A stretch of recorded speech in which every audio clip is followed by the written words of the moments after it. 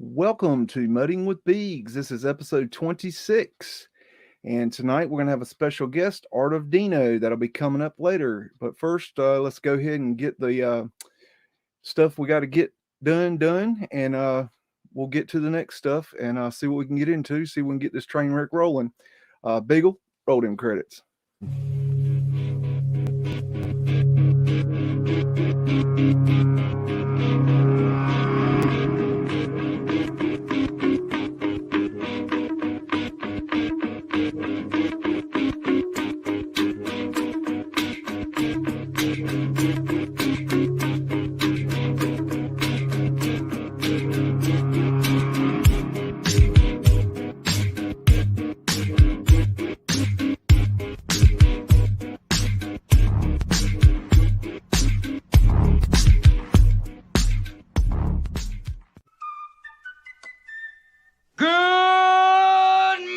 Mudflood Club. Welcome, everybody. We are live again, and we got JJ Organics riding shotgun and co-hosting over there. And I hope you're doing well tonight, JJ. I'm hanging in there. The last train really did me in. What were you up late last night for some reason? Nah, it's just partying hard like a rock star, doing research. Research. They call it research now, huh? Okay. Well, I see we got New West Reset in there, and I saw Bernie, Crypto Alchemist, was in there earlier. Got GT 1982 Mustang, Rebecca Broom. Hey Streets, how you doing? And that's all I can see right now. I hope everybody is doing a wonderful day. Later on in the show, we're going to have Dino from the channel artofdino.com. The links are in the description of the video. And so are JJ Organics links. Go give them both a sub and go watch some videos. Give them likes and tell them I said hi. We've got Joe Cool doing tech support for JJ over there tonight. And I think now that we got all that mess out of the way, let's see what we can get into tonight. And everybody, how about everybody look into their screen right now? We need to clear your minds and make sure you don't have any Meltology running around in there. Okay, we got that worked out. So let's go ahead and share the screen and see what we can get into tonight, guys and gals, ladies and gentsons. Okay, we got 1891 Hot Springs, South Dakota, interior of largest plunge bath in USA on Fremont Elk something. We'll get more into it. I think we got some more extra data that Miss JJ found for us. Oh yeah. Oh yeah. You know, something that's jumping out at me right here is and maybe it's nothing, but I notice how they have this like 2-foot drop here where the level's low. And just imagine if this was built for, say, people that were of a taller stature. Well, look at the drop off on the side of our pools is like what, 6 inches to a foot maybe, and then you got this. I mean, this guy's legs are a good 2 feet, so you kind of have to wonder what if a giant was sitting right here. I just noticed the band in the background. Oh yeah, that's cool. That's grand opening. How about that? I was wondering why there's like nobody in the pool. They're just standing there. How weird is that? Fully It's got dressed. a wood. That's gotta be hot in there. You're Built like a well, I mean, I would imagine that they do that so that it's warmer during the winter. Well, it's be my hot guess. springs. It's naturally fed into the pool area. I think the natural springs are very important. I think they're something that they took away from us. So that whenever I see these, even though I wouldn't say this is the most interesting picture in the world, I pay attention because there's something going on here that we don't understand yet. Yeah, the roof is very important for any pool structure, and they should keep making them that way, but they don't. When you have an indoor pool, because of steam, condensation, the sound. And you say you got more information. Let's go see what you got. So this is another picture. This is facing the opposite direction. They got a slide here, and look at this arch going under the ground right here. Interesting. Got a balcony. Yep. This is that would be our dog Remy. She's excited Hi, too. Remy. Welcome to the show. Oh my God. She hardly ever does that. You should hear her when she's There's sleeping. Waldo right there. Anybody looking Waldo? There's that arch, whatever that is. Maybe that's where the water comes in or something. Yeah, it could Got be. ladies in uniform. I didn't get into the plumbing system of it, besides the fact that it's still there today. It's under a different name, so to speak, different name. Actually, I found out there was 2 plunge pools. Fred was there. He needs a tan. This is the outside of it. I see it's got a stone foundation. Plunge bath. Okay. Oh, Black Hills, South Dakota, FE. Well, we know it's FE, and MV. I don't know what that is. Okay. Let's see. What's this one say? South Dakota. Okay. Oh, that's weird. It's got this thing here. If you look down in the corner, this one is Mammoth in Hot Springs. Okay. And I have pictures of the map, Google Map, and I believe an older picture. There was 2 facilities. They were right next to each other, like a block away. Yeah. Mammoth is no longer there. So this one's no longer there. Right. And then the one is called Evans Plunge Pool. That's still there, which is some of the pictures like this. I believe this one and about 8 Hey, hit full screen for me so people don't have to sit there and stare at my short little hairness. They have. You got your hair dolled up, but I didn't have time to do my hair. I know. You should have got that cowboy hat I told you about. That's a weird picture right there. There's buffering. Yeah, you just buffered. They're sitting on a slide. That's all I said. She does that. She goes in the buff a lot. This is a whole lot of women sitting over here can't handle it. There you go.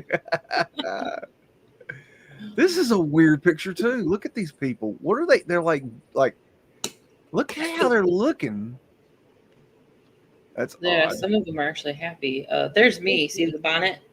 See the bonnet? Like that one right there? That's how that's me. I give that look all the time. There's Nicolas Cage. I don't know. It just look kind of weird. Okay. All right. Moving on. It also looks like the water's lower now. Maybe the water just goes up and down. Okay. Maybe my assessment is just worthless. This must be the slide. Even in this one, it looks lower. There's more of the slides exposed, but the back wall. I wonder why Nike checked it here. Kind of weird. Maybe they're going to use it for a Nike ad. All right. That's a cool picture. I know. She looks very concerned, and she does not. That is a cool picture. I like that.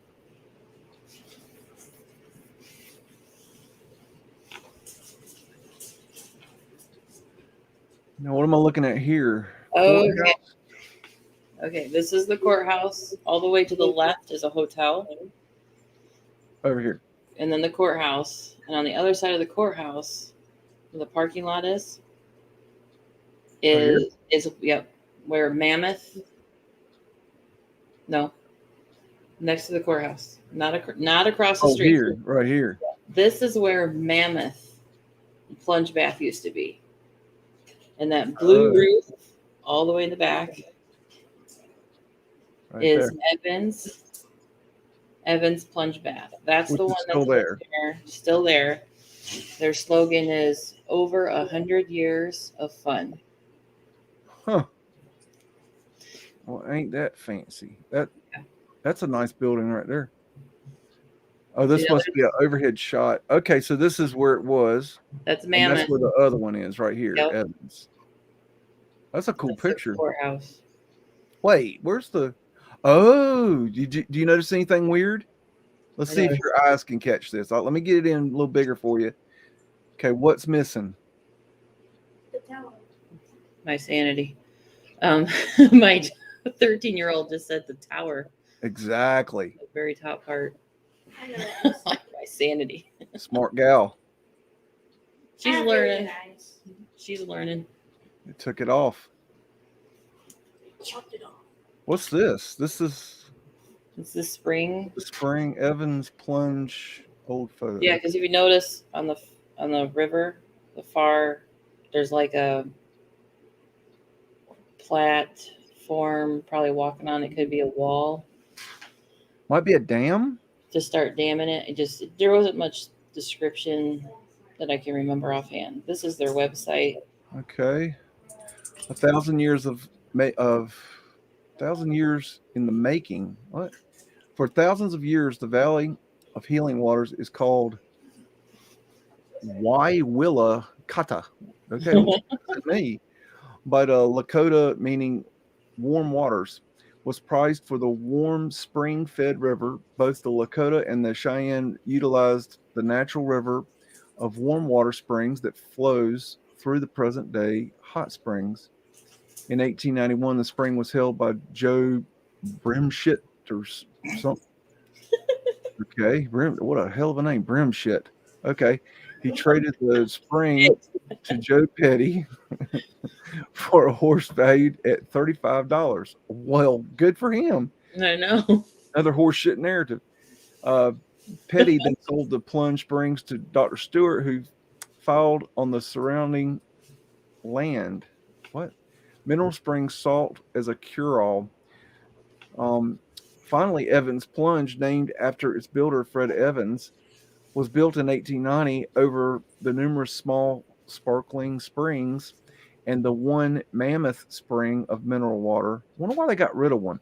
Originally, Evans Plunge and the other mineral baths in hot springs were sought as a cure-all for a multitude of illnesses. The springs, were the resort of the Indians long before the white man found his way into the guarded realms of Black Hills. Oh, I'm talking about the Indians. And they were considered by the red man as a panacea for all ills.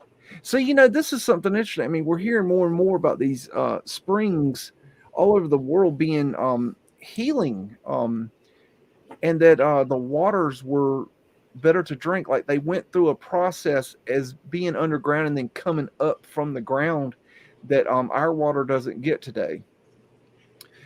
This water has been found useful in the treatment of chronic diseases and gastrointestinal tract diseases of the liver and binary passages and rheumatism and arthritic joint disturbances, gout, and others. The largest spring at the north end of the pool in the interior of the plunge is known as the original Indian Spring.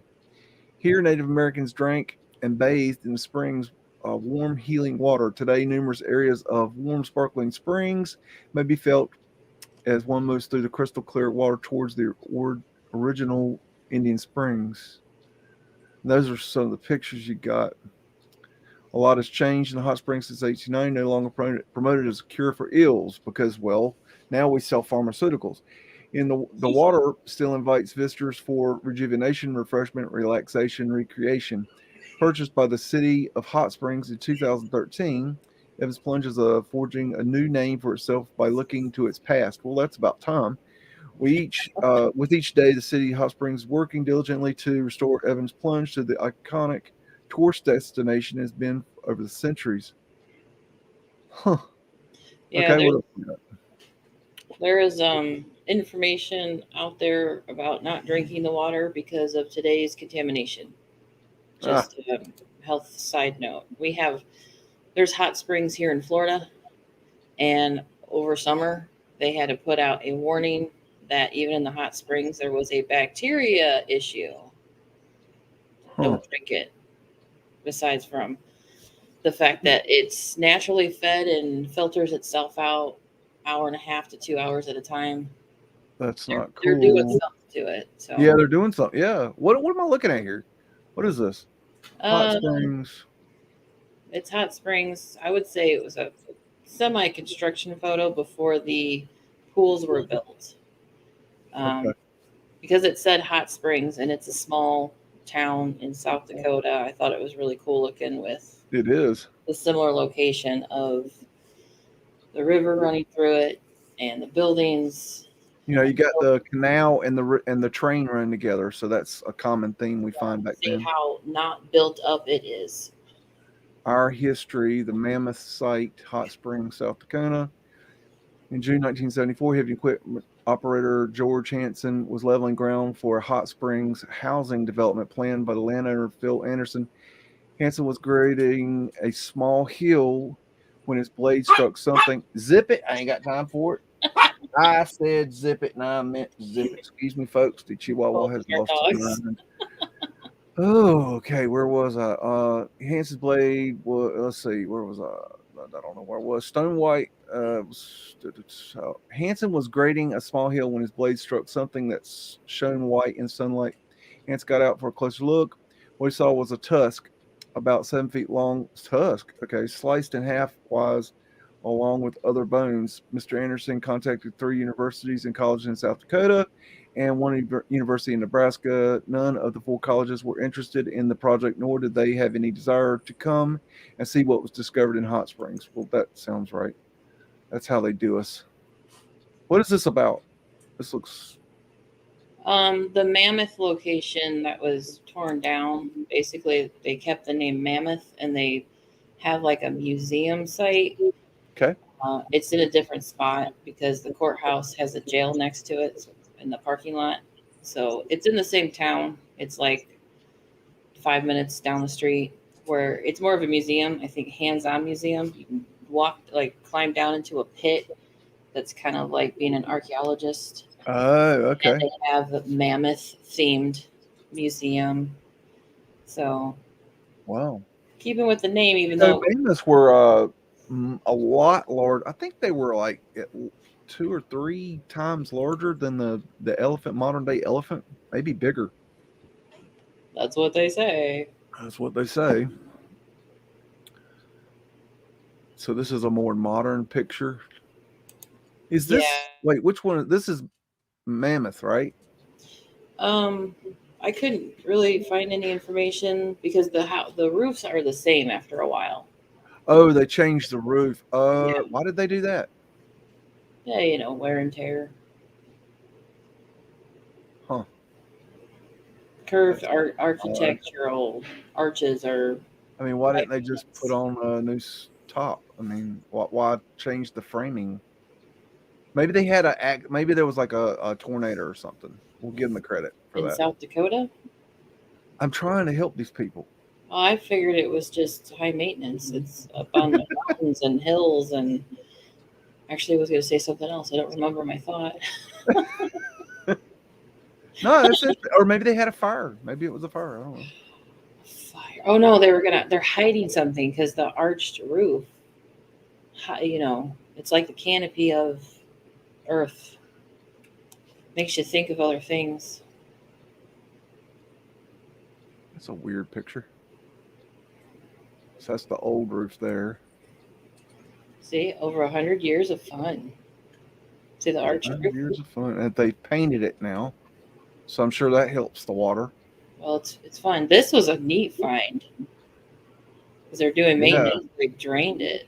So it had a rock bottom. Well, yeah, it's still rocky when you go there. You can go on YouTube and find people sharing their own videos. But they made like their own kind of fun advertisement video with these 2 guys that are trying to be really goofy and experience the whole environment being there. I actually I'm like, oh, this is really fun. I want to go there. Because they have like an obstacle course. They have more slides. They have, so the bottom of it is the pebble rocks or something like that. And yeah, there's one end slightly deeper than the other. So it's on a grade, angled grade. Let's see what else we got here. And let me know if we got any other data. Keep an eye on the folder. Just let me holler if there's something. This 1905 St. Paul, Mississippi River from under High Bridge. That's cool looking right there. That looks like a record cover right there. I don't know. Anyways, I always find these interesting, these footings to the bridges. Buttons aren't toys. Let's see. And I got big old buildings back here. I got a big old roof back there. Ether antennas. Got some big old antenna thing right there. A big old obelisk smokestack here and here. Look at that tower. Big old sucker wind catcher. Ether antennas there. Big old dome. The double spired church. All right. We don't have anything else on this one, right? No. Okay, we got 1906 looking east, Boston, Massachusetts, showing Boston Harbor. Yeah. And at lower left, historic something or another. History schmistry. Mm-hmm. This one had me in for a ride. I've seen this building before. Portholes here, and here's portholes being used. See how they open and close them? And depending on which one you open, depending on how the air flowed, that's part of a wind catcher right there. And there's a wind catcher. It brings the air in, and then they maneuver. They can control it with these, and then the air is put out at an exit point, which could be the chimney. But it could be, it could be these too. That this is the input and these are the output. Could be that. It could be something else. It could be something they removed. That could be the exit right there too.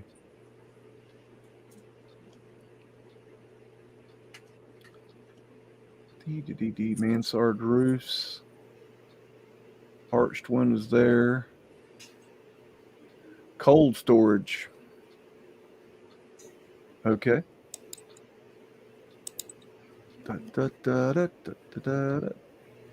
we've got Archie windows there. This is the that is like a cricket. It's like a gold cricket right there. That I've never seen a cricket. Ether Grasshopper.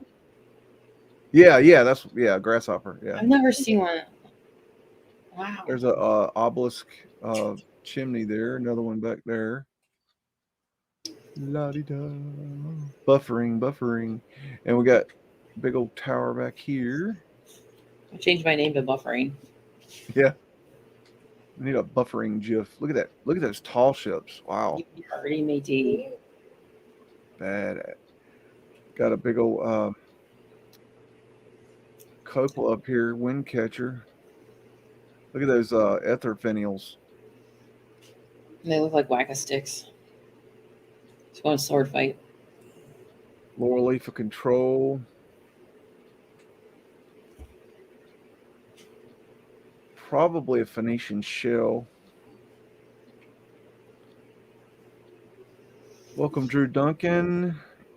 Moore's Moss. If I'm pronouncing that right. Rick Henry. Big old shippies. Arched windows. Big old dome up here. It's a weird sign. Look at those arches right there.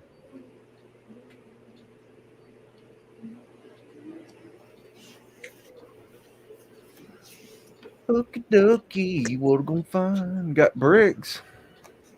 We got to get a brick count, Ewar. I don't think he's got the memo on that yet. Nah, he's ignoring it. Oh, you didn't want to look at all the stuff. Oh, yeah. Got me talking about dumbass, and I got sidetracked. Let's get back to looking at our Boston pictures here. if I can hit the right button, that would be a good start. Okay, we got our start. Okay, so this is the Boston picture, and we've already looked at it, but we do have other pictures that JJ found. 20th century Boston. Yippers. Look at all these ships. Looks like a battleship. Some kind of like a destroyer or something.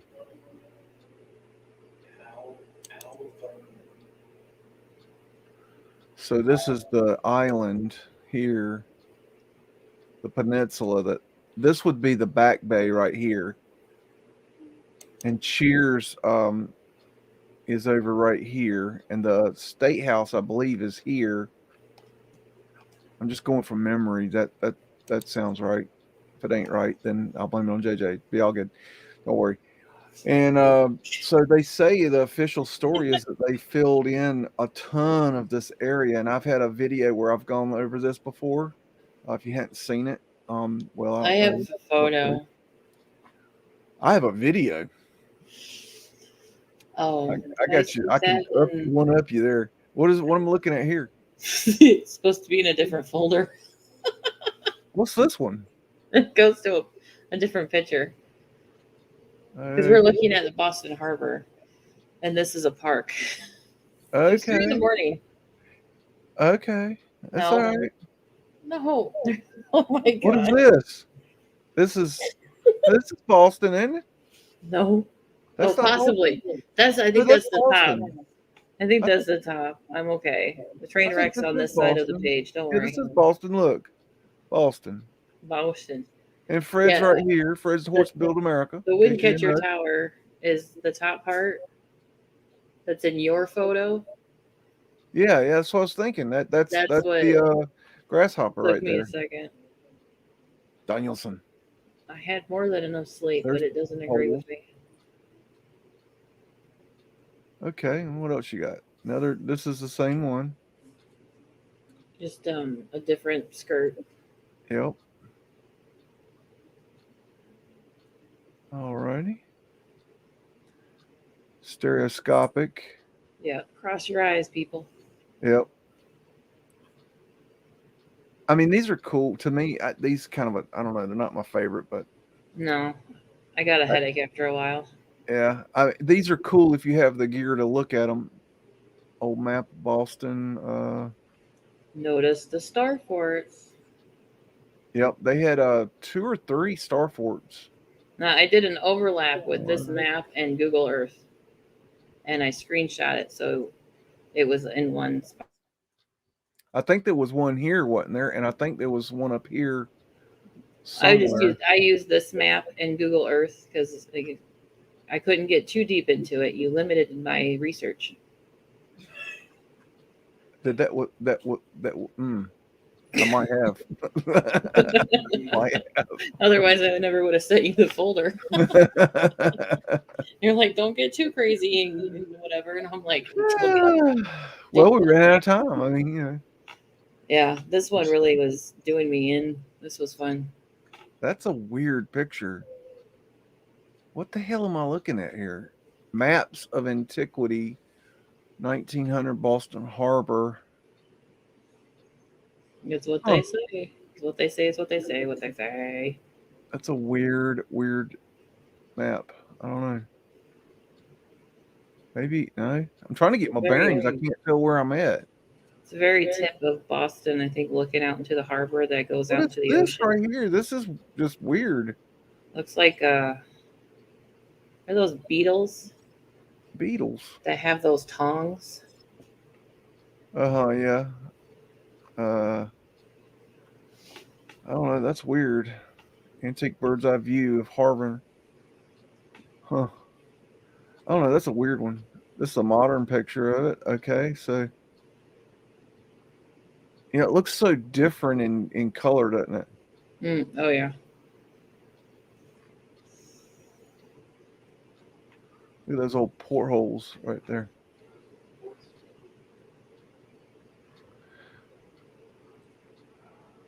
Oh, okay. What do you got here?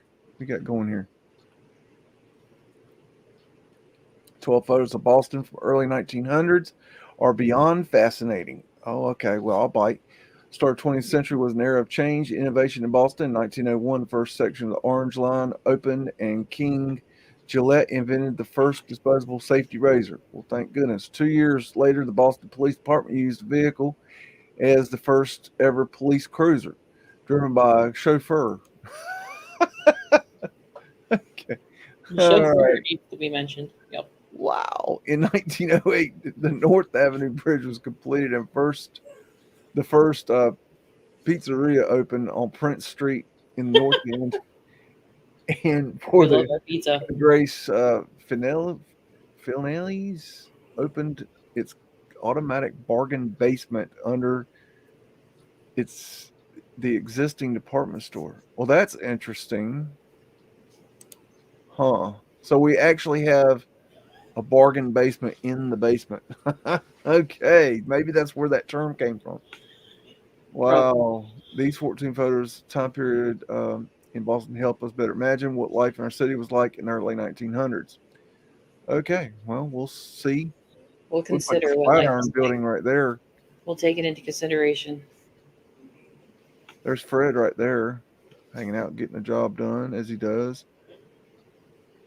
Ah, what we got here? Digging up the rails or something. Okay. Very interesting indeed. That's a big rail, like wide. I don't know. Maybe, I don't know. It looks wide. I don't. Oh, what we got going here? What is this? This must be the subway. Building the subway or digging out the subway or whatever they want, the narrative they want to push. Ooh, it was July. That was hot. Hotel Pelham, built in 1857. That's cool right there. Look how that's done. A wind catcher up there. Okay, public garden.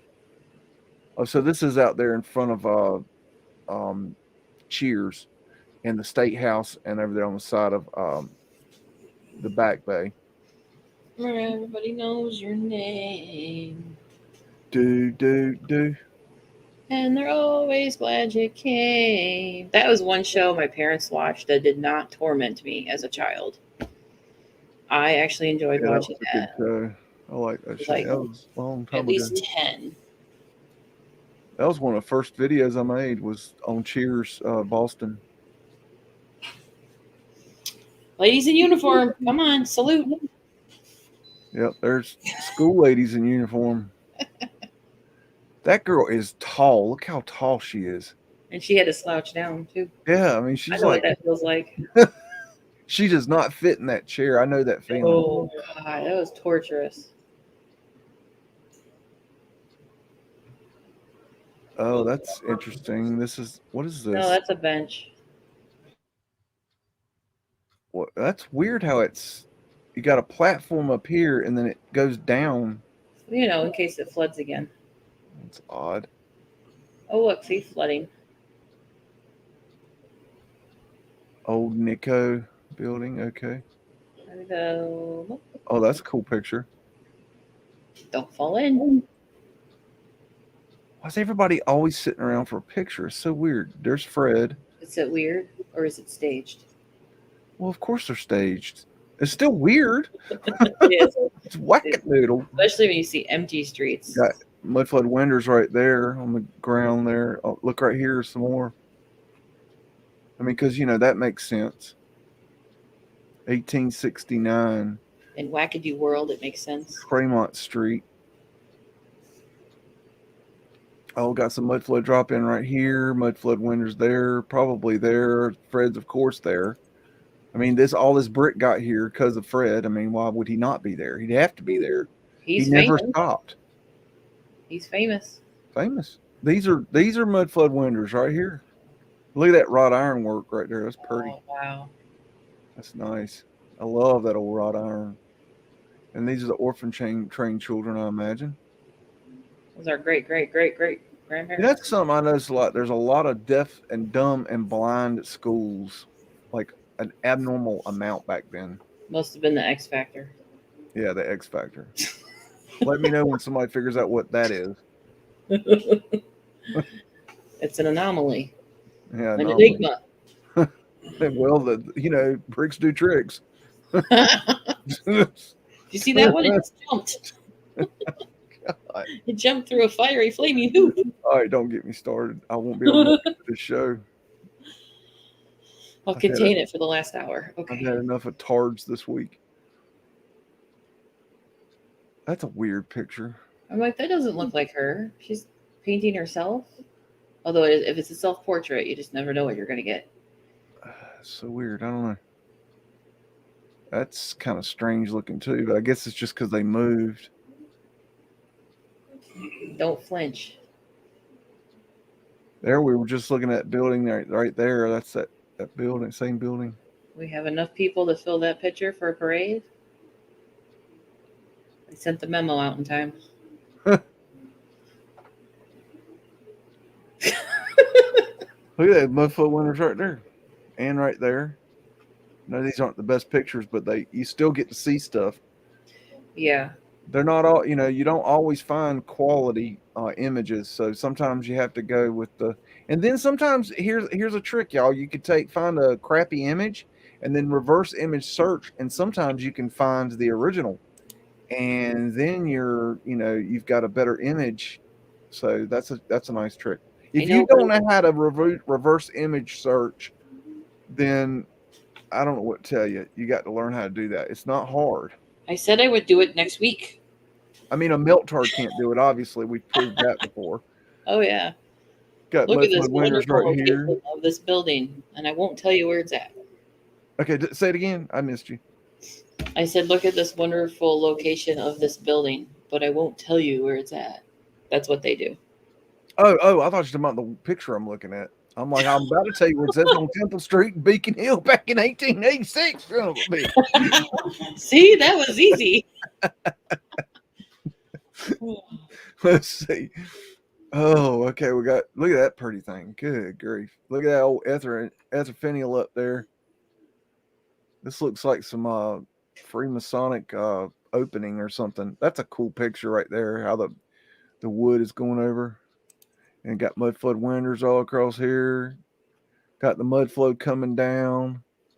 I bet, Beacon Street. Yeah, this is the street that the park is to the right, and Beacon Street. The Cheers is on this street somewhere, probably to the left, if I had to guess.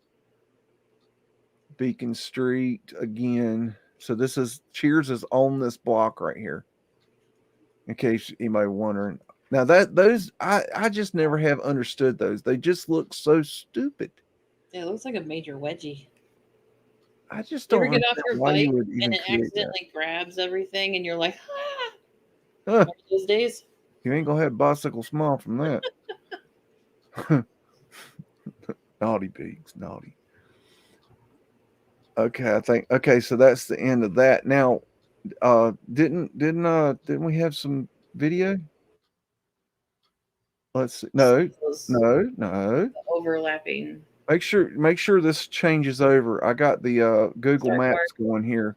Did it change? Yeah, I see a star fort. Okay, so we got the Google Maps, and you were showing you pointed me to this, so you tell me about it.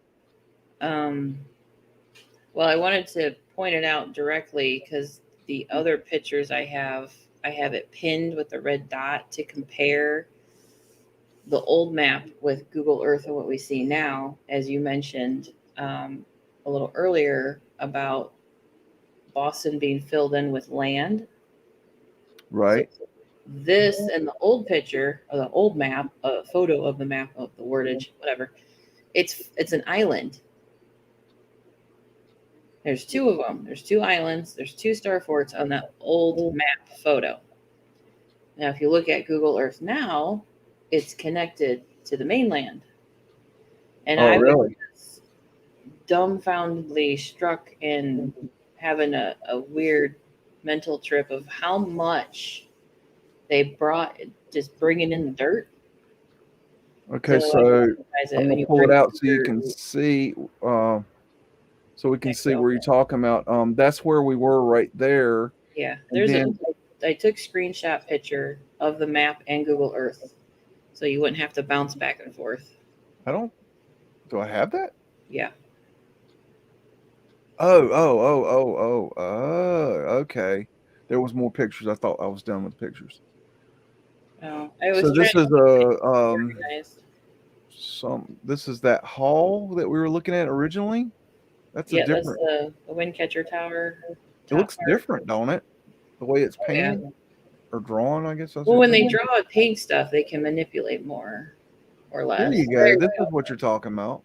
Now that I actually took two because I tilted there. I was trying to tilt Google Earth. This one? Or the next one. I don't know. Is the I only second got one? two. There's two. There's this one and that one. This one right here. I Okay. tilted Google Earth Boston to match the map. So on Google Earth, where that red pin is, says Castle Island. Right here. Is Okay. the top. I've just stabbed my screen. Is the top star fort. Right here. Yeah. Okay, so this is that. And so now we have Less water, more land. It's kind of hard to tell, but all that, wow. That's incredible. Where's the other one? Let's see, you have one. That's what So there was one here. I spent a half hour trying to find it. Let's see if the other one's there. Oh, wrong page. Let's see if the other one is still there. So it would be right here. Possibly. They actually got rid of a lot of land on the bottom part and around, but I'm thinking that's where it is or should be. It's interesting. They got those old buildings right there. Yeah. Well, it's There's not a something golf going on course, right there. so it's kind of harder to find. That's kind of weird. I mean, it could be this one. Right. That's all it could be. What is that? That's odd. Okay. Picnic tables? I don't know what that is. That's a picnic table. It's a picnic table. There's picnic tables in the middle You of the guessed it that. You didn't know that. You looked at this earlier and you just acting like you all. I know what I'm talking about. You cheated. I know what you're doing. I kind of have to cheat. I can't do research otherwise. I don't see that starboard. I think they got rid of it. I think so. I don't know. We'll keep looking. Maybe it's over here. Maybe they got hidden under something. Well, that's kind of weird. I mean, what is that? The Star Fort in Detroit is being taken over by the ground. Look at this thing. What is this? Oh, what is that called? I don't know. What is it? I'm asking you. You tell me. I asked you. I was thinking about something else. Well, that's where they used to keep the fish. The fish. Fish hatchery. They kept Finch there. Where's Finch's mom kept? The hidden Star Fort, baby. We're not worthy. We're not worthy. Look at those arches right there. What is this thing? It literally looks like a fish. A fish hatchery. I'm taking a wild guess. Does that not look old world to y'all? I mean, it looks. They're not even let me get down there. They're not even gonna let me get down there. Look how old that looks. It's classified. Look at that. You tell me that ain't old world. It's old. That's old. That ain't no Mr. Contractor grade. Oh my God. Fish. That's your fault. You brought him up. Oh my God, last time. Okay, I don't know where else it could be. If it's here and they said it's here on the map, you look on the map, it's directly south. Right? No, okay, it's south and 2 feet to the left. West a hair, a schmidge. Okay, so we're gonna go south and it'd be right here. So they must have taken the land. They must have used it or something. Well, there's a history of taking land, so. Now there was another one, from what I remember, or one or two over here too, originally. Anyways, let's move forward because we're gonna get stuck. I think we are stuck. That's what happened. I got stuck in Boston. This is why I don't do this. I never thought I'd go Boston there. Harbor But is a natural harbor and estuary. I guess that's what we were looking at earlier of Massachusetts Bay. It is located adjacent to the city of Boston, Massachusetts. It's home to the Port of Boston, a major shipping facility in the United States. History: since its discovery of Europeans by John Smith in 1614. Horseshit! Boston Harbor has been an important port in American history. Early on, it was recognized by Europeans as one of the finest natural harbors in the world due to its depth and national defense from the Atlantic. As a result of the many islands that dot the harbor, it was also favored due to its access to Charles River, Neos Ponset River. What the hell? The Mystic River. Why do they name everything so weird? Just name it Bob, Billy, and Chuck. Something, which may travel from the harbor deeper into Massachusetts even farther. It was the site of Boston Tea Party. Oh, yeah. As well as the almost continuous building of wharf piers and Newfield land into the harbor until 19th century. By 1600, almost all imports came to the greater Boston area and the New England coast through the waters of Boston Harbor. A rapid influx of people transformed Boston into a boom city. Basically, they repopulated after we found it. Don't dump drains into Boston Harbor. Well, there's a novel idea. Let's not pollute our waters. I mean, just a thought. Contamination. Idiots. Why do we do that? We're the only species, I think, that God created that shits in its own water. I don't understand it. I was trying to read something Drew Duncan posted, and all I heard was God shits on water. No, we do. God didn't do that. You did. I know. It's just reading and listening, two different things. Faneuil Hall. Butchered that. That's okay. In a marketplace, a meeting hall located near the waterfront of today's government center in Boston, Massachusetts, opened in 1742. It was the site of several speeches by Samuel Adams. Ooh, that's good beer. James Otis and other encouraging independence from Great Britain. It is now part of Boston National Historic Park and is a well-known stop on the Freedom Trail. It is sometimes referred to as the Cradle of Liberty, though the building and location have ties to slavery. Okay, they got to add that in there. I mean, let's just throw that in there.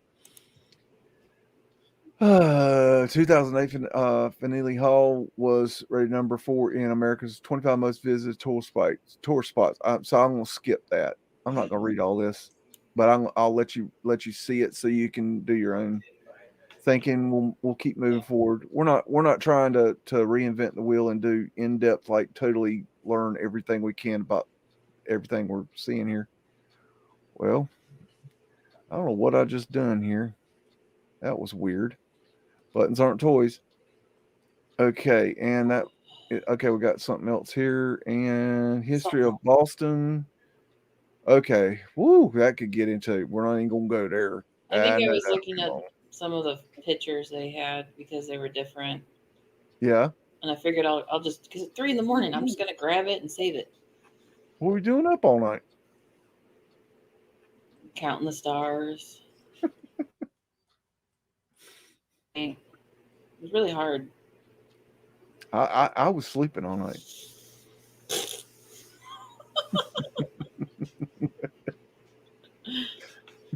You were out counting the blades of grass that you had to mow. Yeah.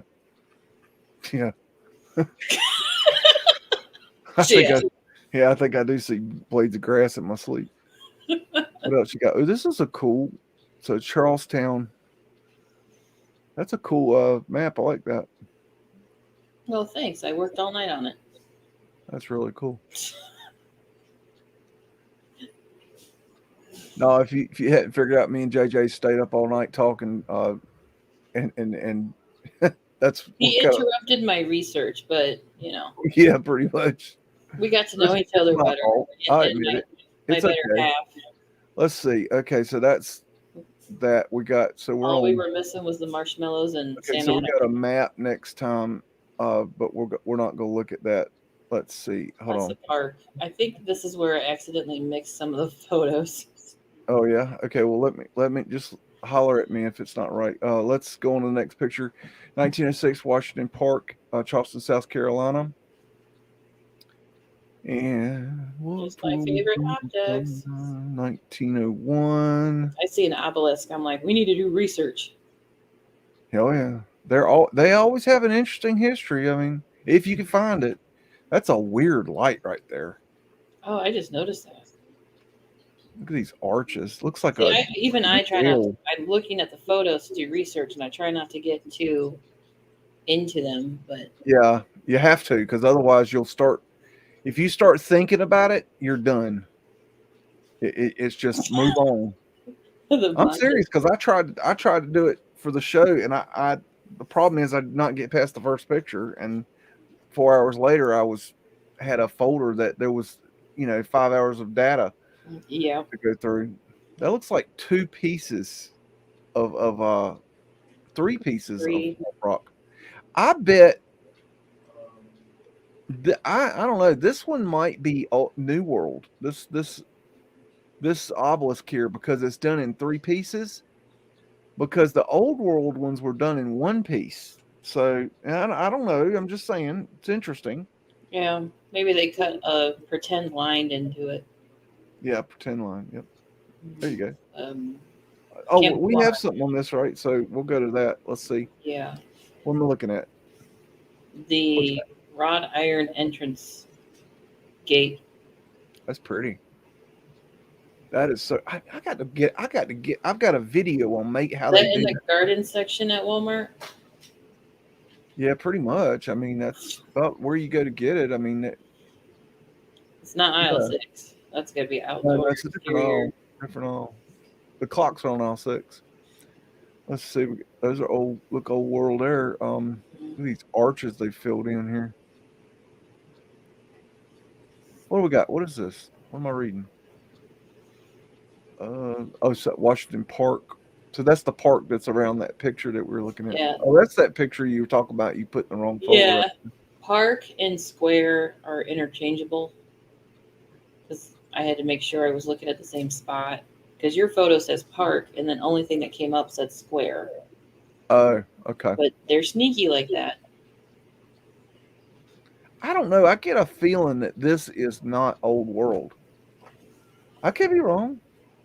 It could have been replaced, but yeah, there's Could some have been black and white replaced or- photos. It maybe it got knocked over. Maybe they replaced it. Ouch. Knock that over. Well, they knocked a lot of stuff over in the Civil War, Oh yeah. so it's very possible. It's like timber. Hope everybody's enjoying the show tonight. Got Avery Bailey, Mm-hmm. Shielded Sugar 68, Patrick Lewis. Welcome all. Let's see. Yeah, I'm kind of wondering about that. That wall is kind of suspect too. Way it's Very got suspicious. wrought iron there, Don't be suspicious. Don't be. and they're obviously trying to keep people out the way it's mounted with the bracing to the inside. It makes it a lot easier to get out. Washington Square Park downtown Charleston, located behind City Hall at the corner of Meeting Street and Broad Street in Charleston's historic district. They were planted in 1881. Is that number again? Well, similar. I see 1880 a lot. Must be a plan for it right here. I've seen documents just like that. The plans. Oh yeah, we're gonna draw it on the back of a napkin. Yeah, that's how we're gonna build it. Yep, Exactly. that's it right there. Just need a few lines. And then you said that we've got a in there a map. Yeah, there's a map, right? Yep, I got it. My wires are crossed. No wiring.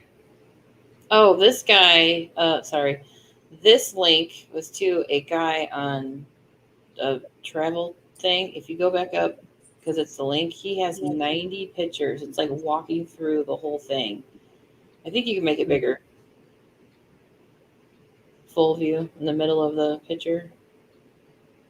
Oh, Uh, is it bigger? Whatever. what I do? But it was really cool. I was looking Did I through do it, and I don't know why it didn't go bigger. It's like the other view looked better. Why did it do that? I don't know. This fella was doing what I do when I'm somewhere. He took 100 pictures of this small park because he knew there was a lot going on, and it was on one of those travel thingy sites. Oh, that's cool. I've seen that before. I can't scroll in. I know. I've seen that before in an old picture. I've never seen him so close to the ground. Yeah, it's really weird. I really can't explain them. I don't know. Or possible ground, whatever they want to call it today. Well, you know that's brick dust flood. Good grief. Melted brick. No, what do they call it? Flood butt. Oh my god. I need another nap. I can't. It's in my head. It won't come out. You see, trying to watch some of their stuff, and I'm just All like, right, let's move forward here. it's a really cool We thing. got that you did. let's see. This is 1910 Wellington, New Zealand. There's an David enigma. Taylor's butcher shop, Wadestown. Can you see the enigma? Is that what I want to say? Enigma? I see a doggy. There is actually two. I see there's another doggy. There's Fred right there. Yeah, Fred's like, dude. And Fred Jr. And they're making designs in the meat here, which is very weird. Oh, I did not see that. Look at that.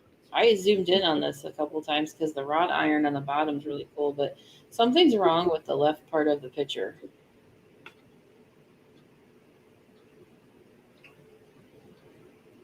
The far left side of the picture.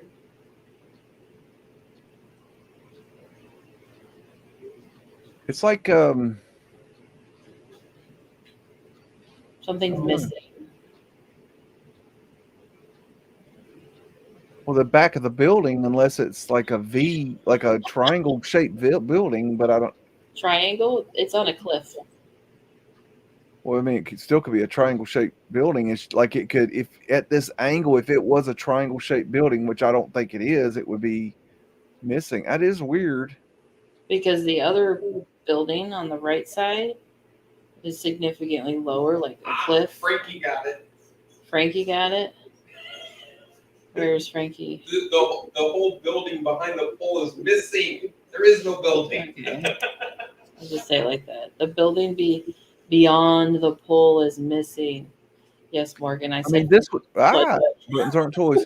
This would be easy to Photoshop. This right here, very I was easy. staring at this damn picture for 20 minutes before I realized that part of the building was missing. This is right here is ventilation to the underground. Thank you, Morgan. I love the emojis.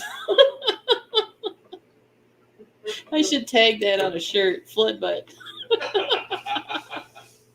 I could get sponsored by enemas. And it's weird. I don't see any telltale signs of Photoshop, like other than the fact that it's doesn't look like there's a back. And it was really weird. I was sitting here staring at it because part of the telegram pole. Dude, don't you got pictures? You sent something of this. I went looking for the backside of that church. What in is your it? picture, and that building on the top, that's a church. That is what I think in your picture. On the far right side, that's a church, as we call them. And I went looking. This is in New Zealand, by the way. Did you say where this was from?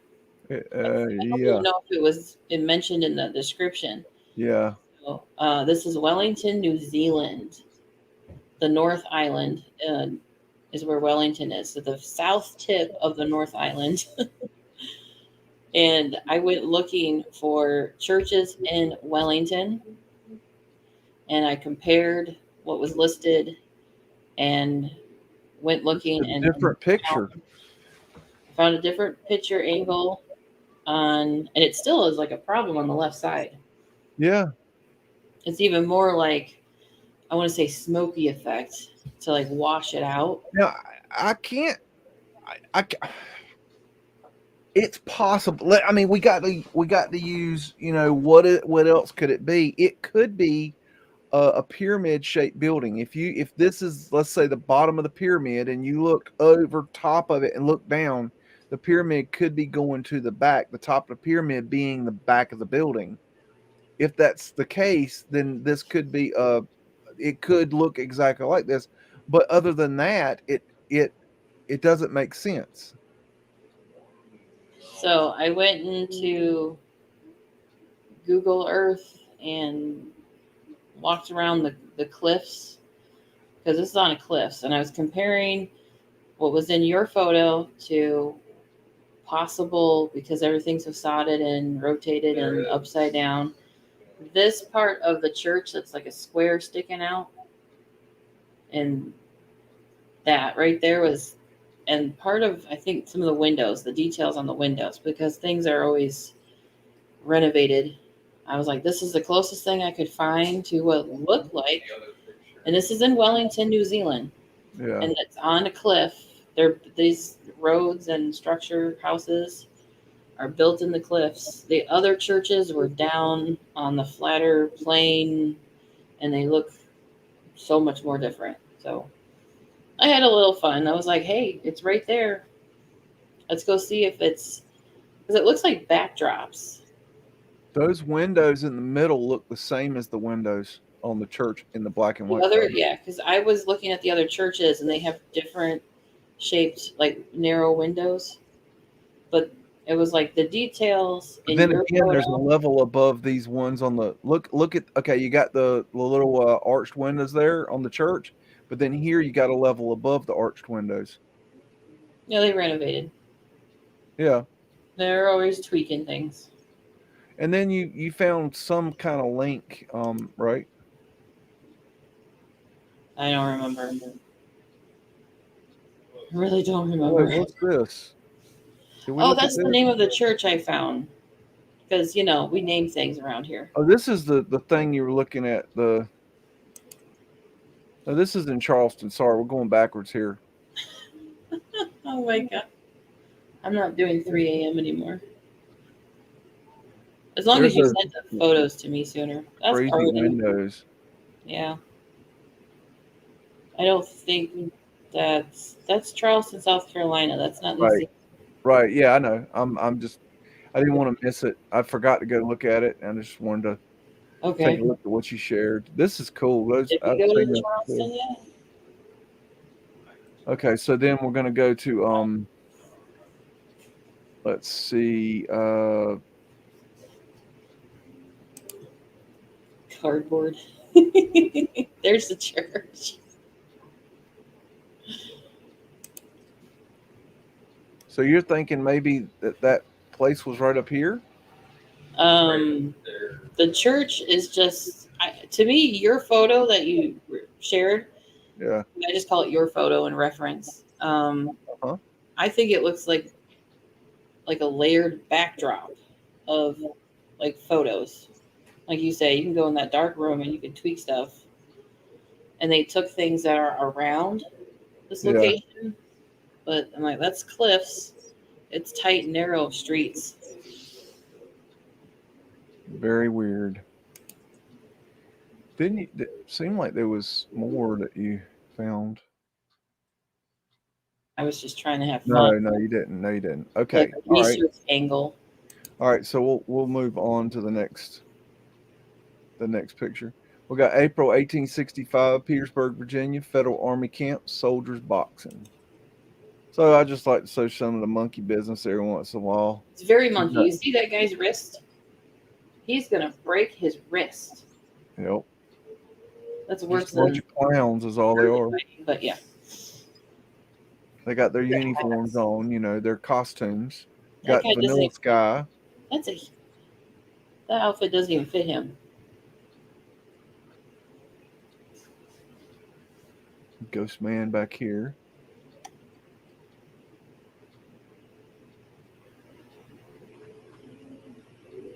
Alrighty.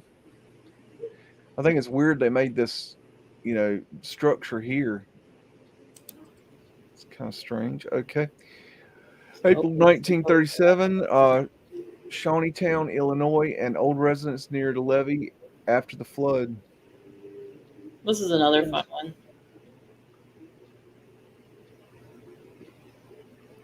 Got underground there. Mudflood winters there. Did you find anything extra on this one, Mudflood winters? Yeah. Yeah, okay. Shawnee Town. Did I say that right? Yeah, I think so. At the It didn't Faneuil sound right when I said it. Yes, the meat shop did look like cardboard. Shawnee Town got flooded. I don't see I found anything. Oh wait, it would be this one, right? Yeah, this is it. I found an article that talks about the flood. We got a video for this one too, so make sure to remind me to watch the video. Inside the creepy abandoned town of Shawnee Town, Illinois, 1748. Shawnee Town, Illinois was established. It used to be a big, bustling town, one so famous that Lewis and Clark visited here. It was actually home to the first chartered Bank of Illinois. In fact, the only Shawnee Town in Washington, D.C. were towns chartered by the United States government. So what happened to this one once Burgoyne Town? Why is the population only 278 people these days? All right. Find out the answer. Okay, blah, blah, blah. Who cares? Damn. What the hell? They just up and just decided not to use it? Oh, they kind of relocated. Huh. Not too far away. Oh. There's a little fella. Because this is on the Ohio River. I think that's about it. Well, no. I think that was probably the town. That looks sketchy. Okay. Nice little fella there.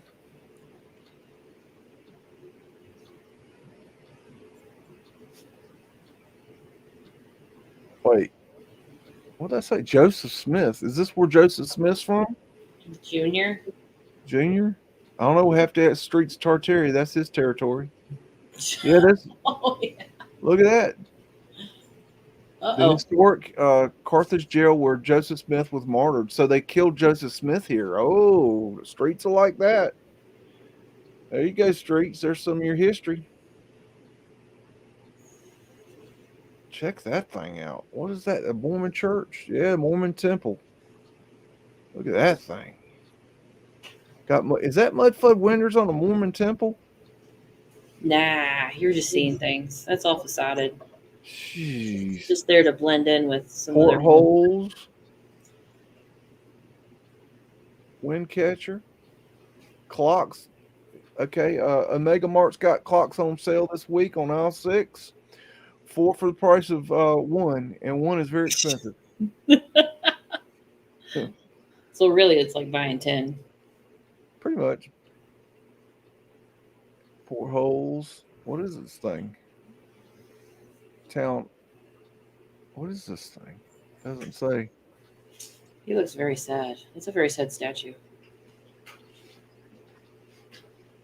And what we're going to find. Got a stone ball finial there. Ball. Unscrubbed cartouche. Buffering. I said ball thing, buffered.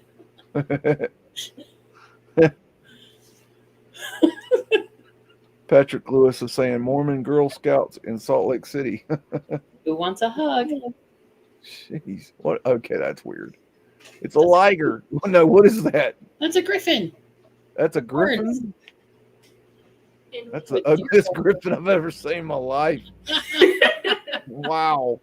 It's a I was fruit. thinking I was gonna go with Liger. What's a liger? You don't know what a Liger is? Ask Napoleon Dynamite. Oh, that's right. I was like, wait a minute, that sounds familiar. It's been a while. It's a Liger. Liger. It's a lion and a It's a tiger. demigorgon. Oh, it's a demigorgon. Well, What is if you this thing? I think that's from Dungeons and Dragons, but if you watch Stranger Things, you know what that is. I have not ever seen it. I know. You've mentioned that. Even though your intro is really cool. Yeah, I just thought that was Yeah, cool. that's- There's Fred, in case anybody That's needs well to said. see. Okay, I don't know what I'm looking at. Got It's like Catholic- that's just a demon. What is this? That is I have the Catholic Church in this. Is this Google? Okay. So this is technically old Shawnee Town. That is the Ohio River. And this is the town part. It got majorly flooded. That's why it looks abandoned and like they up and left, because the floodwaters were like 10 feet high or so. So they had to. It destroyed a lot of what was there.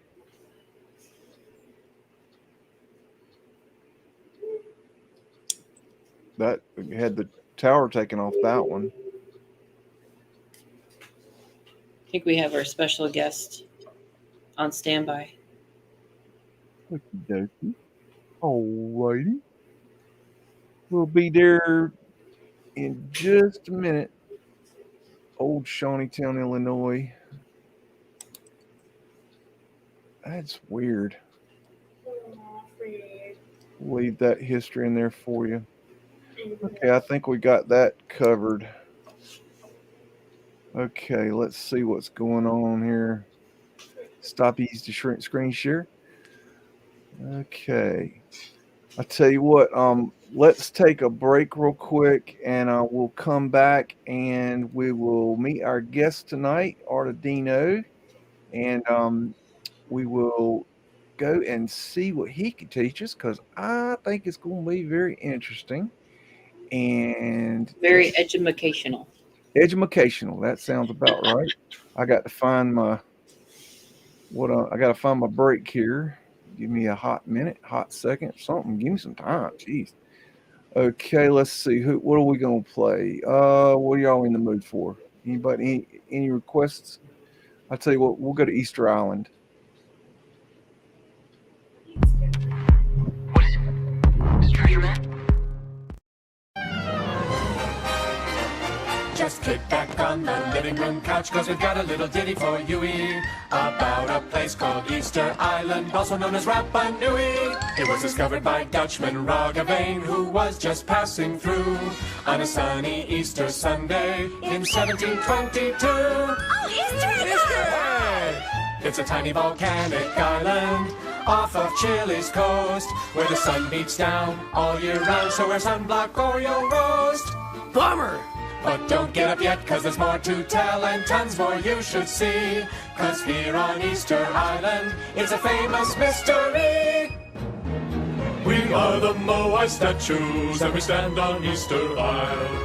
No one's sure what our purpose is, but we've been here a long, long while. We're all around the island, facing out at the ocean blue. It's not a very exciting job, but we sure do like the view. We come in many sizes, 40 feet tall are the biggest ones.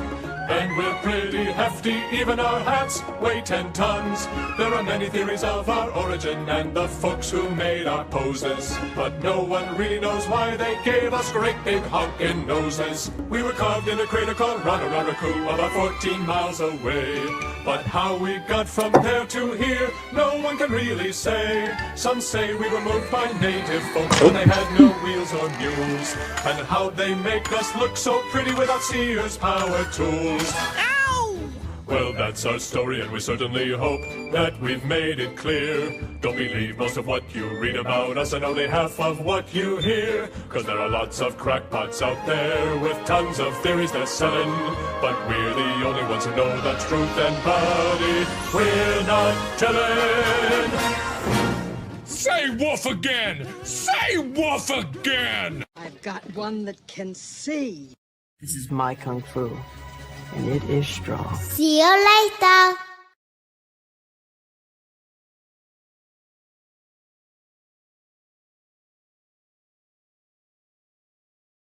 Oh, okay. I'm got my mic off. I got Dino and JJ holding on for a second. Bear with me, folks. Let's see. Chihuahua gone. We got time for we. All right. Let's check out what we got for Dino. Got a little bio here, and let's see. This is Dino. Art continues to unravel itself before me. Each day opens a new terrain previously unimaginable, and unlocks new potential visions and thought processes that all resonate from a timeless mantra and will to save Earth with heart and art for all ages to enjoy. For those who may not have been taught about the ancient cultures of Earth, let me show you a glimpse of their wisdom, lore, and imagination. For those who may be depressed or sad with their present moments, let me guide you to a path where everything is perfect. Every moment is sacred, and every instant is a chance to discover and experience a miracle of existence. The beauty within American culture has been stifled by those who have seized control over popular forms of creative expression by dictating and corrupting what is to be seen by the masses. The agenda has glorified violence, destruction, and the intervention of nature, lust, greed, deception, death, evil, laziness, confusion, lies, and much more. This must end. So, that being said, let's see here. We got, I'm going to add Dino here. Let's see. I got to get bear with me. I got to get this thing stopped. These buttons are toys. There we go. Okay. I'm going to add me and I'm going to add JJ. So welcome, Dino. Let's see. There you go. I got you. Nice. Can you hear me? I can hear you. Welcome, welcome, welcome. All right. Awesome. Thanks for having me. Oh, thank you for coming and joining us and sharing your time with us. I read that little intro. I forgot I wrote that. It was really cool. I like it. I like it a lot. I totally forgot I wrote that. It must have been a late night. Yeah. This is my co-host JJ here. Say hello, JJ. Nice to meet you. You too. I've been enjoying your videos. Oh, thank you. I've been listening to you guys too. You guys are good for when I need something, and and you're on, and I can just put you guys on and draw and whatnot. So it's been great lately. I was glad to have met you somewhat recently at BEAGS, and now I'm a fan. I'm glad to be here. I've been watching you for a while, so you're not new to me. That's awesome. I keep my eye on a lot of people, but yeah. I like that. Yeah, you seem knowledgeable of like the whole of everything, and I like that. I like the way I like your perspective on things. Thank you. I've been awake 15 years now, so excellent. I've been down about every rabbit hole there is. But won't you tell us about yourself and what you're into, what your topics of research are about, and we definitely want to hear about your art. And he's got his art in his background there. So nice. Won't you take the floor and give us a little introduction to who you are? Well, fellow 1982 right there. I see that starts of that was when I began, but then really just I don't know, just always loved creativity. Started building things with my dad. Went to music, toured the country and world with my band Era Press. Wrote a bunch of albums. Had a lot of great experiences. That was really unbelievable. We kind of I grew up kind of like a Goonie, loving adventure and all kinds of different things. And I think that I got another video idea based on the Goonies that I think is a lot of things coming, especially with Robert Davi coming back into the picture recently. And I don't know, Goonies is just one of those things that right when it came out, it just touches a lot of the best. So good. So good. Hey, you. It's funny, my band's first album syncs with the Goonies, like in the way that Dark Side syncs with Wizard of Oz. But wow! Have you seen my version of that? Of the Dark Side of Rainbow? I did a version. It's on BitChute because I can't get it on YouTube. It's called Fear Inoculum, and I put Wizard of Oz to Tool's Fear Inoculum. Oh wow, I'd like to hear that. Send me a link. I'll try to do the same thing. I'll send Stuff it to being you. on BitChute. Yep, it's on BitChute but it's on I think it's on BitChute. I don't know. BitChute hit me up taking down a few of my tool videos last week, but I don't think they got that one. Oh, nice. I'll check But, that out. That sounds if amazing. not, I'll send it to you. I've got links to it. Yeah, I love that. Nothing beats like when music syncs up in a way that's like you can't plan and that can only happen once but is like mind blowing. I remember I love finding things like that. Have you done 2112 with Charlie and the Chocolate Factory? No, what, Rush 2112? Yeah. No, wow. That sounds pretty It's impressive. not as good as Dark Side of the Rainbow, but it's pretty cool. Wow, It's got its moments. The old one, not the new one. You know, not the crappy I'll definitely version. look into that. That sounds good. Yeah. I don't know how you sync it up. You'll have to look up the sync, but it does work. I've tried it. I did a lot of excellent. LSD back in the day. Where everything's synced.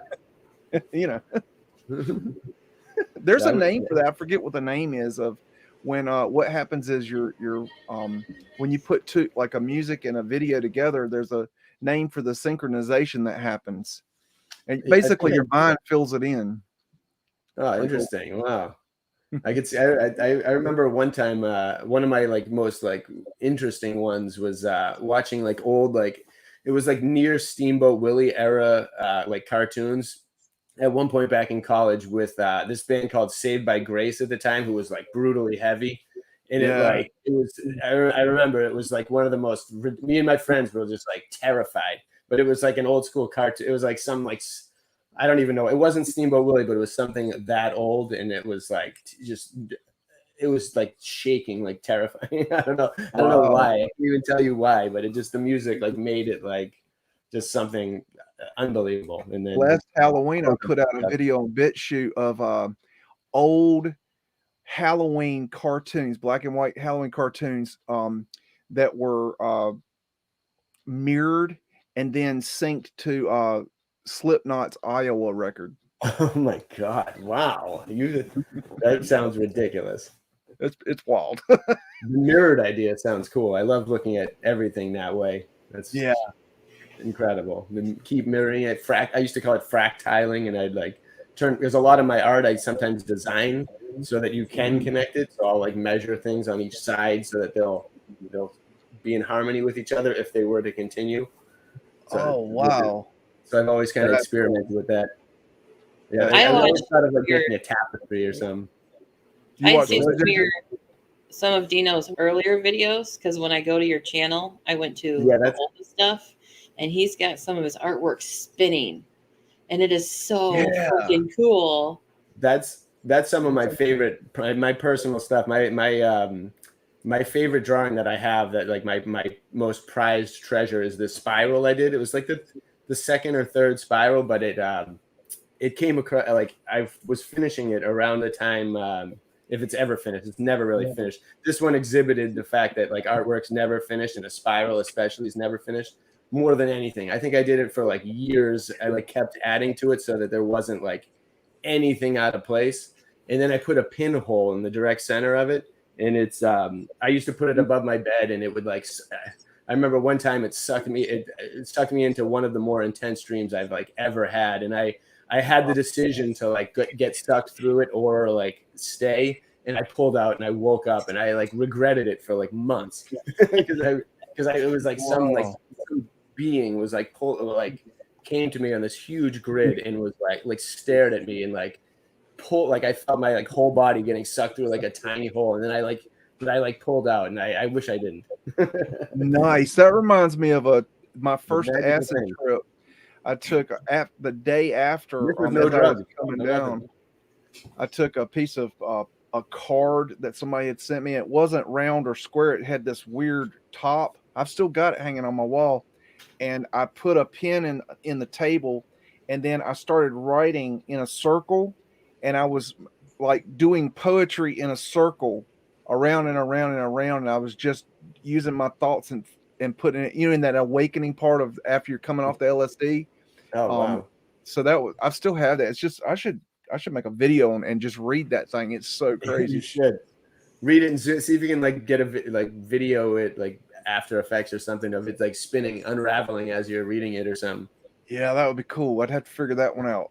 That would be cool. Yeah, Like a slow rotation. You probably just somehow rotate it like slow, like 6 times a minute or something. Have you seen the old film ones that they did? I don't know what they're called, but they did a whole series of round phenokistoscopes. The old animation, the old form of animation.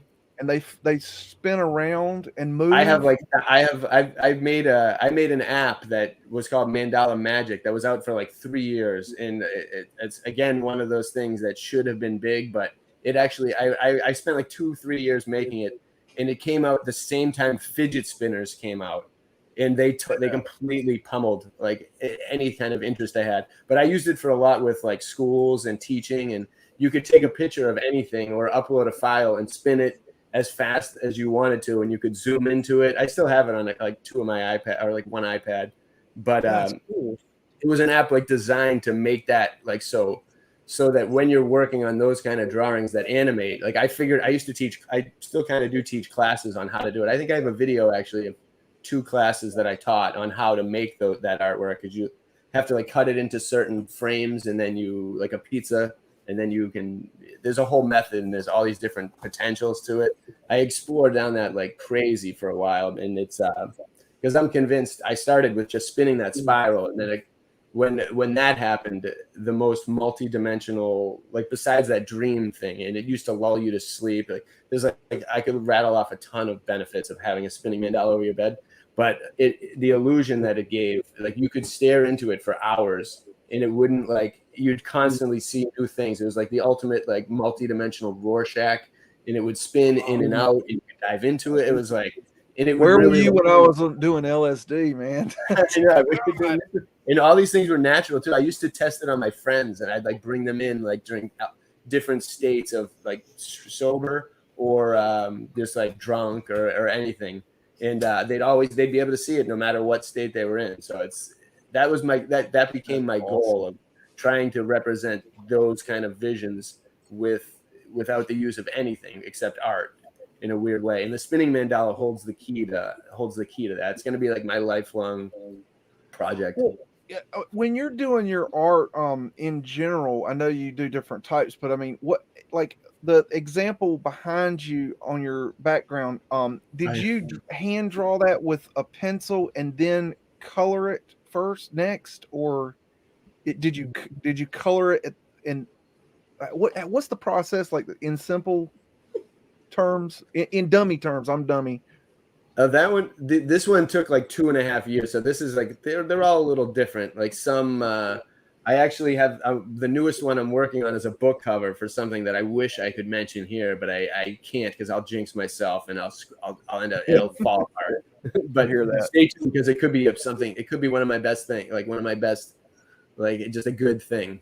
And nice. But so each one's different. So that's different because I'm going with someone else's idea. This one was it started off as like my judgment, like me doing judgment, but then the idea evolved like kind of my triptych thing, and then so it evolved from that to to the moment that good triumphs over evil, which is what I wanted to represent. Like that, that's pretty much how you read that drawing, is from the perspective that it's all taking place at the moment that good wins, and all that shit ends. Interesting. Finally.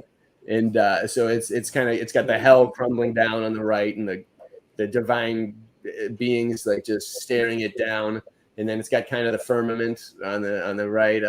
I'm gonna do like a full like 2-hour plus like description of it. Oh yeah, there you go. You can kind of see it. Yeah, I was trying to figure out how to. You're explaining. I'm like, where is that? That's amazing. Over this That's way. better. Yeah, this is like the ultimate divine, and that's a little bit of the firmament, kind of this whole thing coming down here. Oh, I can't figure it out. Can't figure out the That's reverse. tricky. Yeah. But then so that's like the tower of evil, about ready to at the moment of crumblage, when everything kind of unites, all the main forces. I could go on forever. Every single little piece of it is symbolic. There's like a lot of stuff that I predicted. So a lot of like interest. The COVID kind of nonsense is kind of depicted in here in a way that like I could have never. It drew it before. I drew this. I drew basically the hellish realm and the most of the middle realm, and then that left with the elephant. I had the bottom part of that drawn for a while, and then the whole top left, like the really kind of bright part, that like divine plane where it says Art of Dino, I guess, is that part. I couldn't really even finish. I had to wrap my head around what I was going to put there for like almost a year, and then I finally when I had the ability, when COVID came and we just had to stay at home, which I didn't mind one bit. I ended up just tackling that and just taking it down and finishing it up. And it was like all different kinds of thought processes over time that unraveled and got kind of just got more refined in my head first. I actually did a time lapse video on YouTube. I took like 7,000 pictures, and it goes in and out, it comes in and out, and like kind of like I got it somewhere. If you look up Great Awakening time lapse on my YouTube, I think it's somewhere in there. But I was impressed that I actually had the effort to do that. A lot of time lapses I give up on halfway through because it takes even more time to factor in that. But well, when you start let's say you take the blank canvas of the page or the canvas, whatever you start on, do you pencil it in like an outline, or do you start with the colors? I used to just go straight to color when I very first started, and now I plot things out a little bit more. I don't plot everything out like at all because I use a very light pencil, but some things that like a lot of the inner details, I'll maybe plot out the spacing of things and like so this, and I usually begin symbolically. Right here, right at the center, that bottom center is the guy you can see with his arms spread out in the brain coral. That's where that one started. So that I sometimes will start with a brain coral or something like symbolic or different, and then I like my wife drew the moon in Mary in the fountain. So I if there's a feminine aspect of something, I usually might have her do it, and to get that extra power in there. Right. So what? What was that? I said, cool. They collaborated. Oh yeah. I figured I had to get her in there for this one. We actually have a yin yang coming out, which is like a full half and half collaboration. And she does the ocean animals, and I do the land animals, and that's gonna be sweet. So you get the sacred feminine in there. Yeah. I feel like there's usually a thing, or sometimes there's like she's really good at faces, and so I'll occasionally be like, "You want to take down this face?" Or if I'm like nearing a drawing, but I want to get her in there, I'll be like, this part I think would be good for this background or this like something. So I tend to throw her in there, and then if she's got the time, she doesn't. How large is that? Just the one you're looking at? That one is like probably 5 feet wide by like 4 feet, maybe 4 feet by 5.5 feet. Wow. Yeah. Probably that. Yeah, that one took a long freaking time. I have 2 drawings that are of that. That's like the size of the paper that I get, and when I get my bigger paper that's beyond Bristol for the artists out there. But when I get map board, I get it in that size. So I've done 2 that are that size, and this one, and then one called Save Earth that has like thousands of animals. And that one took colored pencils. Is that your medium of choice, or no? It's all pen. It's all ink. And ink pen. Okay. Like I have a bunch of different collections of pens that I've gathered, and the Sharpies, Microns, all different. Do you do any other forms of art that or is this your main focus? This is my favorite. This is my favorite by far. Ink is like just because I can get so detailed, and if I love painting too. I paint. Oil paint I don't do as much because it's expensive and the little toxic. And but acrylic paint I'll do like outside and like live painting shows and different paintings or ideas that require painting, or sometimes to really just to try and make some money. I paint. The ink is different. The ink is like the thing that I love the best. I like. Right.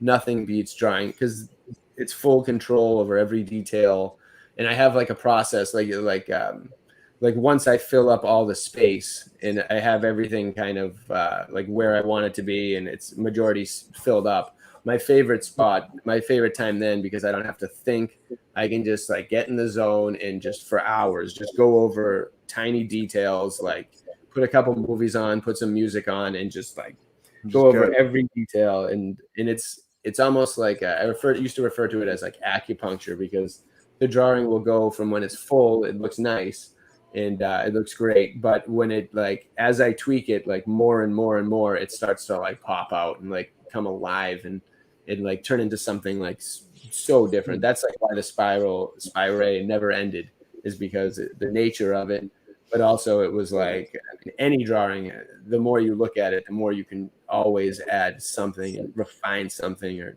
tweak something, or it's just, and then it hits a certain point where I'm like, I can't do anymore. It may not be done, but it's ready for a scan. And then when I see it, that's when I'll make prints of it, and then I'll go on to the. Where do you present your work? How do you get it to the world? There's a gallery at Patriot Place. Pretty much like I could probably hit a baseball from the gallery, like the outside the gallery door into Patriot Stadium where the New England Patriots play.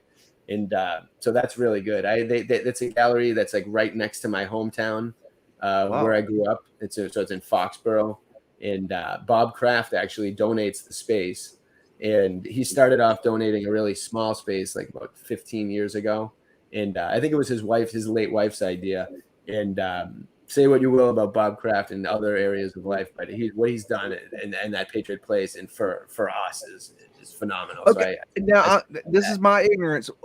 I don't know who Bob Kraft is. Who is he? Oh, I think he's like he's an absolute billionaire of like owns the stadium, owns Gillette Stadium where the New England Patriots play, and like I think Kraft, his family is part of Kraft Industries. I think Kraft. Oh, okay. Might be the cheesy macaroni stuff, but I'm not positive on that. I know they do a bunch of different stuff. It's like that's a big company. There's all kinds of crazy stuff all over the place. Huge but he donates the space, and it's so we can actually offer art at a good price, and instead of having to pay like having to counteract the rent. So it's an unbelievable blessing.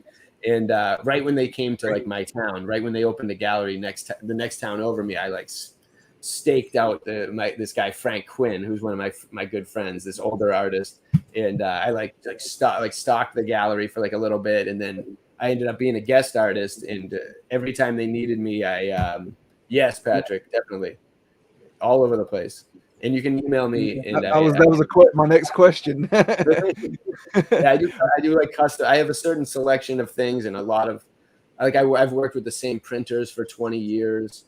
Like at my gallery, I have a whole wall. At our gallery, I have a whole wall of prints from me and my wife, and some originals. And yep, there we go. That's him right there, the Kraft Group.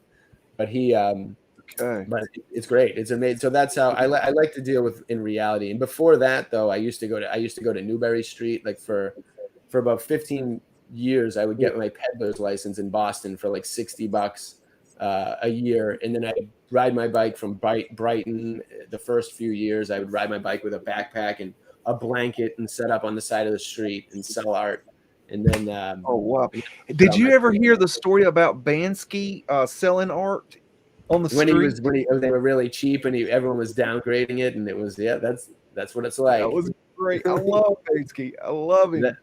That's cool. He's I've got mixed thoughts about him, but some of his politics I'm not big on, but the way he does his art, how he does the stencils and things like that, and some of his stuff has been really good. I don't agree. It's like I don't agree. What's that? Like a Shepard Farley? Is that his name? Shepard Fairey. Yeah, his politics are horseshit, but his art has some real character. Yeah, there's always interesting things about everyone. I mean, they could be totally legit, but when you start making that much money, God knows who ends up taking over. And they did. I don't know if you ever saw that Exit Through the Gift Shop. Yes. Yeah.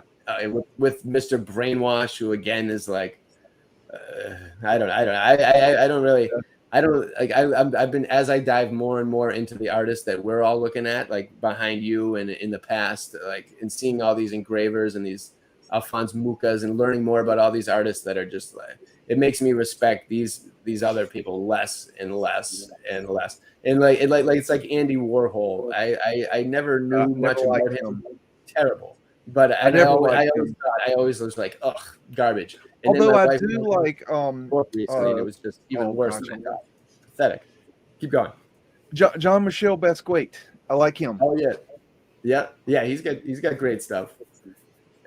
It's it's one of those. I like his style. I like his work. I like his life. But again, he's one of those stories that like someone's making so much money off of him somewhere. It's like even like Peter Max. Peter Max came out. A lot of people, whenever I meet an older person from an older generation, they're also always like, "Oh, you look like Peter Max." And then you look up Peter Max, and it's like huge brush strokes and all this stuff. But then you find out later that for like 30 years, like, or 20 years or something, like Peter Max's family was putting out frauds and like selling them for all this stuff. So it's like the art game is just so dirty.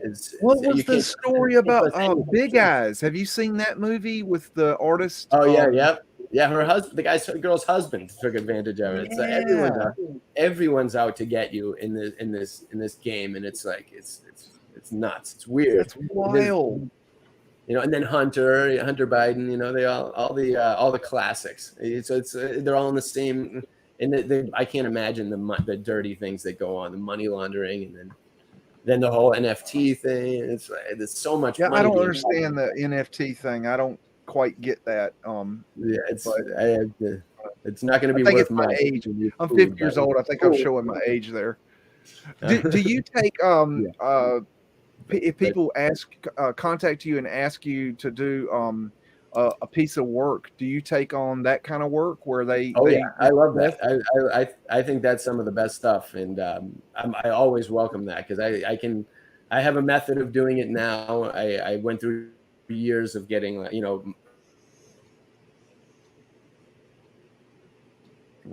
we lost. He's buffering. I think we got cut. Yeah, but I love painting for companies or coming up with logos or doing artwork for people. My wife does beautiful like animal portraits or portraits of past relatives. I do house I'll do anything if pretty much to be working as an artist. As an artist, yeah. I love teaching. I teach have art a all the time. website or a channel or anything? Is she out there too? Oh, no, she'll be coming soon. She's got a lot of ideas. She's like getting in the process of working, and her website's going to be coming out. Art of Erin Sarah, that's going to be coming out very soon. So stay tuned. Okay. She'll probably start firing things back up, getting involved in more. Right. I do. Sometimes when I'm bored, I'll do some art, and what I'll do is I cheat now. I'm not an artist, but I'll just for toying around, I'll take a piece of paper and I'll see something on a picture that I think is interesting, and I'll put it on the LCD screen and I'll trace it, and then I'll take another picture and I'll put it in a placement, and I'll change the picture. It's like I took Bansky's guy where he's throwing the bouquet of flowers, and I changed the bouquet of flowers to a fluorescent light bulb. Nice. That's great. So that's the kind of stuff that I like to do. But I mean, they're like black and white pencil drawings, nothing spectacular. But you should get a Micron pen. You should get a couple Micron pens, and that's what changed everything for me. Really, just this one pen. It's like Sakura Micron pens. They're like 0.1. They're almost like drawing with a needle. And as far as like even freeform thought writing, it's just like boom, just you can do it. You can do anything with them. Really great. Okay. I'll make a note of that. Micron pen. The best thing for college. The best thing I learned in college is a pen. Discovery of a pen. I was for some reason, I guess growing up, I was always taught to appreciate art. So I've always appreciated art and artists and everything that goes with it. Especially paintings and drawings and I'm not as big on sculpture, just as a personal preference. I don't like graffiti, like the street graffiti. I don't like that. I do like Bansky's work, but I like tasteful graffiti. Yeah, there's some that's really, really, really good. like the mural graffiti I like, but I don't like the like gang style graffiti. It's just Yeah, no. Yeah, no, it's not a. It's sometimes it can definitely be an eyesore. I love the ones that are just like where you're either like like a mural that's you're transported to like another world, or you're like see into something. Like Yeah, those ones that like kind of blend with reality a little bit are pretty cool. That's a micro pen. Micron. Micron. M-I-C. Yeah. Sakura, I think it is. Sakura Pigma. Okay. Alrighty. Yeah, Well, you're excellent.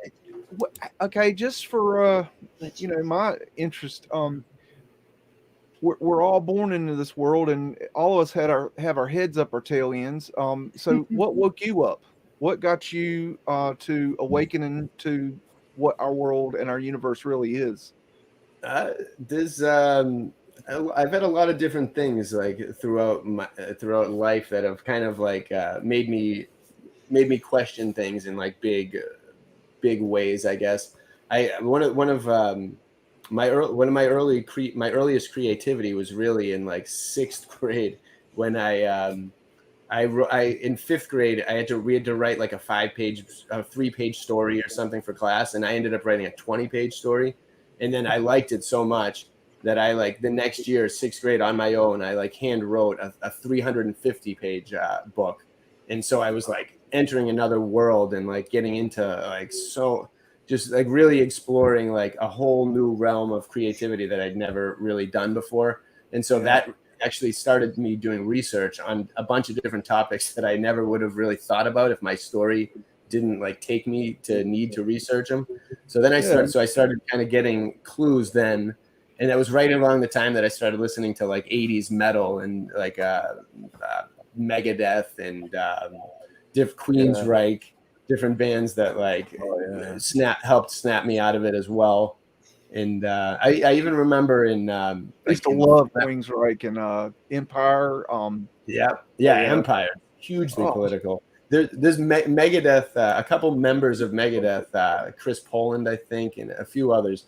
We're in a band called Damn the Machine once, and I got the CD for like $2 at one point. But if you can ever find it, I think it's still on YouTube. Was Dave Mustaine on there? It's what? Was Dave Mustaine on there? No, he wasn't on there. But the singer is great, and it's amazingly political. It's like there's a song called like Corporate Rain, and like it's just unbelievably political for the time that it was made. And tell me that again, so I can write it down. Damn the Machine, like DAMN space the Machine. I think it should still be out there. They were pretty cool. It's good for like that kind of like 80s metal-y stuff, but with like a crazy political message. And then so that was always there. And like I said, when I was like 6 or 7, I was over a friend's house and we did like, it was actually one of the first times that we like that a Ouija board, like I've never even heard of the thing. But he brought one out and like told me the initials of all the girls that I liked at the time in like 5th grade. And I was like, what? No, how did anyone do that? But then his brother came down, and his older brother was like in my sister's grade, like 4 or 5 years older. And he started telling us about 2012 and the Mayan calendar. And this was like in 1988 or something, 89. And so I like, what? I was like blown away. And then, so that stuck with me forever, thinking that 2012 there was a something that was going to happen. Or that's what woke me up. When I heard that for the first time, I'm like, "Whoa, wait, what?" Yeah, that almost makes you be like, "What are we on?" It makes you like think that like it's just to even fathom that the world could end at a young age is like it brings up so many questions that can't be solved really ever. But. That's the one that kicked me into gear. I found that just watching TV one night in 2008, and I understand it now, but I mean at the time it really, for the first probably 2 months, I thought that was going to happen. Like, yeah, But after reading 42 books on 2012, I now understand it. Yeah. I didn't really. I think when I was really young, I feared it. But then even at a really still young, like a few years after, kind of being like, oh, what was that guy talking about?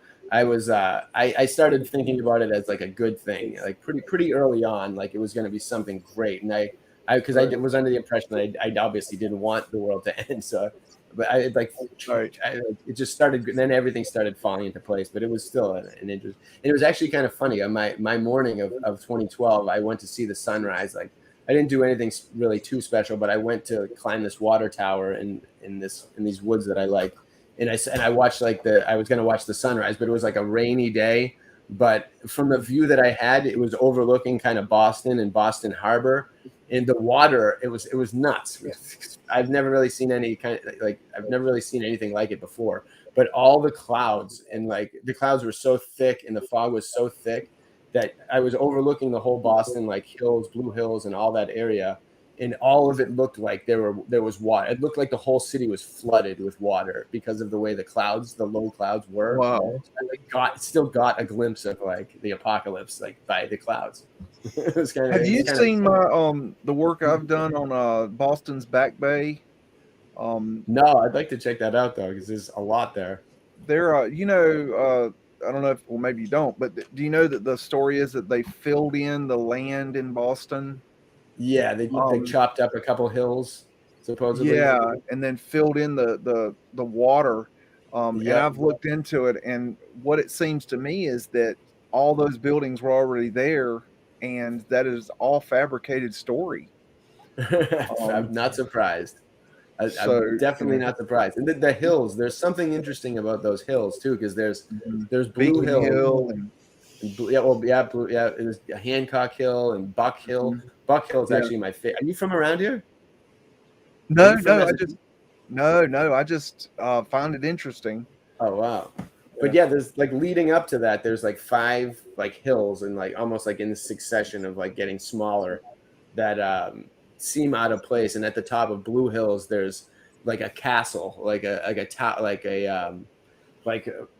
stone castle with an overlook at the top, a 4-way overlook, and there's like these windows, like the thin slit windows that are like that. There's like those in it, and there's stone foundations all over the place. And there's like, I haven't been checking it out since I've been really diving down this rabbit hole, but I've been meaning to go back. I gotta get back and get some more pictures. But it's the obelisk that. Have you ever been to the State House? Yeah. Okay. Do you know the obelisk that's over on the one of the sides of the building? Which I think I know which one you mean. If you're looking at the building on the right-hand side of the building, there's an obelisk on the side. That obelisk is a model, a reproduction of the original obelisk that I think was on Beacon Hill. Really? And they say that it was destroyed. The original was destroyed, and that they moved it. And when they moved it, it was redone. But I don't know. That's the story behind that obelisk. Interesting. Yeah, I gotta check that out again. One of my first videos was actually on Cheers, the bar, and I was showing how Beacon Street is a mudflood area. So I bet it definitely is. There's something crazy about that whole area. There's so many different things. Even on the library has the swastika pattern covering the entire thing, encircling the entire library. Everywhere. And that library itself is just nuts. The statues and everything in it is. I keep saying it, but we need to steal that symbol back from Hitler because he totally ruined it for us. I know, on purpose. The powers that be ruined it. They knew exactly how to do it in a way. Exactly. They always do. What got you to see the old world and the stuff that's going on today with the old world studies and the Tartaria and the Mudflood and the resets and all that? How did you come to that? That was I forget. I don't know if it was. Well, I'd always kind of thought about it because of growing up in these places, and like there's a place called Moose Hill near me too, and there's like so many. Me and my friend, like me, I have a couple friends that love going off the path. Like we go on the path for a little bit, and then we can't resist going off the path, and especially in the winter when everything's like you can just go through everything. Yeah, So I've explored a ton of my woods and found things like I've been for years since I was young. I've always been finding things that didn't make sense, and there's this whole area that we go to watch sunsets like every week would be there's stone walls everywhere. There's old fireplaces. There's an old cistern. There's old foundations, and the stories never made sense. And there's actually there's the property was used to be run by there's a big area of property with a really nice house that has an old Nobel Prize winning Kendall. I forget what he did, something with chemistry, I think, but his last name was Kendall, and he was in Sharon, and he lived there, and it always made me be like, huh, because I had a friend growing up in my grade who lived in that house. His dad was like the caretaker there, so we'd go there a lot, and it was just I always grew up seeing these things, and plus in Canton too, right in the next town over, I did a video on the Canton Viaduct, which is this giant thing, and even like when my daughter drives by it, we say like Tartaria, and like it's my path that I drive almost every day, and it's a wall that doesn't make any sense, and they say that the Masons made it for the railroad, but then there's all these weird etchings in it that are like. It could be anything. That could be the Freemasons just being like, "Hey, we did this," and just carving their names in it, or it's even more ancient than that. And I have a friend too that seems to claim that there's an underground way to get into it, but he's in Florida. I'm waiting for him to. I got to get him back here. Have you seen my work on viaducts? No, I'd like to check that out too. I got to dive back into a lot of yours. I did a video called "Viaducts of Atlanta." And Really? I have shown that the entire downtown core of Atlanta, Georgia, is a viaduct. Really? And Cleveland, Ohio. Wow. Interesting. Yeah. There's so many. There's something we're not being told. Something big on the horizon that needs to be discovered. Hopefully. Yeah, we're just scratching the surface. We're really just getting started. Yeah, I think so. What is your focus? Like, what are you most interested in that field of research? What's sparking your imagination now? Well, the main I guess my math method of kind of diving in and trying to find something lately, and usually, I mean, I have a bunch of different kind of avenues that I'll go down and different things, but like my recent one, well, not really recent, I mean, one of my main ones is, I guess, the art. Like looking for just because I know how I think, and I know how like this artwork and behind me and several other ones, like I put things in that no one will probably ever really like think to see or to connect. And I have a feeling that a lot of these old artists did the same, because how can you resist? Like when you're kind of creating your own language, you almost can't help but put things in there that are like little signature kind of Easter eggs. Yeah, exactly. And little testers and just different things that satisfy you, and then tons of things that I don't even know about. A lot of things are subconscious, because I definitely tap into the subconscious. And so sometimes things will come out that I won't discover till later. I won't even see for years down the road. And so there's always that kind of thing too. And I'm always also looking for that in old art as well, but some kind of slip up.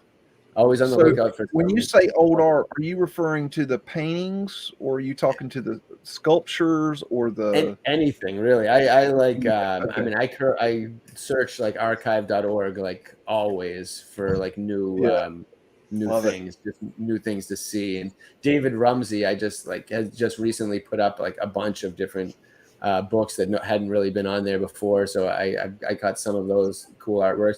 And I mean, I really have a collection of like things for inspiration, and then when I'm diving down that, I'll come across things, and I'll or I'll have like an idea that I'll go down. Sometimes I'll like just end up getting completely sidetracked from a bunch of things. And have you ever seen the Henry Derringer movie documentary?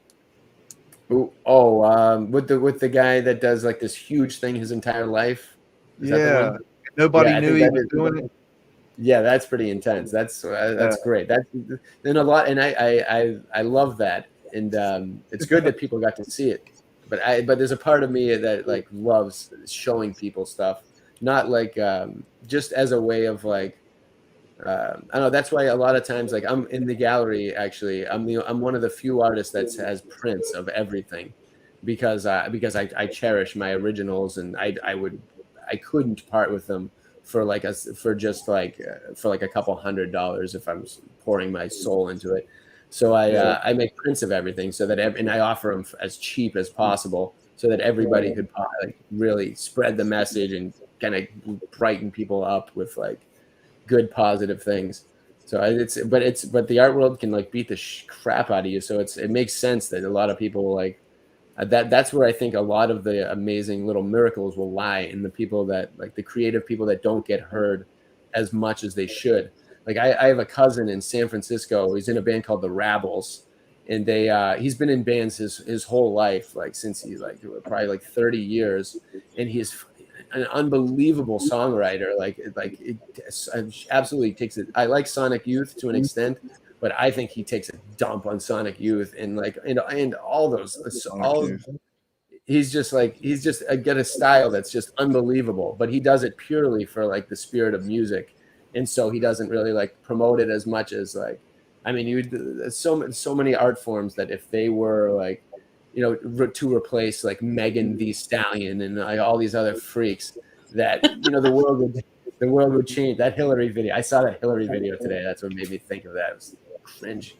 But The demon. did you see that thing? It was I don't haven't. even know I what try it not is. to watch Hillary if I can not help it.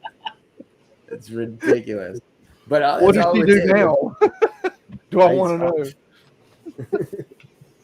Ridiculous. He's such a horrible person. Oh man. Yeah, I couldn't even. Everything. Every time you hear something from these monsters, it's like just topping their last disaster of insanity.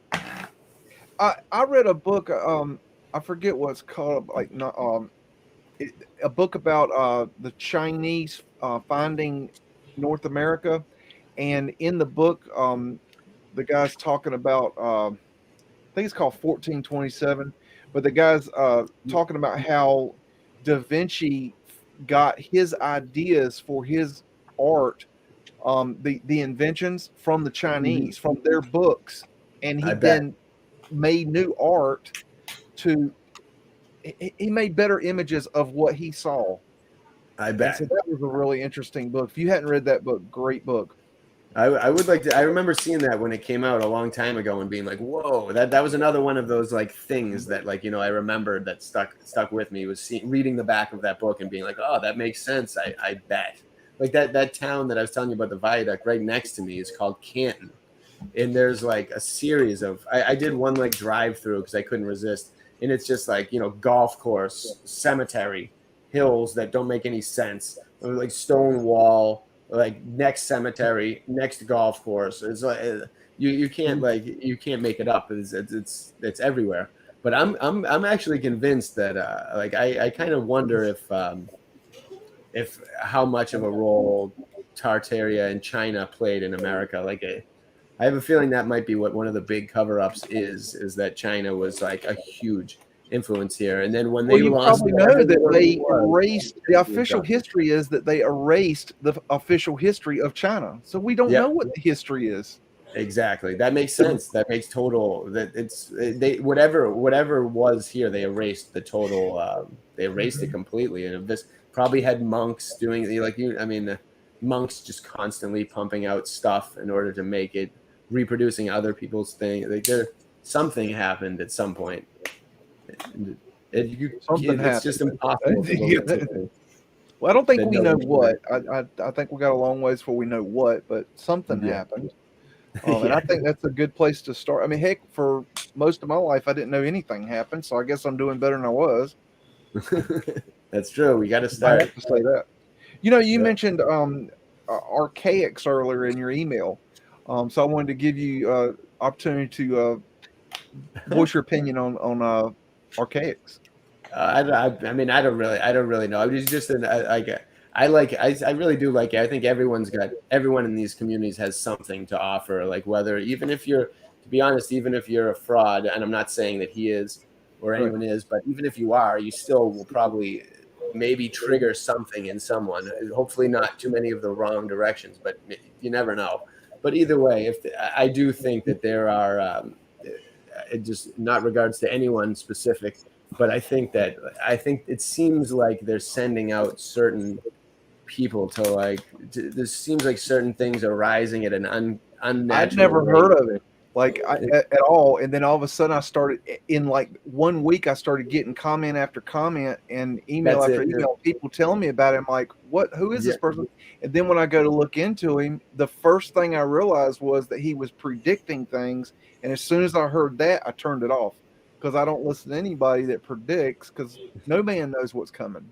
No Yeah, man. I agree with that. I like that. That's where the fear. A lot of people do the fear game. A lot of the people that get spread to a certain degree that seems unnatural have a fear agenda to attach to them, and it's I'm or not it's like saying that he's not, believing or true or anything, not he's a bad guy or anything. I'm just saying that for me, I don't trust anybody that predicts. I mean, because I agree. early on in my awakening, I believed a lot of the people that were predicting things for the future.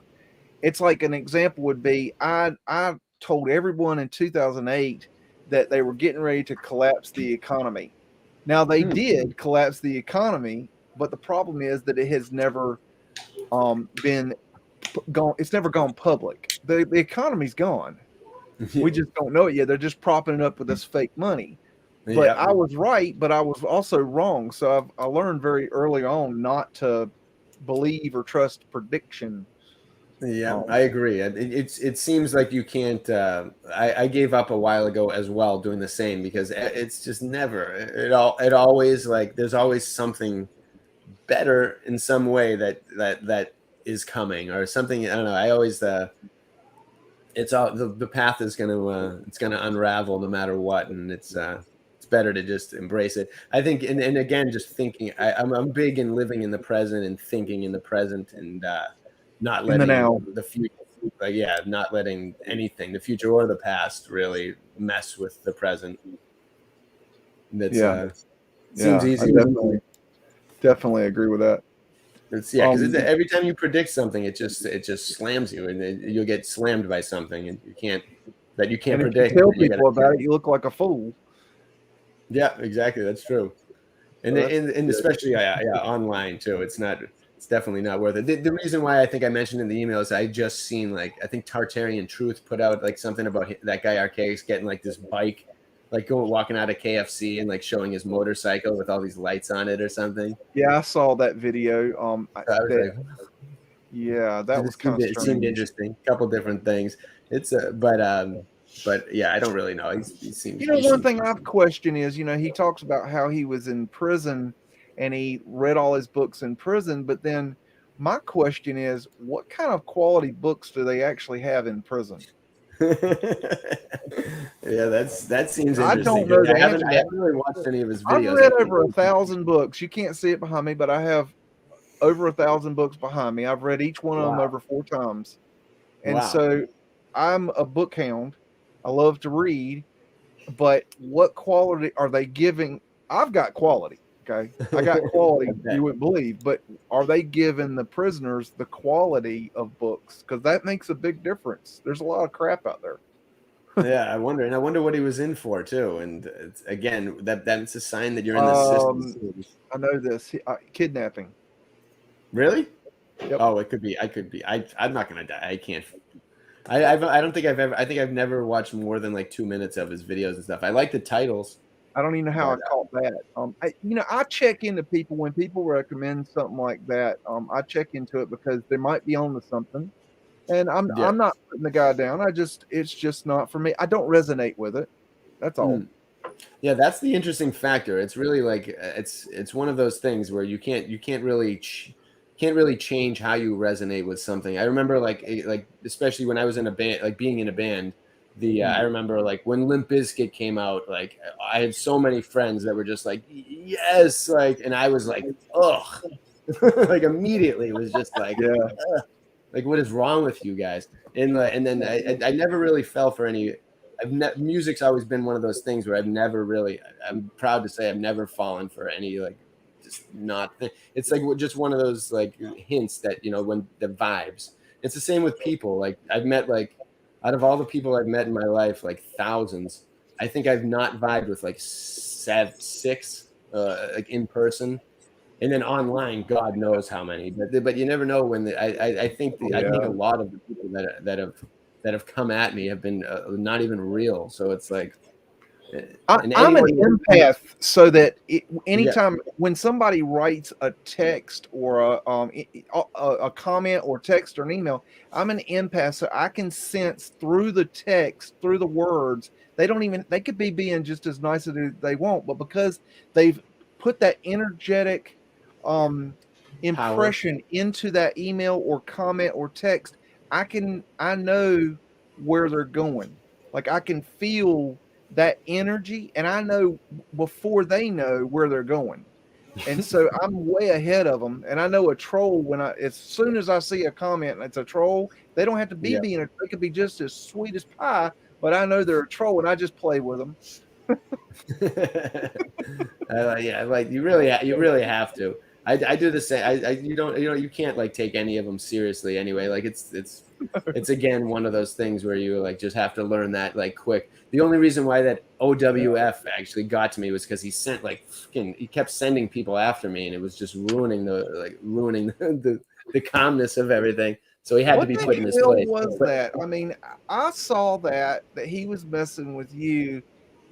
And I was so dumbfounded, like, why in the world is he messing with you? What do you have an explanation why that started? Because I can't figure it out to save my life.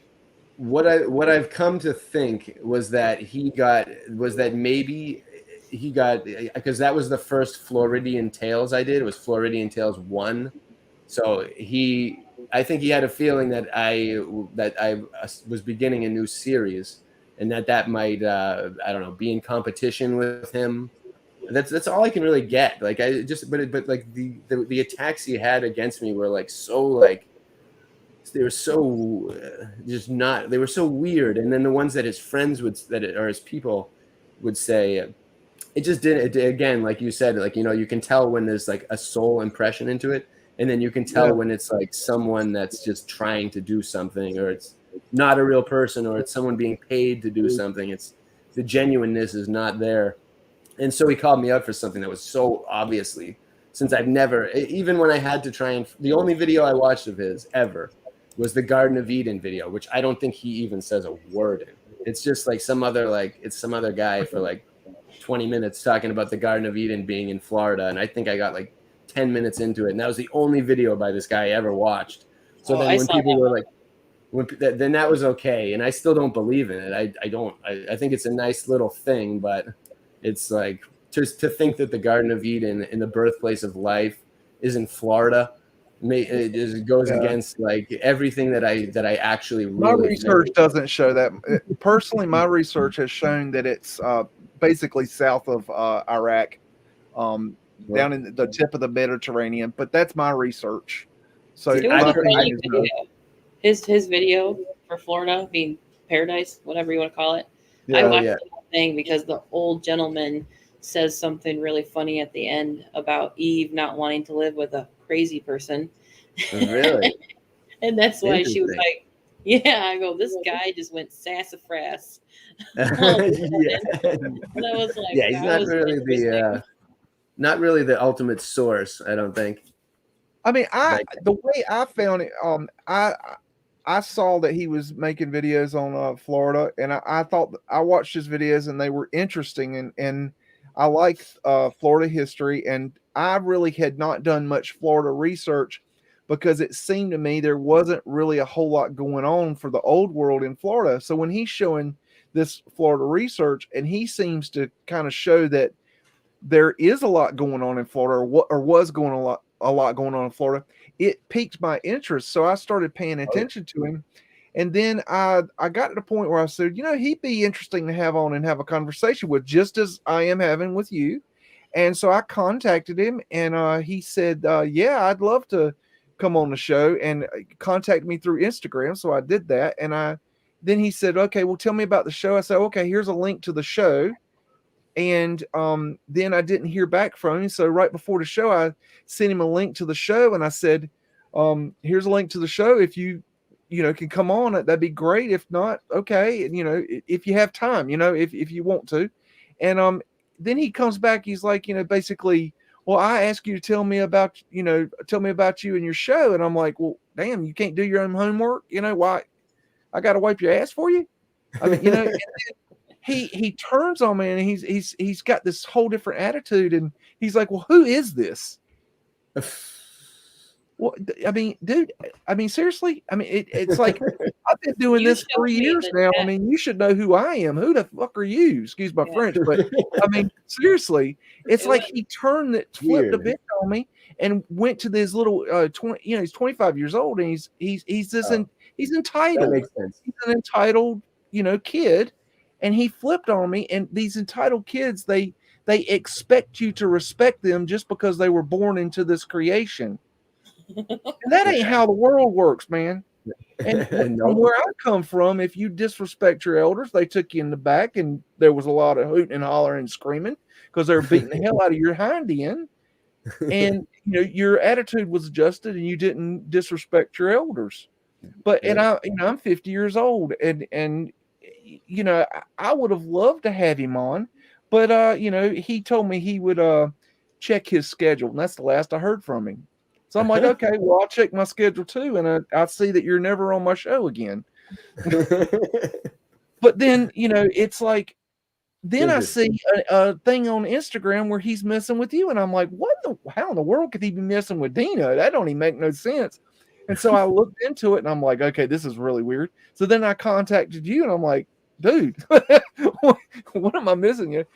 But then he makes that video that, is like, that is one of the most immature things I've seen in this community somebody do.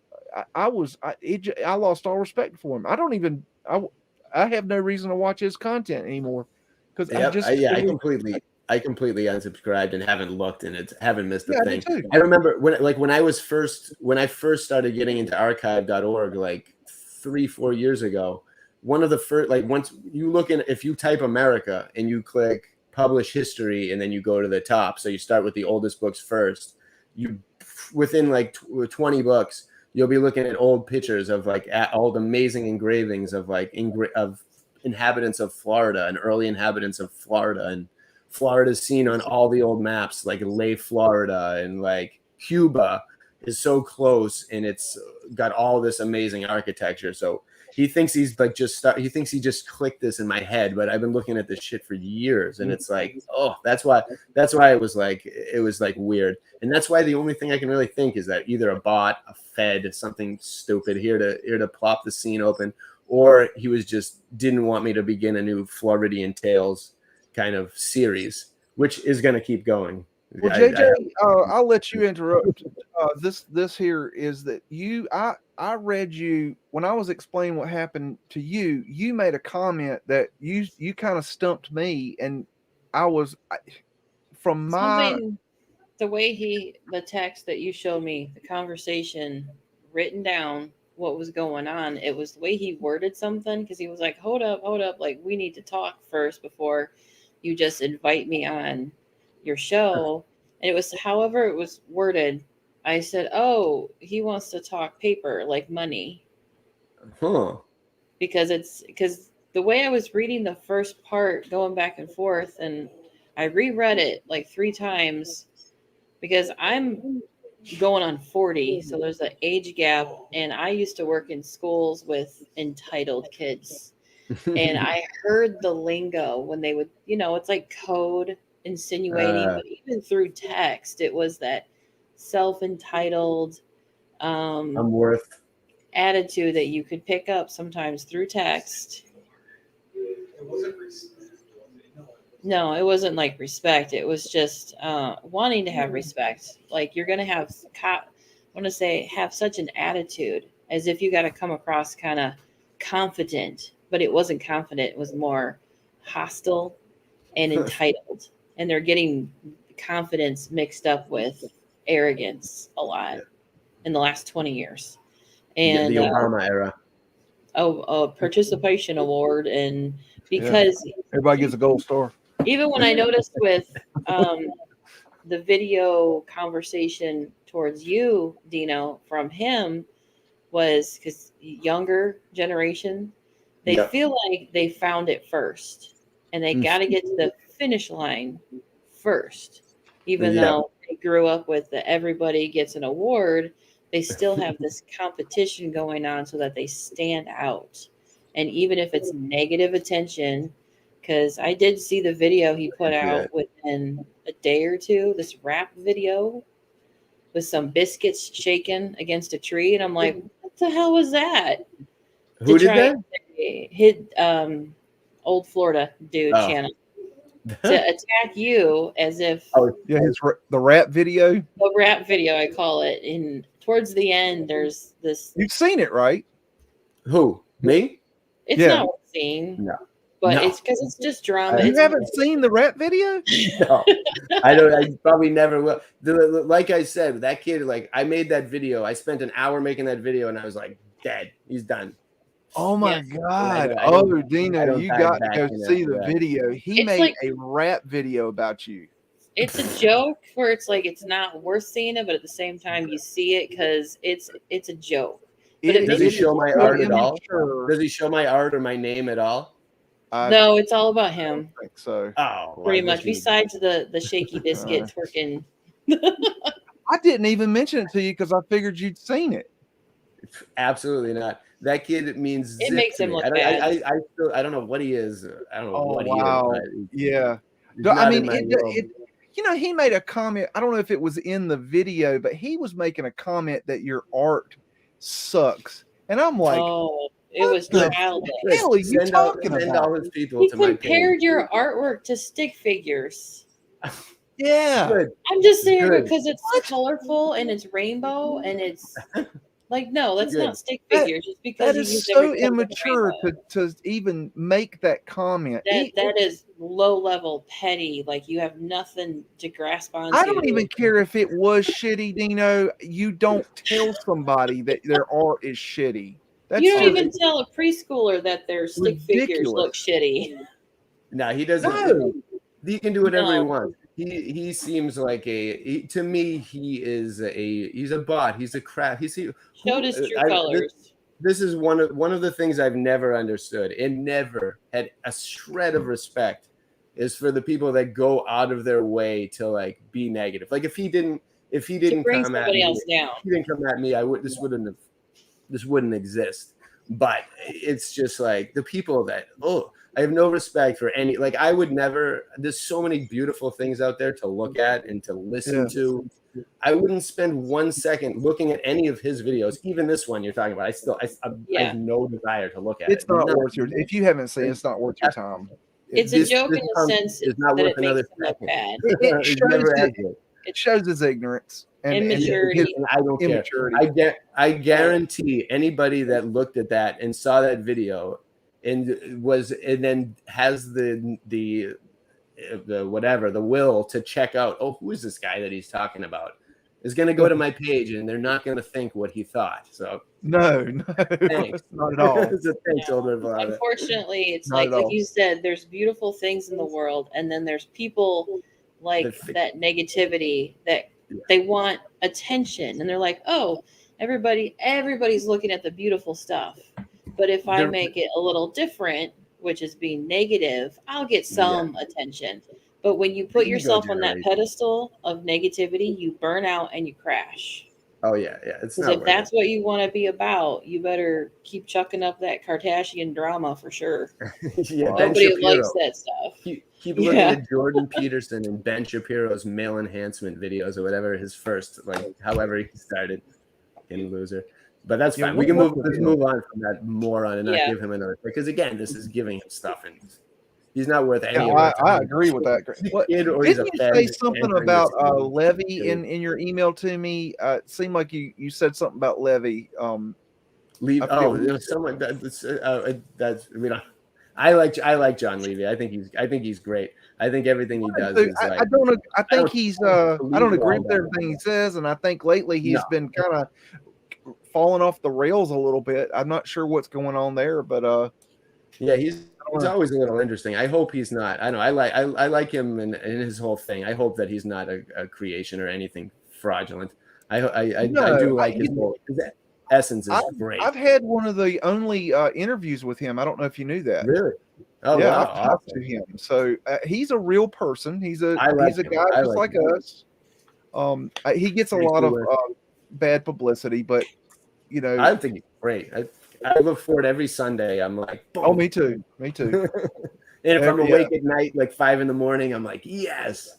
It's great. He's just he opens the mind and I think more times than I can even imagine. And this is actually kind of funny. This is the last time I'll mention the Old World Florida thing, but this really tells like this I think is the most telling. Like one of the things that happened with John Levy it's happened probably like 6 or 7 times where like I'll be like the stuff that I'm gathering the night before ends up being something relating to what he puts out that next morning, or like or what I've been working on that week is like boom, he goes right into it, and or like this, we're like a synchronicity, and that was what was in. I didn't read that part of the Old World Florida email, but my first comment to him when he came at me with the one that I read, my first comment back to him was like I would have looked at this as a nice synchronicity. We both thought of the Fountain of Youth totally separate from each other, and we're like both of us add to the context of it. I'm like, you could look at it as a beautiful synchronicity, but you're clearly not. And it's like, you know, that's you put an idea into the universe, it is no longer yours. It's gone. Yeah, it's true. That's everybody true. And the Fountain of Youth has been there for hundreds of years. It's been floating around. Like it's. And I still do think that if there were a Fountain of Youth, it would be as close to the center of like Maru and way the fuck beyond the poles, beyond anything. I think I'm convinced wholeheartedly that what we're on is just an absolutely minuscule part of this massive thing. I still, above all, my favorite and most favorite kind of one is the Jainism model with like 6 billion miles wide, 6 billion miles high, and flat and far and awesome, and like something. Have they mapped that? I don't know. I did. I took the Srimad Bhagavatam and drew like my impression of it and like the different concentric circles, and then like this one little spot where it's like our map is like a Is circle. that on your website? Yeah, that should be on there in the mandalas section. Okay, let's look and see if we can find that. The Jainiverse in the mandalas page, if it works. Yeah, mandalas. Right there. And then the Jainiverse one. The Jainiverse stick figures. Yeah, go down.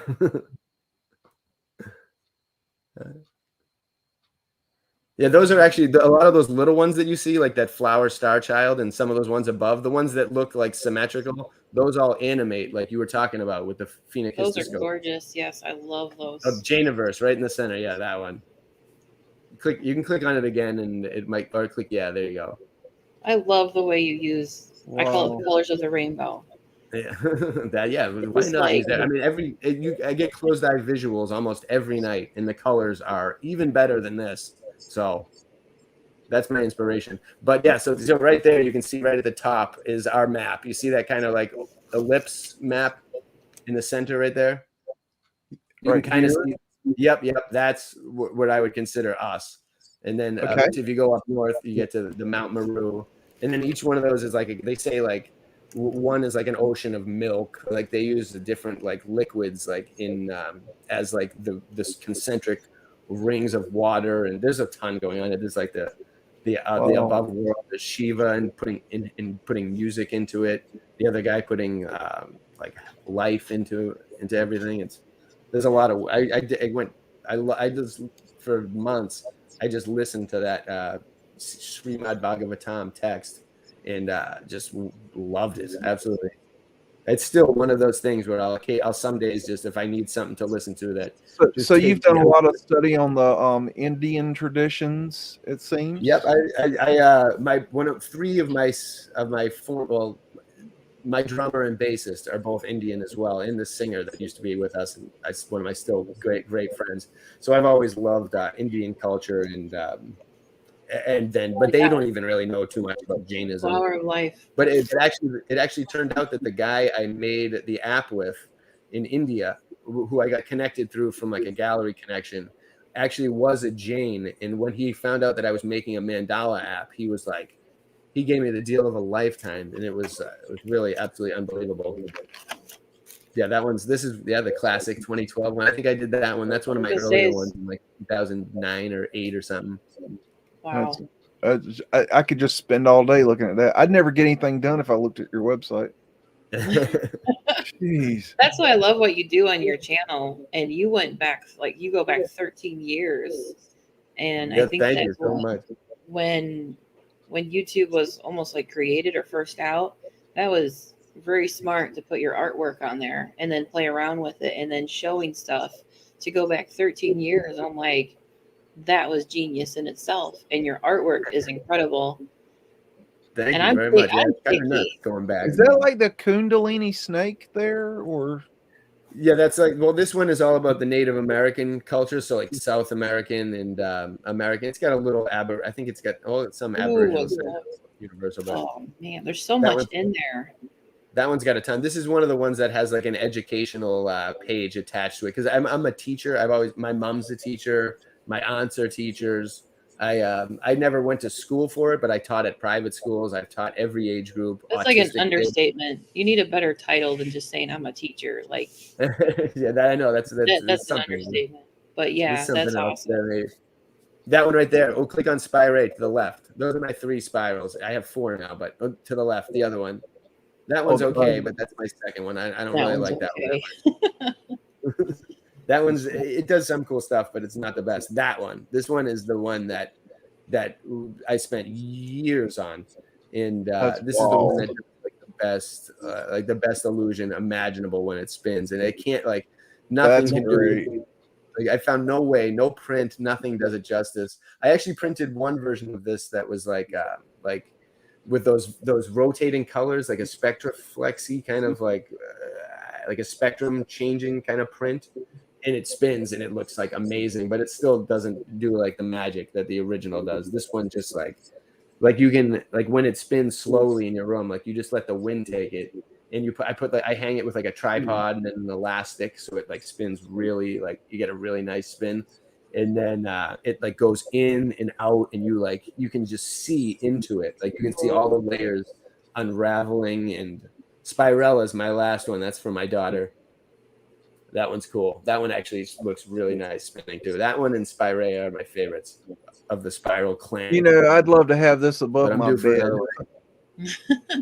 That would be fun. This one's really happy and positive and imagination filled. I tried to almost like predict the world of my daughter with that one before she came out.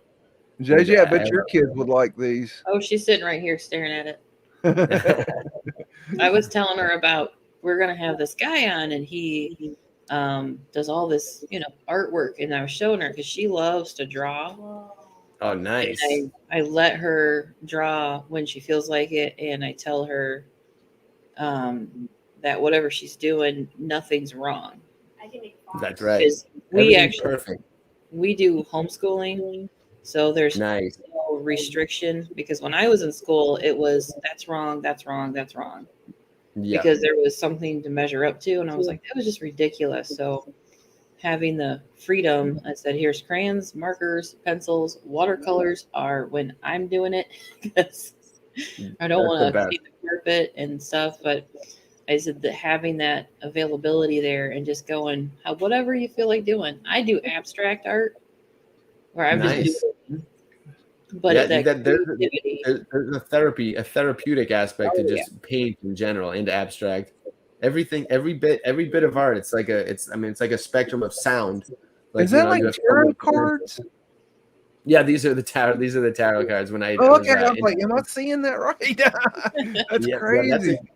that's a cool display. That one, that's one of the few originals that I've actually sold to one of my friends. Like a few Got the masterpieces. Masonic My friend bought that one. pillars there.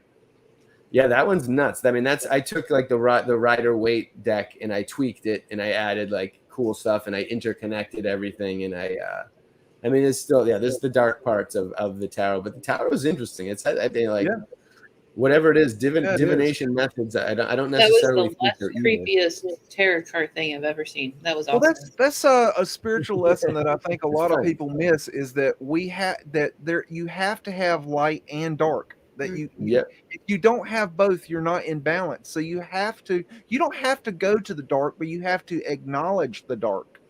Mm-hmm. And also I do think that, like, you know, it's a lot of the aspects nowadays too of like almost similar to like when the Jesuits are like looking at like a shaman or something in like the old stories and they're like the devils were like going everywhere. It's like I feel like that still exists a lot of time where people will be like, oh, tarot, that's evil. They'll automatically lump it in, and, you know, instead of like trying it or seeing what it is and not even really trying. I do feel like it does have a dark element to it. It's like it's one of those things like where like if you mess with it or you abuse it, it does weird things. But raising kids to be aware of it. And I said, we watch movies, they're interested in stuff, and I said, you're not going to dive into it, but you need to be aware of it, and you need to not be intimidated by it. Oh yeah, like, I wasn't brought up that way. I was scared of a lot of stuff that now I'm almost 40, and I'm like. I love black and white. That's probably my favorite is black and white. Creepy. That's how I started. That's an early one. I don't know why. I'm drawn to black and white. So that's how I started. For a while, I didn't think I was ever going to get into color. To be honest, there's so much more detail sometimes that you can see with black and white. What other like sections would be cool to look at on here? There's a lot of them. That Masterpiece has like the big ones. Visions has the most, but Masterpiece has the nutso ones. This is the one that's behind you, right? Yep. Oh no. That one, that's the Great Awakening behind me. This one right here, Calling Occupants of Interplanetary Craft, was actually just featured in the very last page of this magazine called Spirit of Change. And it was like a very like great magazine, like a paper, one of those new agey paper magazines that is in all kinds of places and like for years. And the very last episode, the very last page was that drawing. You know, I can understand, you know, when it comes to art, you don't like everyone's art. Okay. There's a lot of artists that I don't like. And it's not that they're not good artists. It's just I don't particularly like it. Okay. Mm-hmm. But to say that this is not good art, it is absolutely ridiculous. It's just a sign of an immature young piece of garbage. In search of the truth. The kids means nothing. And the kid's not even a blip on any radar. But I guarantee you, anybody that saw it isn't gonna think like he does. He's acting. The kid acts from a weird perspective. That I challenge your stick figures. Honestly, I mean, he's gonna burn his own bridge. I mean, he could have literally, you know, come on on my show and people would have, you know, liked him. You know, but like working together. That's why it's weird. There's a weird competitive element to people this new round of people. They have a weird competitiveness that you don't see from the other people, like the Paul Cooks and things. All want to join forces and be nice, and these weird people are like trying to like do something that just doesn't seem right. It's a me first mentality. I'm gonna tell you, if I have a flashback, I'm sorry. You might like that Infinite Worlds Below one to the left. That one's kind of cool. That's one of the Tartarianist ones, but this one, that's the Janiverse again. I like the turtle. The elephants, the white elephants on the side. That's just a great. There's so many. Is it a lotus flower? Yeah, the whole thing kind of is. That Maya Cosmos one. Go up one. That Maya Creation. Yeah, that one is. This is one of my like super old like This one is one of those ones that I don't even understand. Like if you go, that's the intention of that one. I did this in probably like 2007, but this whole bottom part is supposed to be before. This is all pre-creation or like before the big bangy like thing, which happens where that dot is, and then that was like above, like then like this like temple was built. This is like super early, like of my mind. This is cool. This is really that one. cool. I somewhere there's meaning in that one. I don't even know it yet. There's a lot of interesting faces though. Well, you said it's like the beginning. The beginning of my art world. Like this was probably the first big drawing I ever did. Have you ever had like bands want to use your art for their album covers? Yeah, my band, we used my art a couple times, and then I've drawn for a few other bands that weren't really that big, but they used my art a few times. Mount Meru, that one's kind of cool. My whole envisioning of the land around Meru, Park Meru. That is so cool. Awesome. So cool. And these again, like I'm actually running into the issue now more than ever. Now that I have more colors, I have a lot of the colors don't come out. They can't be scanned because they're like neon and they're really they're really bright. So my it's right. The original looks like it's even better, like a lot, even almost like a lot better. Sadly, but I can't capture them. I need a better I was showing it. I forget what the name of it is, where they have the prism and they look through the prism and they can do a tracing on the page of something that's in front of them. Yeah, that it's not the camera obscura, but camera like something like else. Something like that. I've wanted to make one of those, but I haven't yet. I found another video after I found that one where a guy was using an iPad as that device, and it had that was really wild. That thing was really cool. I haven't prepared it for the show. I forgot. I was actually going to show it to you and see what you thought, because that looked really neat. I'd like to see that. You send me the link at one point. Okay, too. yeah, I will. It was for just Drew out there. For Drew, it usually to sketch the art. It usually it depends how long. It depends how big I guess the drawing is, but it usually doesn't take me very long to pencil kind of what I need, like the main elements, and then once I get it to a point where I'm like confident that I can fill in the rest, then I just go for it. Have you done anything pertaining to the old world architecture? Yeah, there's that Worlds Below one. There was check that. Actually, go down to Visions and check Ancient and Past Artists. I might have linked it there. I might have made a category of it. Yeah, these ones are all a little see that like Allegory of Life. That one's based on an old drawing. Choose Ancient Forest is based on the Ancient Forest idea. Axis Bold as Love. I haven't examined that cover art in a while. I used to love Jimmy, and I remember.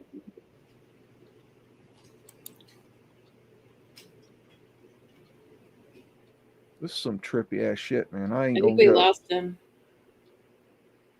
Okay, let me check. Yeah, he fell off. He'll be back.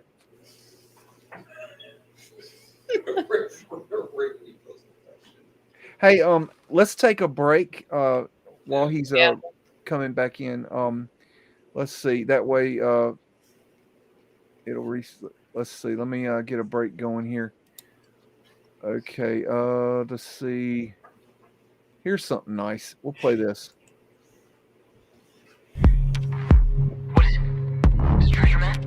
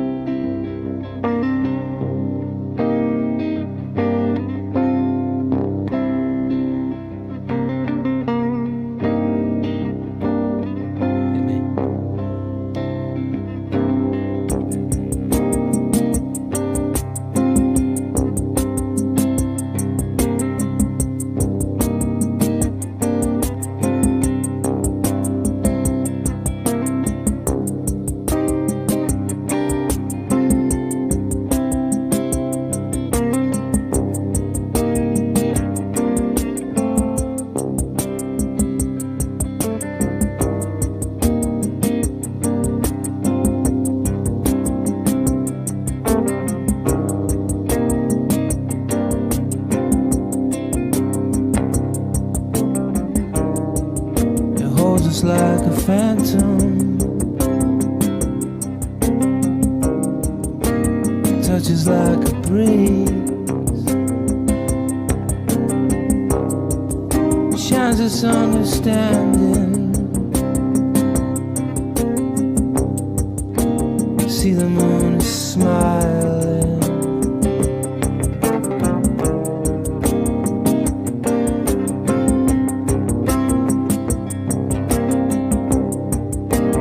Open on our channels and ready to receive.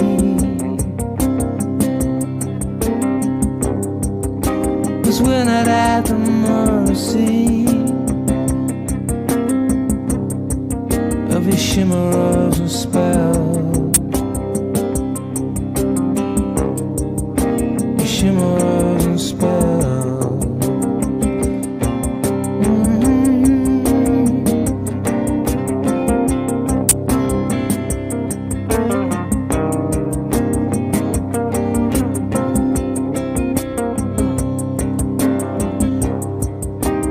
We are the earth,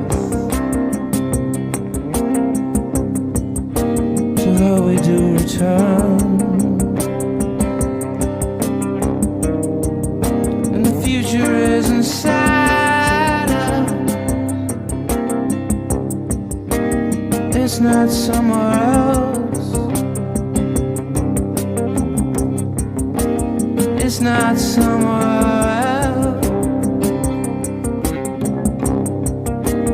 It's not somewhere else.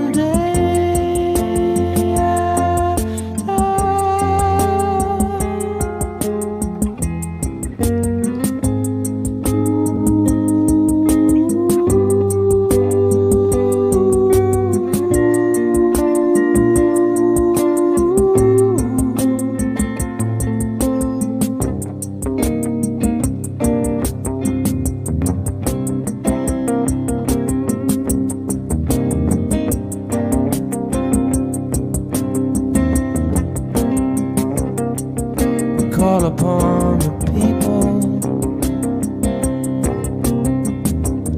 Only people have this power, and the numbers don't decide. The system is a lie.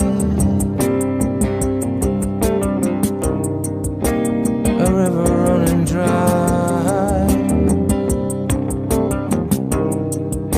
The wings of butterflies.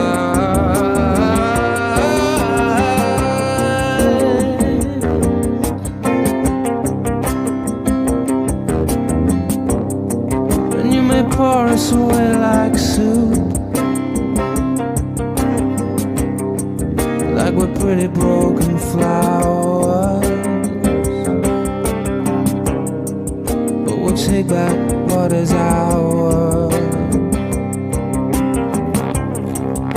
We'll take back what is ours.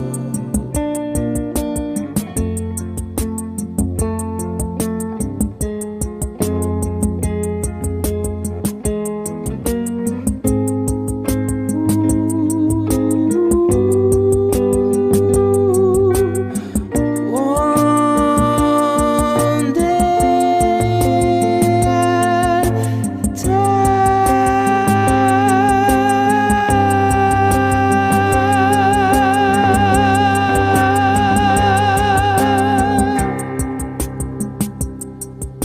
Say woof again! Say woof again! I've got one that can see. Alrighty, we is back, everyone, and Dino will be back in just a second. And let's see. There he Dino, is. you experienced the dropout.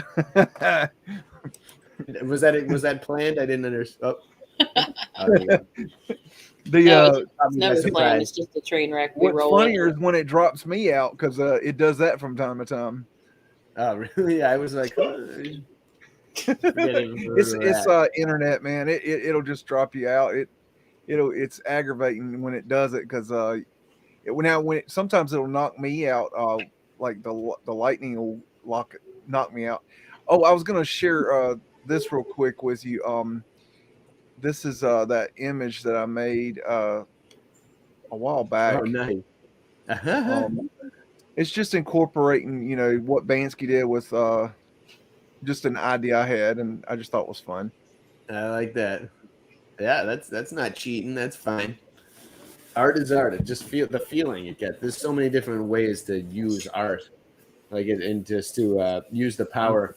I once knocked myself completely out of a sickness by painting for like 10 hours straight. It was I was like I woke up sick with a sore throat and like 103 fever, and I was actually painting a mural at my friend's house at the time. It was like a weird random opportunity that I got. Like I was like living in his room and he just wanted me to paint all over his walls. And I have no idea what ever happened to this place, but it was like my chapel. And one day I woke up and I was sick and I felt terrible. And I was like, I'm not letting it get the best of me. I did what I had to do with my morning little ritual. And then I like drew for like 10 hours. And by the end of the day, my fever was at 99 and I had no sore throat or cough. It was amazing. And I did nothing. I didn't even like take my like eyes. I didn't stop for 10 hours. Well, you put just, that energy that was in you out of you. Yeah, you it just completely didn't think about it, and it worked. That was the first time, but it wasn't the last time that things like that have happened. It's so many magical aspects, so many things it does. I'm convinced it does so many good things to you. Thank you, Drew. That it just I'm always learning more and more excellent things. I imagine that you've seen it already, but have you done any looking into this new form of art, the AI art? Oh yeah. I've seen it. I saw that one that won an award, and then someone did a cool video on it. I forget. One of the guys in my some guy that I check out occasionally did a great like hour-long video where he like typed in a bunch of different themes and got a ton of art, and it looks really cool. I mean, I still don't think I don't feel as threatened by it as other people feel. I don't think it's No, I don't think it's a threatening thing. I think actually it could be very creative. If you learn how to code it, learn how to manipulate it, I think you could use it as an artist to create some sort of art. Zertis is cool. I like him. Yeah, it's something. There's something that, I mean, it does have like a twinge of like something dark and kind of a little evil. It's just something a little weird, but it's like it's not good. But, yeah. the transhumanist, I mean, that they'll love that, but I don't know. It's something I've run across lately, and I've played with it a little bit, and it's pretty fascinating to see what it comes up with. Yeah, because you type in like 3 different things. Yeah, you can manipulate it to where you can start off with it's different ways of doing it, but you could put in a picture and then like words, and then it will kind of take those words and that image, and then it'll make art using those parameters, and then it will morph, and then you can add more stuff. I think I saw a video on that somebody did, and it was creepy because it was like doom and gloom.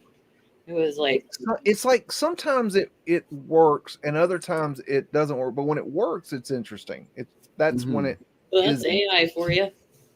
Yeah, it's a good formula. It's a good like interesting formula, and to be honest, it's more like it's just more competition, I guess. Really, like in a I mean, people are gonna, God knows where that like every time something comes out, like you can kind of like see, we get a little glimpse of it at the gallery, like a trend comes and then like guest artists all of a sudden have it, and I haven't seen AI art enter the gallery mix yet, so I'm curious to see when and if that does happen. But I think a I lot had of a my other friend who he's an artist. He's actually doing really well with his art, and he now he does mainly surfboards and guitars for famous people.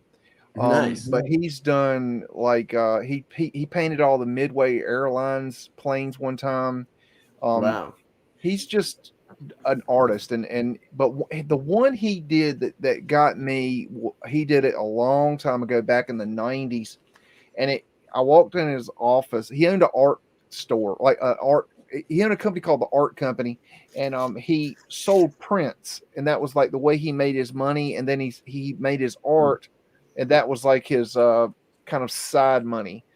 But then he had this piece he had been commissioned to make in his office on his easel, and I walked in, and all it was so stupid and simple, but I still love it to this day. It was imagine the canvas, okay, and it wasn't very big, maybe 2 foot by 2 foot, black canvas, but then in the center of the canvas it had a cross, not a Christian cross, but just a cross, like a plus sign. And it was pretty wide, and within the plus it had a blue sky with clouds, and on the bottom it was written across the sky. And I just really still to this day love that. I don't know why. I like that. Yeah, sometimes a title is like the connection of a title with the art makes it expand, like in its meaning and power, and that's it's kind of funny because meaning and like I like it's interesting to see, like, because I find meaning to be a very important part of art, and there's a lot of art out there that just doesn't really like it doesn't really have any meaning, and to me that's a huge factor. I love all different kinds of art for what they have and what they bring to the table. Like abstract has a whole different feeling. Doing abstract has a whole different feeling. Painting with acrylic has a different feeling than painting with watercolor. Painting with like drawing with markers has a different feeling than drawing with colored pencils, and like everything's got a different purpose. And I think like part of the spectrum of art, like part of the healing and body and spirit connection. But like, you never took any classes for art? I took intro to art. That's when I discovered those pens, and then I was off on my own. But I always liked art. I always like doodled in my notebooks like constantly.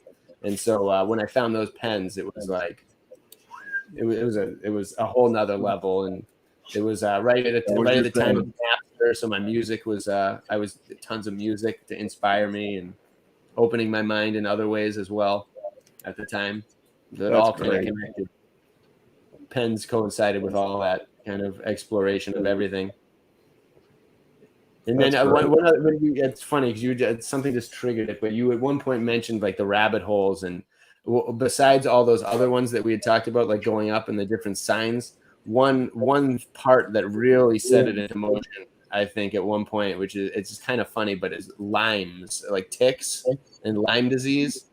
I remember at one point I was teaching at a place I was teaching at an after school program, and I get bitten by a tick or something, and then my friend that I was teaching with was like a truther at the time, and he had been like doing it for a while. He was older than me, and he was like, this is probably like 15 years ago or something, and he mentioned Lyme, Connecticut, and that Lyme most likely was created like in this lab that just happened to be in Lyme, Connecticut, and I was like, what the.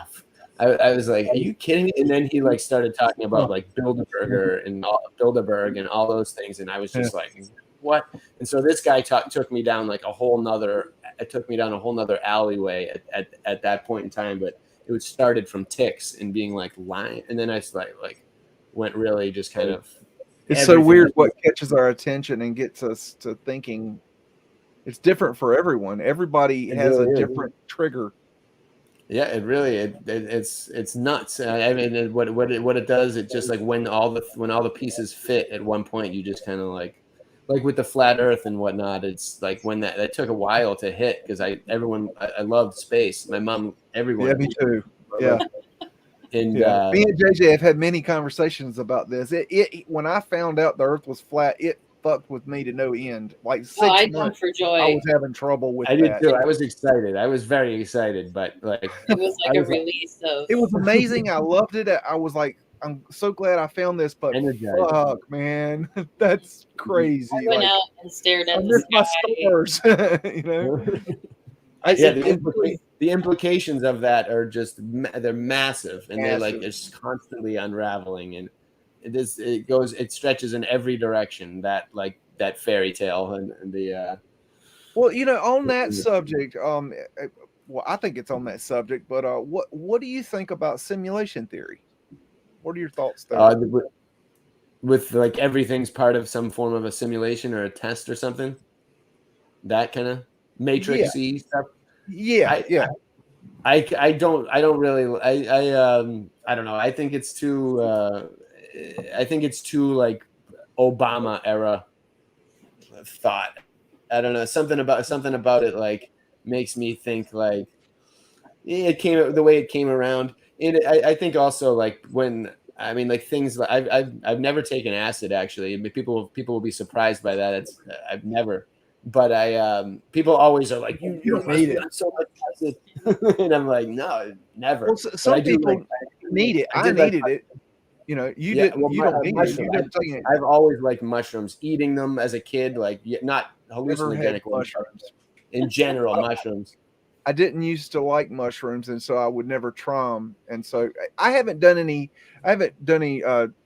drugs or alcohol or smoking in 15 years. When I woke up, I quit everything cold turkey, and so I've been sober for a long time. That's my drug. I love Rock good crystals. cookies. Now, you know, talking about cookies. The cookie, the rainbow cookies. Yeah. That's a nice good. cookie. I can dig on those. When it comes to simulation theory, I here's my thing. I have always believed that we are in a simulation, but not a simulation like in the Matrix. I look at it as the creator's simulation, and like basically kind of like a dream, a holodeck, where the creator is creating this simulation in the creator's mind, and we are within that simulation, and we are a simulation within a simulation within a simulation.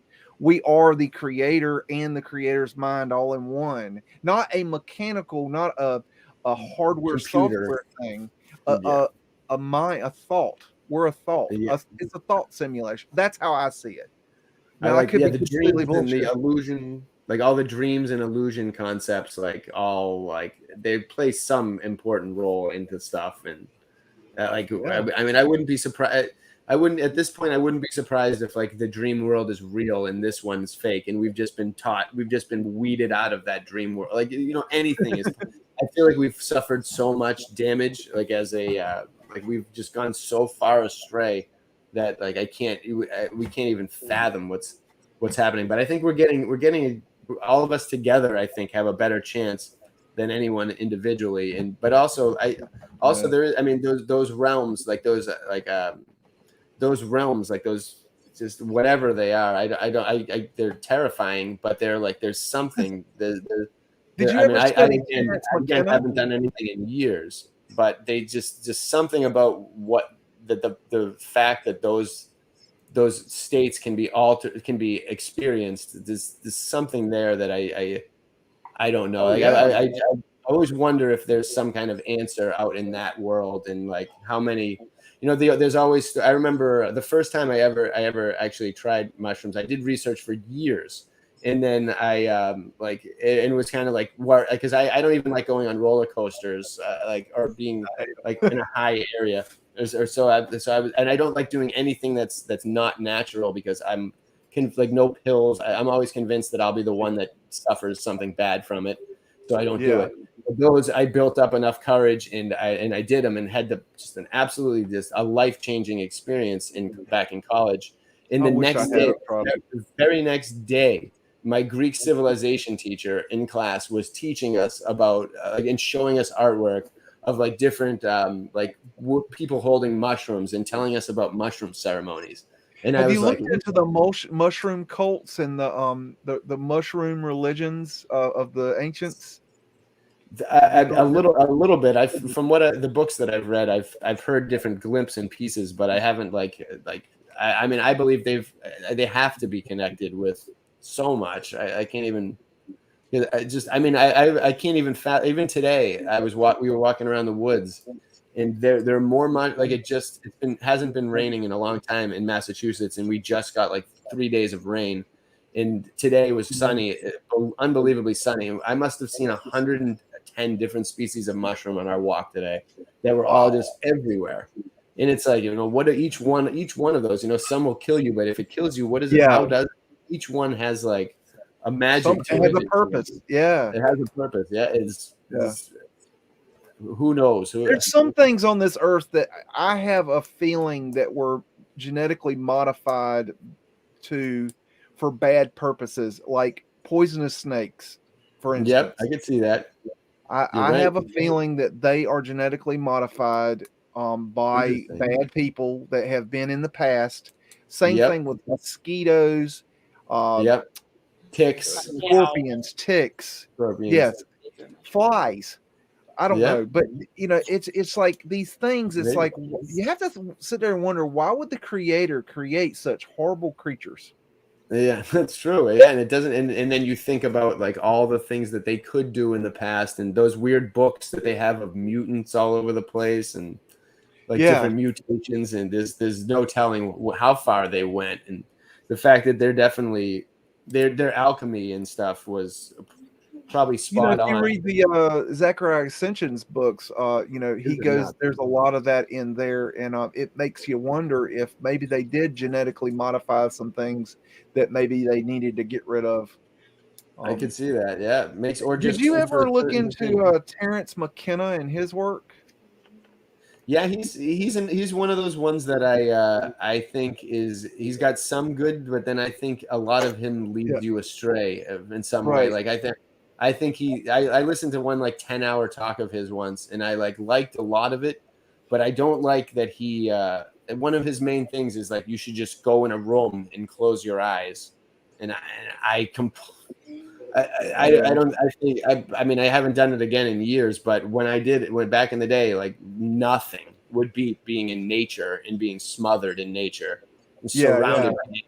Being in a room, in a dark room, would be like an absolute nightmare compared to like feeling the breeze, laying in the grass. I liked his work about talking about the I Ching and how he was using that with the Mayan calendar and the convergence with the two. And I studied the I Ching, and I don't know, I studied a lot of people, but I just thought that part of it was interesting. A lot of his stuff was he did too many drugs, but yeah.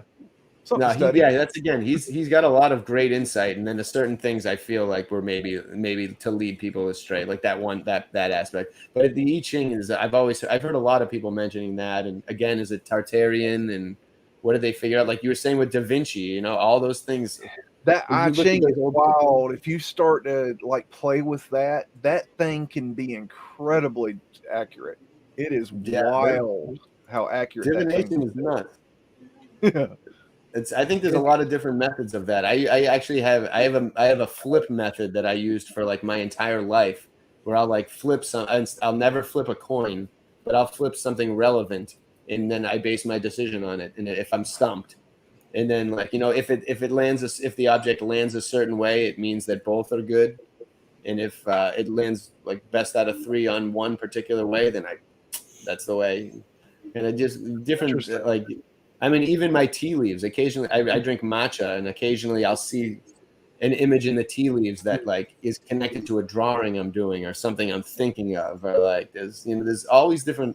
I'm very always aware or on the lookout for interesting synchronicities and signs and stuff. The universe talks to me. I've learned to listen, and I don't when I'm making my videos, I don't even bother thinking about it. I just let the universe send it to me, and it'll just come out of nowhere. And I just have to pay attention. And so that's what I like about listening to you. It's good. I'm not doing that. That's the universe. I can't take no credit for any of that. It's just the noosphere. They call it the noosphere. What? they call it the have you ever heard that term, the noosphere, like NOOS sphere? Yes, yes. That kind of Exactly. seems like it is capable of tapping into it. I'm beginning to wonder too if those pagodas. I was actually I have a video coming out on this, or I'm working on a video, but those Chinese pagodas and Yes. different or Tartarian pagodas, and I'm beginning to wonder if they more like if they're in a kinetic world where they don't really need electricity for so much things, or like different things, like maybe those were there for like some form of telepathy or some form of ether, like maybe a way to tap into that freaking Maybe an noosphere. antenna to the creation, to the universe. I'm beginning amplify from the crown chakra out. I'm beginning to think something like that is possible with those, because those are so they're there and they're clearly like, and even there's like one drawing I came across recently where just every house in this old like 1600s etching is like has a form of antenna up next to it, but it's like I don't think that electricity was really necessarily that thing. I think that it's something else, maybe even a communicate, like just something. Yeah, I'm not like sold on what they like. I think a lot of us think that the electricity that they were generating was used for televisions and radios, and I don't think that's what they were doing. I think they were much higher. Yeah, I don't think they needed it. And I think if you're a civilization that's constantly like blending like dimensions with I mean, we know of that one type of mushroom. I mean, I hate to go back into mushrooms again, but of one mushroom that does one thing, and like herbs that do like one thing, but there was probably so much more, and then different combinations of different things that they had that were lost in time that keep you in, and then just having a clean environment without that electromagnetic nonsense, and with like just a more pure water everywhere. Like they almost existed in a world that we can't even fathom, and then as a result you can't really fathom like how the human body reacts in a world that's so pure, because our world is so fucking trashed that it's like we're dulled, we're like numb to. I have this thing where like when there's a piece of trash on the ground, and this might sound messed up, but I refuse to pick up anyone else's trash on this world, because if that's the problem, I think, is that everybody picks up everybody else's trash. You need to pick up your own damn trash. I'm not picking it up. Yeah. Now, the day that everybody decides to pick up their own trash, that's the day I'll get in and help pick everything up. I'll pick it up, but I announce that I'm picking up someone else's trash. I live in the country, there's nobody to tell. Oh, there's always somebody behind a tree, like when you're walking through or hiking through. There's always something. Even going to our dog park, there's so much landmines everywhere, and I'm like, I'm picking up someone else's doo-doo. The worst are the people that leave it in the bag are the absolute dumbest of the dumb.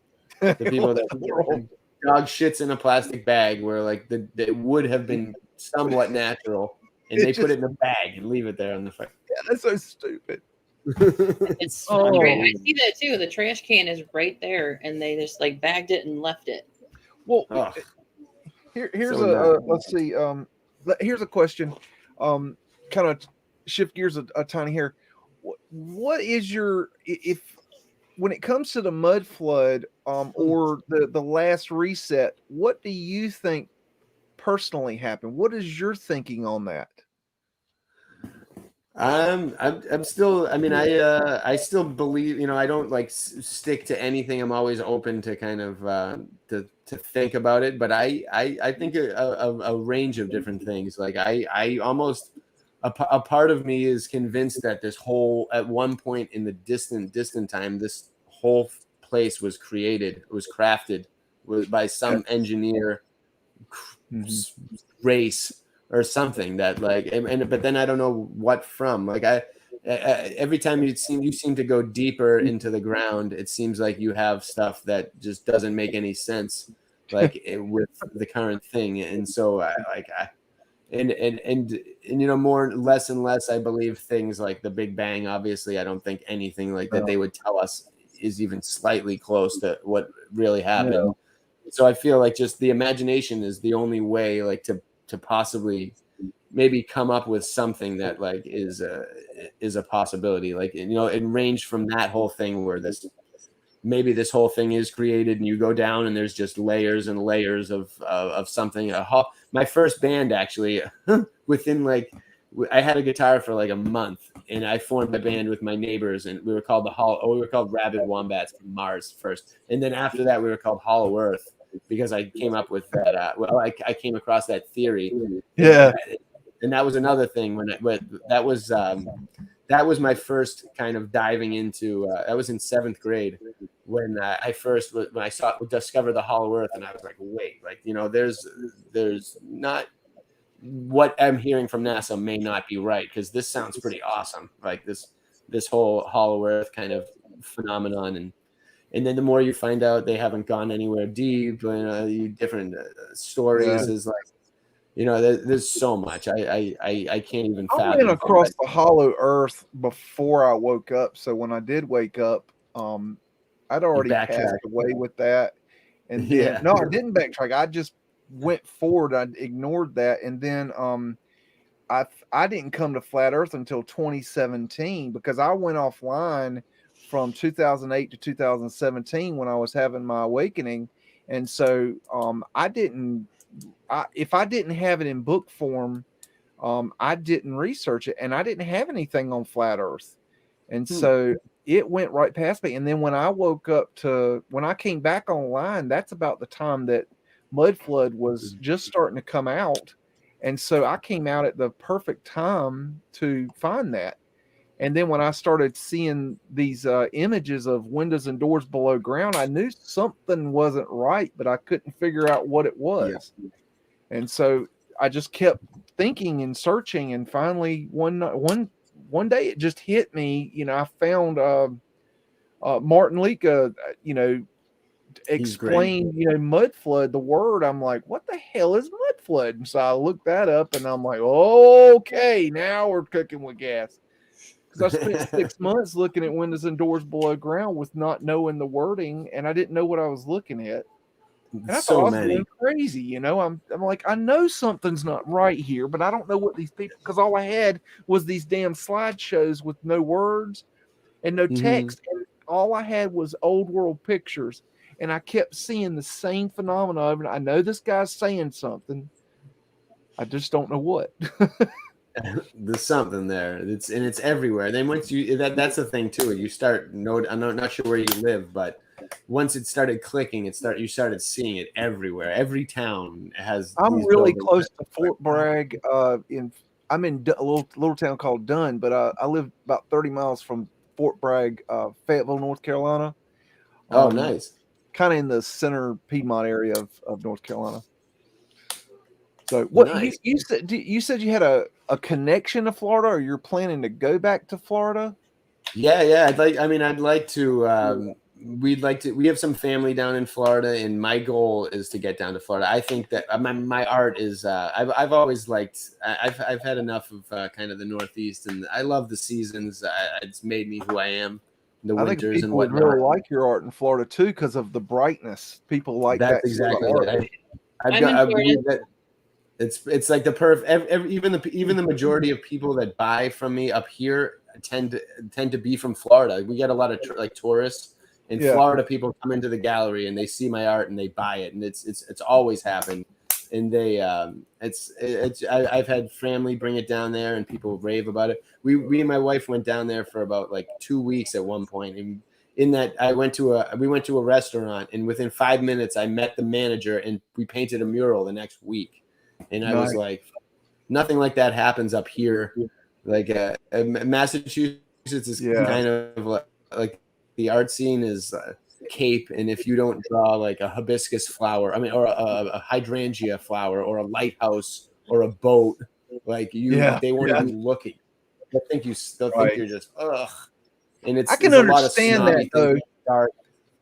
They want to keep that Boston thing, you know. They have that Boston. It's boring. It's dark. It's boring. It's depressing. It stinks. I was actually surprised when you said you weren't from Florida. That surprised me because I thought you have to be from Florida. The way your art like comes off, it seems like you're from Florida, or have, A I bright don't know. place. So Some you bright should, place. I love the warmth in the Caribbean, and I can't get enough of I just love. I need to be in a what part tropical do you place. I want to love go being to? hot. Do you The have what? figured out where you want to go? Like what part of Florida? Probably we're thinking like the west coast of Florida, where our family and stuff is. But That's not, where not JJ really is. sure. Yeah, we'll see. I was gonna say The what? Panhandle or down the side. Down the side, probably on the Gulf. But we're That's where keeping it she is. open. But, Tell him where you are, JJ. oh, you are? Yeah. Oh, really? Yep. What county are we in? Manatee County. They just what moved town? there. Oh, Palmetto. nice.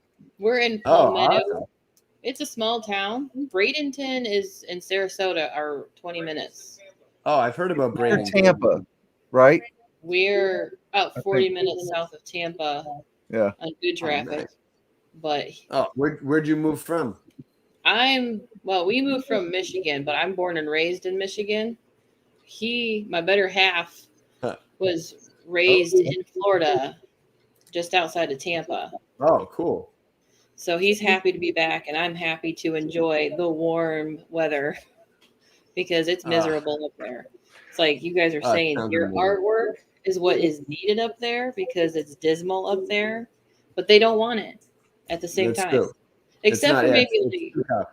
Royal It's- Oak, Michigan is this small little hub of artsy fartsy kind of environment, but it's so small. But it's like 10 minutes north of Detroit. It's again the whole state of Michigan, and you got this little dot that's a nice city that is the only like artsy like stuff that you got behind you and everything you're doing. Where I would say you could thrive there, but it's so small and miserable still because 9 months out of the year it's cold. But just want to be warm. Florida Florida's- seems perfect. I'll share a little with you guys.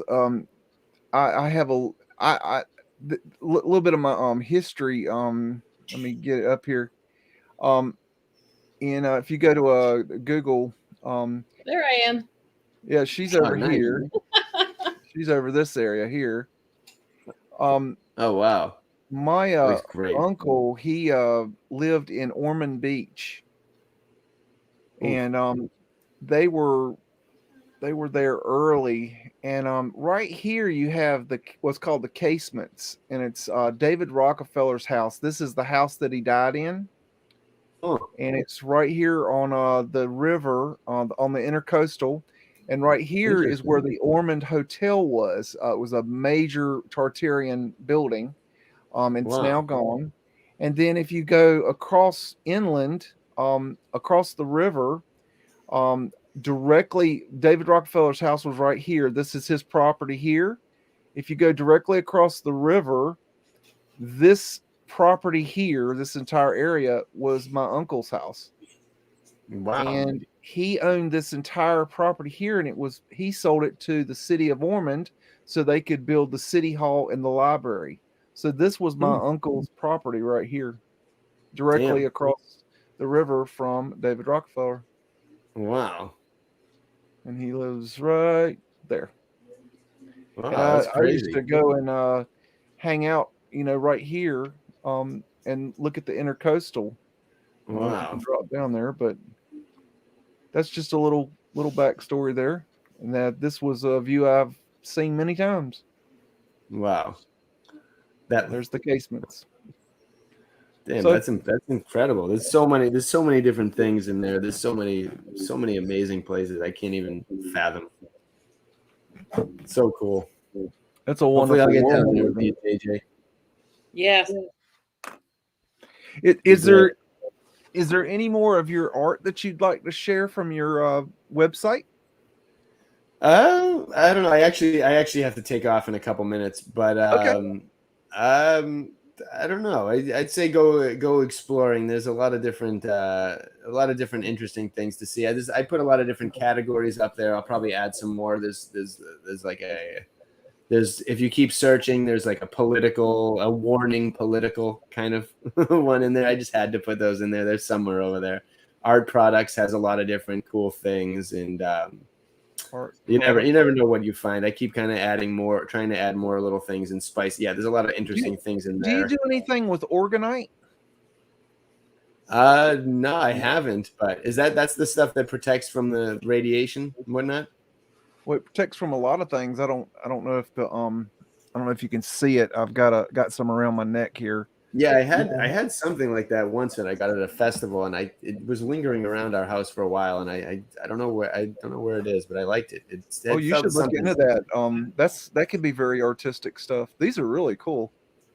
Yeah, these are the gems. God bless these things. I discovered that you could turn I have at the gallery I have hundreds of necklaces and gems in a buckets and different treasure boxes. There's I discovered that I could make 1 million of these if I wanted to, and they're all different and all unique and Dragon is cool. changing different sizes of our artwork. You can make each artwork. I can make thousands of these. Really, and they're all different. So it's pretty cool. They're a good little thing. My wife came up and discovered that idea. Neato. This is commissions, I guess. Yeah, actually, those were some art covers. Yeah, those art cover above. There were a couple art covers for this rapper in Denmark or something, or Netherlands. There's a lot of these versions. That was my old album. It's all over the place. The page itself, but it's flipping around. What else would be cool to look at here? Spinning research and find. Spinning mandala magic. It might. Yeah, those are. Do I go down? Does that have? Sometimes I show. Oh, never mind. Sometimes I show the spinning ones in the bottom. I don't know why I didn't with that one, but okay, so they are on here. Yeah. Some of those will spin if down. That one might show. That just shows a video of a bunch of them. Yeah, that shows kind of the power of the app. But it's taken from an old school iPad, so it's a little choppy. It wasn't right. Now I discovered how to use Adobe to make these things spin and actually come out in high quality animations. They looked great on the app, but when you transfer the iPad, yeah, just like that. That's great. So I went down a rabbit hole when the app came out of going. I sketched out hundreds of different patterns to see which ones. I can see the band Tool using your stuff. Different thing. And this is one of the coolest, to wrap your head around how something spins and the potential to utilize that spin is it's awesome. Really great stuff. Ooh.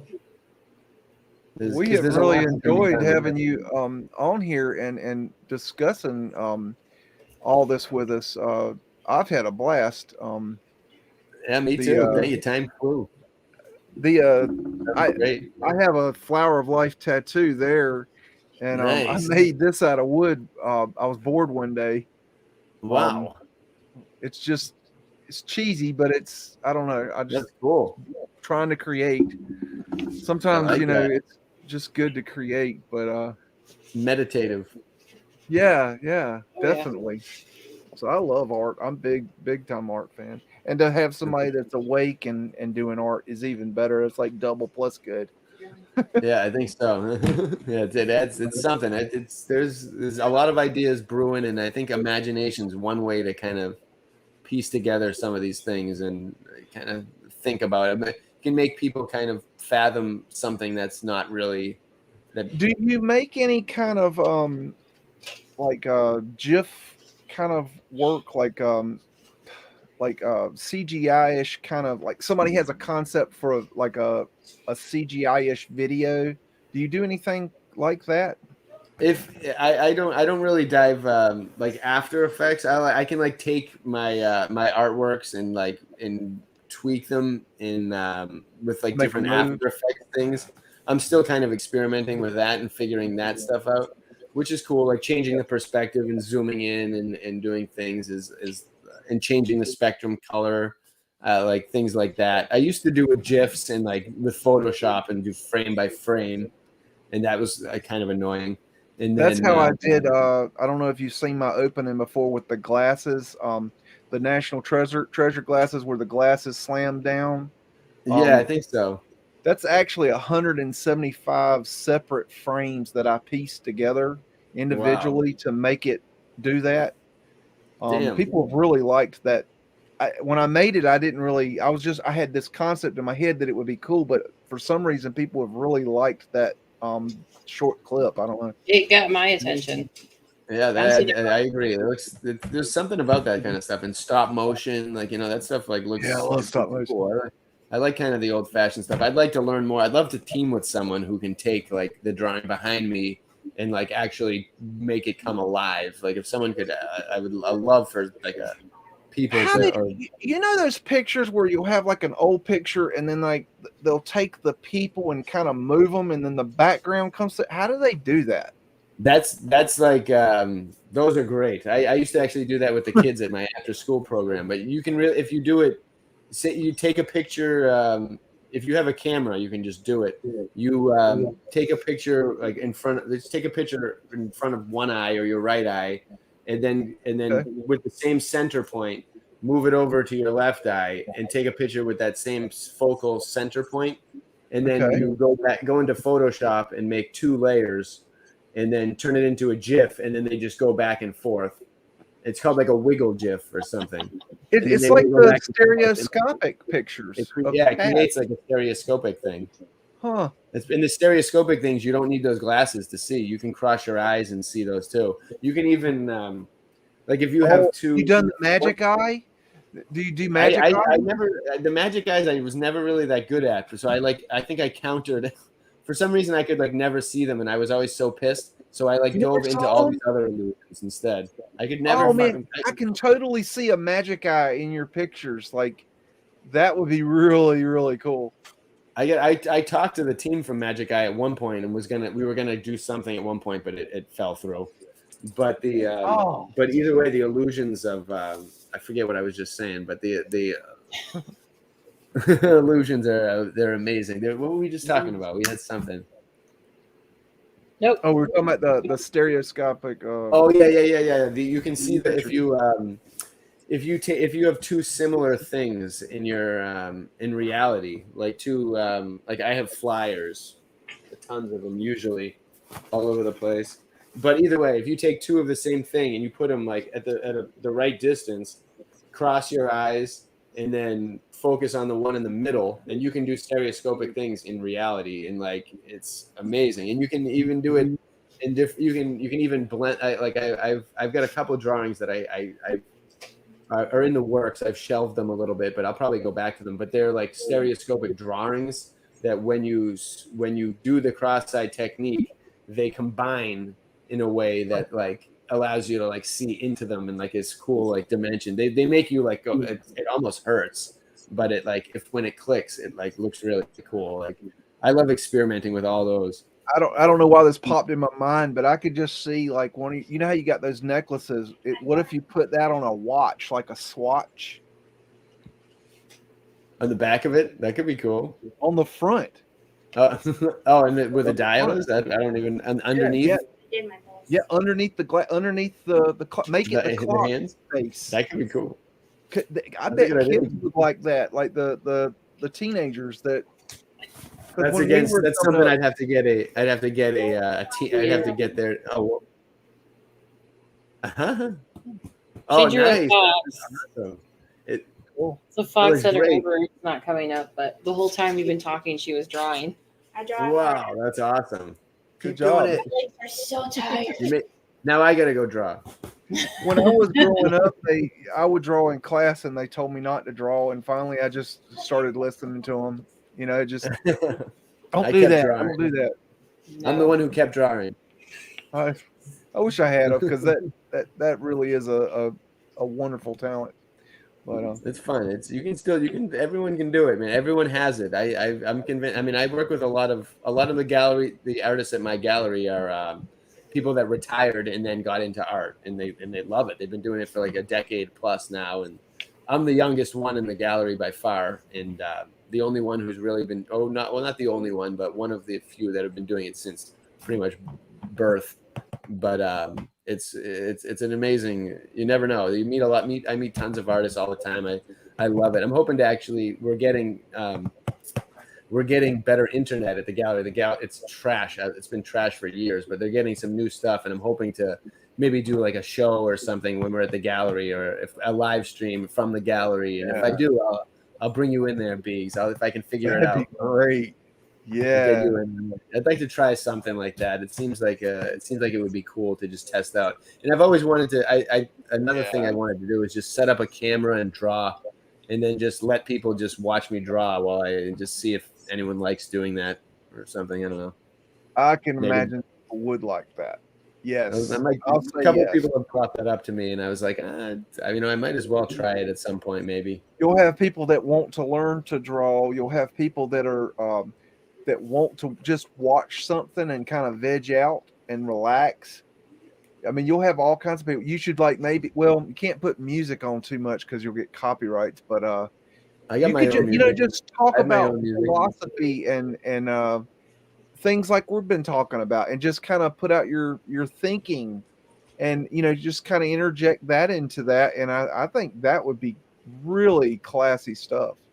All right. I mean, I might have to try that. I did it once for a town, for Foxborough's their cable access television. They filmed me for 3 hours, like doing this drawing and talking about it. And I actually included Tartaria because I knew it was like going to be seen by like no one, but I knew like some random people would see it. So I included stuff like Tartaria and like other dimensional stuff that I knew was going to just be. It wasn't. Yeah, you were doing something. I'm like, I'm not gonna make it boring. I'm gonna make it interesting. I mean, and they loved it. It was like a senior group, and they loved it. You're like you really blew their minds then. Have you ever done any live chats like this? The what? Have you ever done any live chats like this? Have you done any live chats like this before? Breaking up. Can you hear me now? I did one with some guy once that was pretty fun. I forget. It was like a year ago or a year and a half ago. He was some guy that asked me to do something like this, and I did it, and that's pretty much it. So this is the first one like this. Yeah, because I haven't seen one with you on it. So, I would have asked you sooner. There's so much going on in this community. I think a lot of times we let people fall through the cracks. Like I'm going to be on Otto's show this Friday at 8 a.m. Eastern Standard Time. Autodidactic show with him. Oh, hell yeah! So that's coming up. That's great.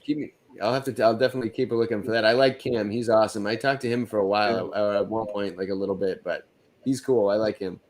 Well, do you want me to get him in touch with you? If you want, you never know. Yeah, I mean, I'll do. This was a lot of fun, so I will definitely be looking to do it some more. And I gotta pick up some. I gotta gain some steam here, and it's in order to get to Florida. So I'll do whatever I'll tell it you takes. what. I'll mention to Cam that you might be interested in doing a chat with him, and I'm sure he'll have you on. Nice. Yeah, that would be great. Yeah, he's commented a few times on some of my things, so I would love to. He's great. You never know what would happen. I'll definitely tell him. Maybe I'll text him later. He got me set up this week on a way that me and him can text back and forth. It's a free texting service, and so that's how he talks from behind the scenes. Wow, that's great. So I will definitely let him know, and try to give you some boost. And just so you know, thank you. Tonight this is kind of a special show. So tonight we're using all copyright free video and audio. So if you want to take this video and post it on your channel, you're more than welcome to do that. It's copyright free, and you won't have any problem with that. Nice. Yeah, sure. Explain to me how to do that in an email, and I'll do that. Why not? No problem. I'll probably have to download it and then we transfer it to me. Or I tell you what, I can teach you how to download it. And from your video. Yeah, from my video, and we'll talk about it. And I'll teach you how to. I'll figure out the easiest way to do it. But yeah, we'll get all there. right. Amazing. Hey, it's good. This is a great way to meet you both officially. So let's start. Hopefully, it's the start of something great. Let's keep it going. Well, you're more than welcome back anytime. I have really enjoyed this, and I'm trying to bring the community back together, because I'm sure we're having a lot of division right now. Yeah, it's and weird. So it's going to start by people having actual conversations. Yeah, you're right. Yeah, real people, and making sure that people are real and whatnot. And Yep. I agree. Yeah, it's this the weird negative that's another thing that's so weird, is because the community's been so free of it for so long, and now there's certain players that are like. I've noticed it coming for the last year, and it's been bubbling under behind the scenes. And it has just been rising and rising and rising. And here's the problem. We have problems in our community. There's no doubt. And the problem is that nobody's talking about them. They're just pushing it away, and we're not getting anywhere. And people are disagreeing and not having the conversation about it. And now people are getting mad. Yeah, I think that's not how you deal with it. Yeah. So and then you plus have what probably you had to deal with, which was the bullshit, Yeah, it's just unnecessary. That nothing I hate more than unnecessary BS. I don't think anybody could watch this live chat tonight and enjoy you having a conversation with us and see that you're an asshole. There's no way they could possibly do that. I think you've proven your point tonight. So excellent. That wasn't even my point, but I'll take it. You proved it anyways. Multiple points. Little side point. That's great. I appreciate it. And yeah, this talking is the way to do it. And I mean, there's no way to really fake being genuine, and it's just the vibe, something, just the energy of different in the intention. People, a lot of people, you can see through their intention like right away. And if someone's got a bad intention, it's like a pollutant or a blaring. Do you have do you take donations or Patreon or do you have any form of way? I have a PayPal that's on my usually on my links. I think, I don't know, it probably doesn't even work, to be honest. I think I've gotten like a few little donations. I have a couple people that said that like have bought some art for me, and that's my main thing. I'm not really asking for donations. I pay me, buy art, and it'll, and you'll get something back. So that's what I really encourage, instead of just giving me money so I can buy a nice motorcycle with a bunch of lights on it. So then art. I will And tell everybody watching this video to go and check out Art of Dino's art and buy you a little something and support his work and his research. And that's how you can help him. And I hook everyone up. I sometimes take, like, if I don't have a print in stock, I have to then go to Boston to get it. So that can sometimes take me like a week or two extra. But if someone orders one print, I include 3. If someone orders a big print, I include like a bunch of little goodies, and I always include free. I'm like a big guy on giving free things out to people, cool. And so I price everything so I can give you free things, and hopefully you'll come back. That's wonderful. And if anyone has any commissions, let me know. I'll draw anything. And my new commission, if I can nail it, we'll celebrate when it's done, because it's going to be a good one. That's Trust awesome. me. That's all. I have one. I think I've figured out how to do it, but I don't know if you've heard. I've got a joke about Fred the horse that built America. And basic the idea is that they say that they built everything in the 1850s to early 1900s with this horse and cart, and they brought everything in. And the joke is that Fred, this horse, is the one that brought all this stuff in. It's a joke, right? But people think it's hilarious, which I think it is too. But they've been asking for a T-shirt, and so I've not found an image that will work. But what I want is a big Tartarian, what I call wedding cake building, in the background. I think we got the same vision. Taken from the ground, looking up, and then as you're looking up, you got Fred the horse with a cart loaded with bricks, and so you're looking from the ground up through Fred with the horse and cart, and then behind him you got the Tartarian building. That's what I'm trying to find, but I can't find it, so I think I'm gonna have to make it myself. I'm kind of thinking maybe doing that tracing thing and trace the building, and then or take a picture of the building and then find a horse and cart, and then I don't know how to do it, but that's what my image in my head I'm seeing. But one of the thing that popped into my head was like a horse, like with basically like just I don't know if he'd be giant, like the perspective could go a couple different ways, but a horse basically carrying a cart with like a Tartarian wedding cake like building in the cart. yeah. I thought about that one time, but I couldn't figure out how to get that building to look right on the cart. A struggling horse. That would be cool. Delivery cart perspective a little. I'll give it some thought. Tartarian delivery service by Fred. By one horse. That's crazy. The biggest horse ever. That is awesome. I like it. Well, I'll tell you what, we'll go ahead and take a break and let you get going, and we will bid you a fond farewell and thank you for your time. I'm sure that this is taking out of your time for doing your art and spending with your family, but we really appreciate it. So it's fun. I appreciate it too, you guys. Thank you so much. This has been great. This is the start of something new and excellent. So thank you, BEAGS and JJ. Wonderful. You're quite welcome. You all are great. Keep it up. I'm going to be listening and checking in a lot more. So everybody go sub his channel and go watch a video and leave a like or a dislike. Guess what? The algorithm don't care if it's a like or a dislike. It gives you it helps your channel either way. So up or downs, try to like it. Yeah, we'll prefer those, but I don't fucking care. Who cares? All right, you guys are great. Thank you so much. I appreciate it. I really appreciate it. Have a great night, everybody. Thanks. You too. We'll see you later. Thanks, bye, Dino. What is it? Is it treasure map?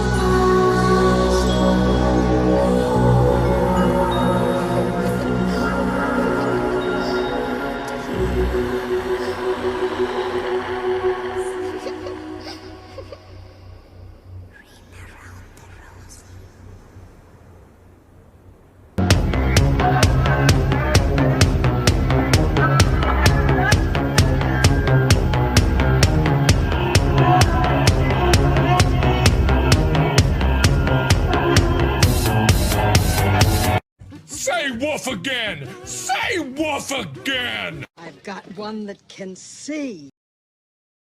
Okie dokie. We is back. How's everybody doing? How you doing, JJ? Good. Whew, okay, that was a hoot. I like that. That was good. That was stuff. good. It's like listening to another intelligent, friendly mind is good. It's like I like his videos that he does. And I usually have played videos and do stuff in the background, but I can't because he puts his artwork, like he scans his artwork while he's talking, and it's refreshing. Because what he talks about sometimes in summary is much like what we discuss here, or look into and research. It was good energy. That was a good energy video. Yeah. That's about damn time we had some good energy around here. It had so much bullshit going on lately. It was good to rebalance. Yes. Wonderful. Let's see. Let's just play this for funny. Oh, please no. Don't let mudflooders be flat earthers as well. Please. I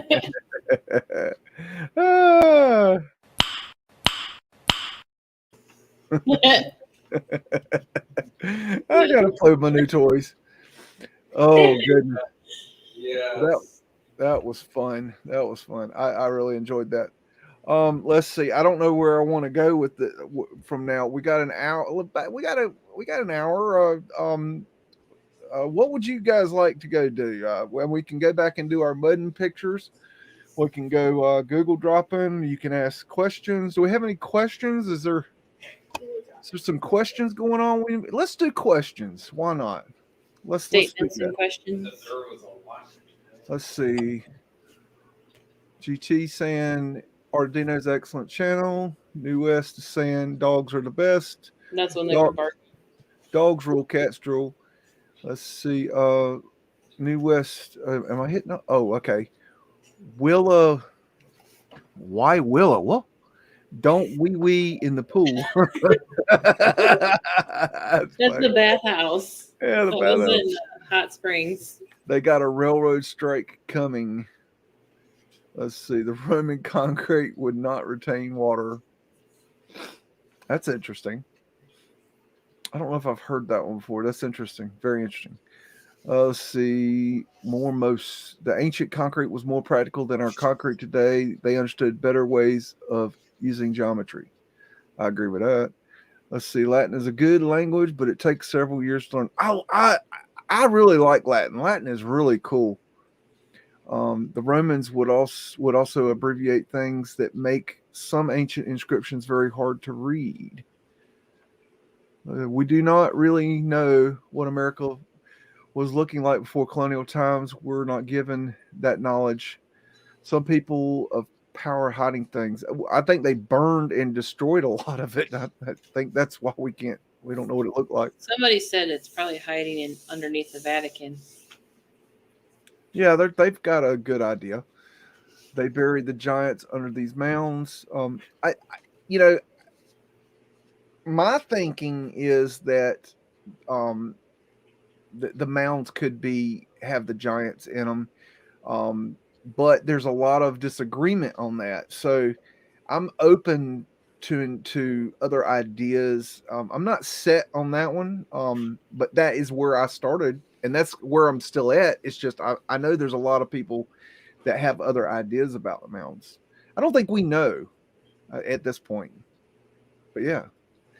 You have the mounds the ancients would build.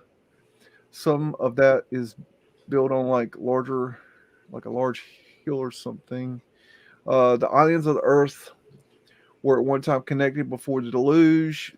What was going on in Egypt was going on in America. Yeah, there was a lot more connections in the old world. A lot more. I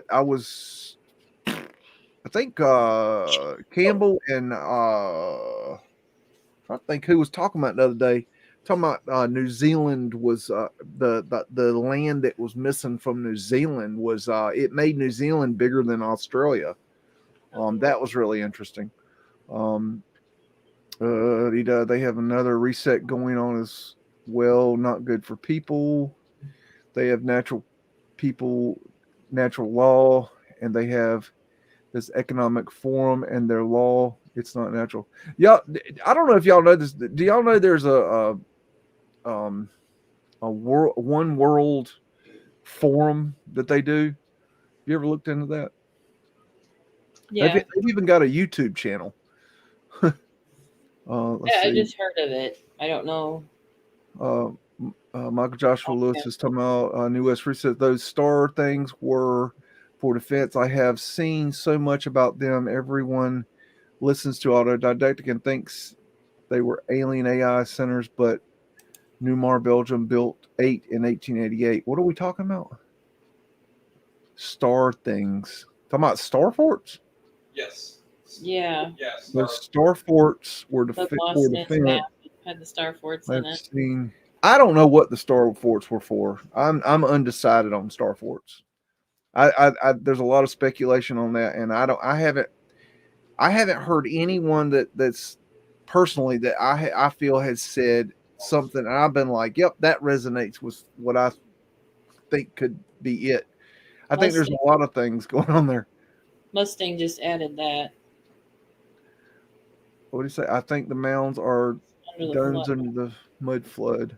Like a pocket of survival? Maybe. I mean, it's a possibility. I don't know. It's hard to tell because we have images of where they were digging them out. We have archaeological digs, so they get kind of. I don't know if they're skewing the issue or what. It's an idea, yeah. My point is that I'm not personally decided on what I think yet. Oh Canada, the Star Fort, strong and free. BEAGS, that's me. The Star Fort that Martin Leake found on picture, he is real. You find on Google Earth if it's real. Wait, what? I did not understand. I didn't. BEAGS. Wait, something with the Star Fort. We were looking at Leake found on picture. I don't. I think Drew is still on. It could have been just a little. It's real. You find on Google Earth if it's real. I'm lost on that one. I don't even know what Star Fort Martin was looking at. So I don't know. I can't answer that. I dumbass. I'm gonna plead I dumbass. Any old town will have all kinds of type of facade. Yep. Left out now. No meat shop looks like a cardboard. Oh, that is a weird picture. I'll give you that. The meat shop thing. I don't know. Come to think of it, those places are all getting demolished. Often wondered if Yahweh turned Ishtar's children to stone there.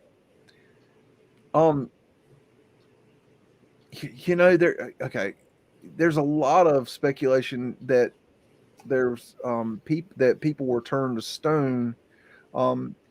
It's possible. My problem with that theory is that I've never seen any of the proof. Just the speculation, and I like to speculate. I love speculation just as much as the next fella, but I when it comes to that, I want to see. Okay, now we've speculated. I want to see some proof. It's like we've speculated about Sam Squinches, and I don't believe in them still because I haven't seen any proof. So I don't know. That's I put the people as stone in the Sam Squinch category for now. Maybe it's true, maybe it's not, but until I see the proof, I'm going to leave it in the Sam Squinch category. Iron Maiden piano classic tribute is still dope. I don't know if I've heard that. I've never been an Iron Maiden fan. I'm just going to admit that. I like the artwork though. Damn the Machines, cool. Yeah, I'm going to have to check that out. Damn the Machines. Obelisk might be benchmarks. Only thing sticking up out of the mud. Drew got back. Well, you know that in the Washington Monument, you know how big that sucker is. Well, there's a 13-foot mini version that's buried on the property under a manhole cover, and it's below the ground. So, we know that there's something down there. I think this is what Drew was trying to address with the Star Fort. Okay, I haven't seen it. He shared like a human. You know what part? Picture of Star. Oh, you talking about the Pecker Star Fort? Is that what you're saying? I think that's what you're. Oh yeah, I did see that. Okay, now what's the question? Okay, Mark, what was the question? Is No, it a he was pecker trying to starfort? share the comment before was trying to share with you that Martin had a star fort something because we were talking about star forts. Oh yeah, he's got a wiener fort. Yeah, he got a wiener fort. Yeah, I saw it. Madison, India has ancient tunnels that lead all over America. I think there's a lot of tunnels that lead all over America. I think that's definitely something somebody needs to get a shovel out. 1842, the New Madrid. Matter of fact, I met a guy in 2010, 9, 10, and he was a tractor trailer driver, and we got to talking, and he was awake, and he was explaining that he was one of the drivers that would drive in the underground tunnels, and he showed me his identification badge for going in the underground tunnels under America.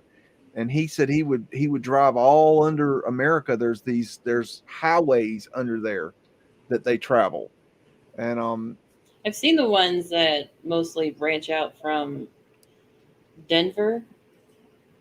yeah. Oh, Yep. the older ones that have probably been there, they're either using the same tunnel and expanded and reinforced them, or if there's like the ancient ones. I think they're making new ones. Is kind of the way he I think they call them duns. dumbs. Deep underground military bases is the term for the bases, but I don't know what they call the underground highway. I don't remember if the guy told me. And I remember I said, we were talking about 9 Uno, and I was like, ask him if he could remember how to fold the $20 bill to show the towers collapsing, and he did it like from memory. So I mean, he was awake. Was it 1842 New Madrid flood closed off some things, but it's wild what I discovered. Okay. And what did you discover? I'm waiting. Oh, that was the end of the comment. Oh, okay. Sorry, I thought there was There's a couple comments. It goes addendum back to that. This is from 3 hours ago. So. Oh, well, I'm just catching up. I've been talking to somebody else, obviously. I know. Michael Josh Lewis, why has what Vass CV O de Gammas, what the grade in Fort Kochi, Indiana, have 688 on it if they didn't add 1,000 years? What in the man? You're talking above my pay grade, Michael Joshua Lewis. You know I'm not that pay grade. I don't know what you're talking. Man, go get Pravian. What's that dude? Pravian, that dude that does India research. That's the dude you need to talk to. You know I don't know that answer to that question. That's good. See, smart ass. This was in the first hour. So. Researching is not predicting. Oh, research. No, researching is not predicting, but when you predict, it's predicting. Talking about archaics, and the archaic absolutely does predict. The last hour of the show is the train wreck special. Let's see. Correlation is not causation. What are we philosophizing about here? I'm missing something. The letter J is only 500 years old. Absolutely 100%. You get a gold star for today, Patrick Lewis. Yes, you do. GT 1902 Mustang. No one has predicted the rapture. That is where the predict frauds seem to dwell. Yep. What about the graves without the J or the I? I don't know. Oh my god! My good question. Report was more into the chat. Okay. When this was going on, I was keeping an eye on that, as I should. Thank you. Basically, what they were saying is in India, there's, I don't know where, whatever. They said in India there are bricks that have the letters J688, and then there's other bricks that would have I688. And then there was other bricks that I believe had 1,688. So they're like, well, where did the one come? All of a sudden, there's 1,688 is the year. But like it was built, made in 1688 instead of J688. That's kind of what they were going with. That's why it says, well, there's no correlation. I don't know where Lewis they were just added that. Go with that. I can't even speculate about that without knowing what you're like more. Or that's not my field. So if I said anything, it would be I wouldn't be. It'd be I wouldn't even know what to say about that because I mean, heck, it could just be part of the simulation. I mean, it could be I have heard about, but the simulation was changed and it got changed and I don't know. I mean, I don't know. It's a lot of stuff that I have heard about, didn't look deeply into, but I've heard about. I don't study India. It's too. Not just I just don't study it. I don't study China. Are more evident than others, but I think it has we all to do study with that. stuff that's interesting to us, and those two areas are just not interesting to me. I have studied them, but I've not. I've for my Mudflood research, I don't study them. I can't study everything. You know what I mean? It's just too much. It's funny to ask the questions to even figure out what you do or don't know, because I know we've had conversations off screen where I'm like, a lot of stuff, but it's still almost like, even for what I've looked into, hit and miss with, do I know that? I've looked at it, but did I look into it? How much? That's why I was just starring things that were interesting or sounded like a question. Oh, it's interesting. Yeah, definitely. I don't know what you don't know or do know, as you've actually said that before. I forget people don't know what I know. It like if you want to talk about pavement, like I am your man. If you want to talk about viaducts, I am your man. If you want to talk about architecture in the United States, I am your man.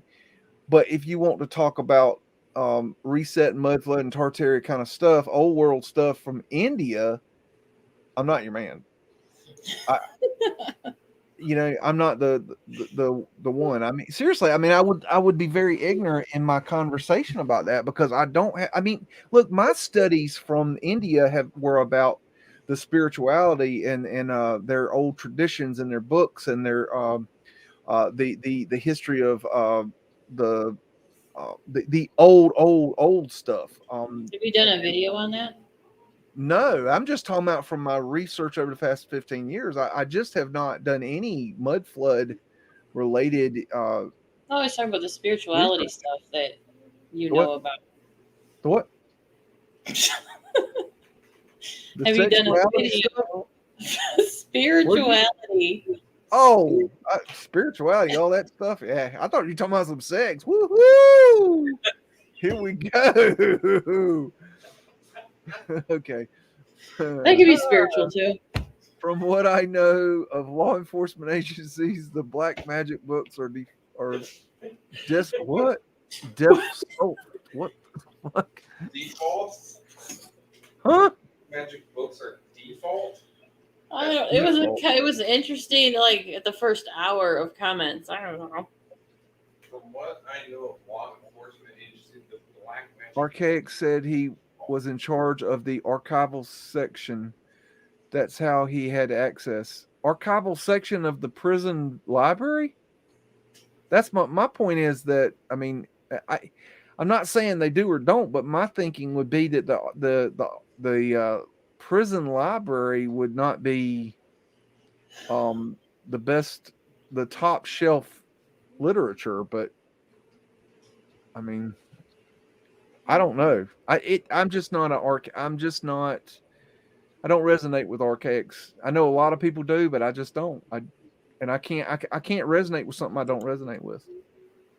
I can't make myself resonate. What is this?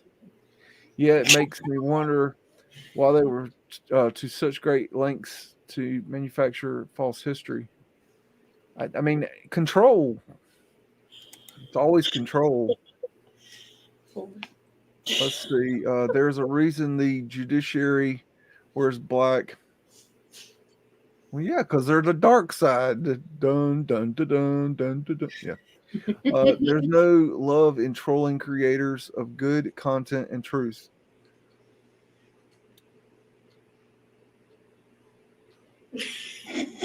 I think you need some coffee or something.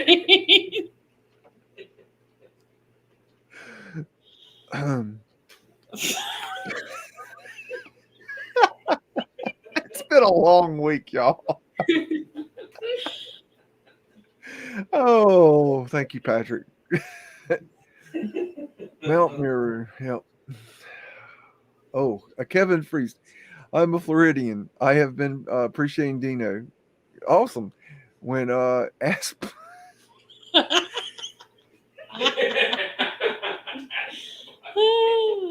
That's that butt flood I was talking about.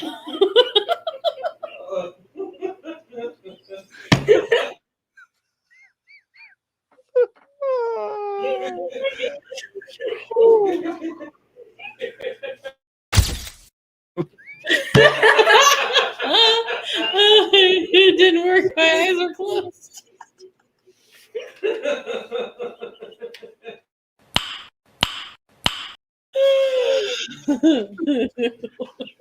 You're so dumb. You are really dumb. For real.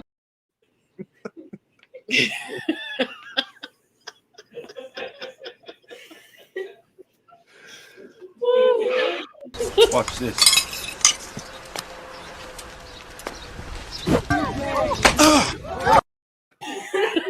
The first rule of Flat Club is you don't talk about Flat Club. I talk and I can see it in their faces. People think I'm a lunatic. Eat me.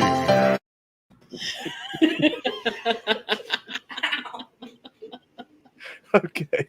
All right. Back to serious business, people. Okay. I'm a Floridian.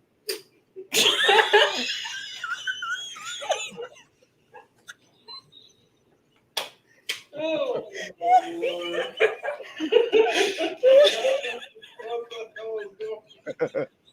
Okay.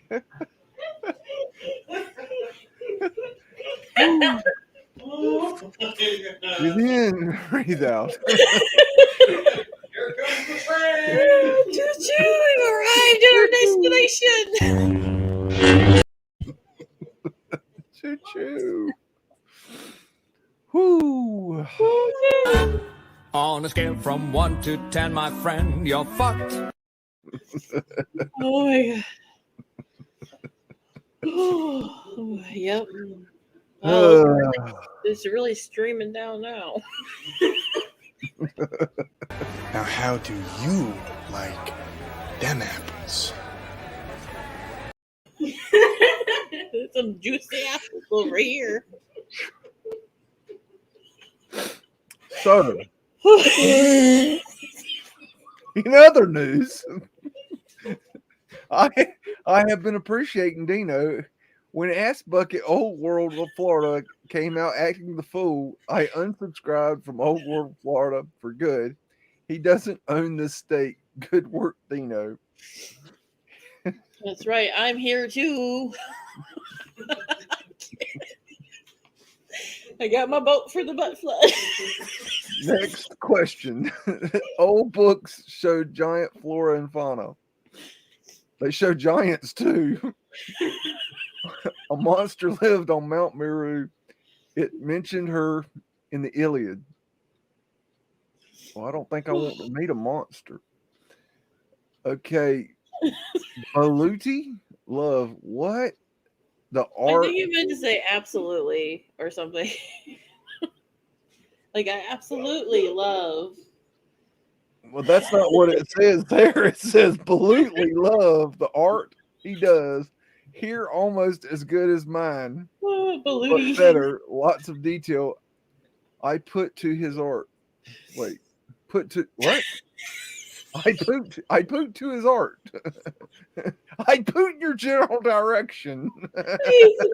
It's that butt flood. It's coming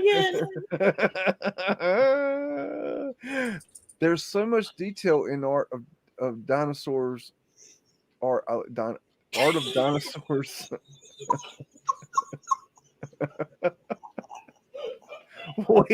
we have gone off grid.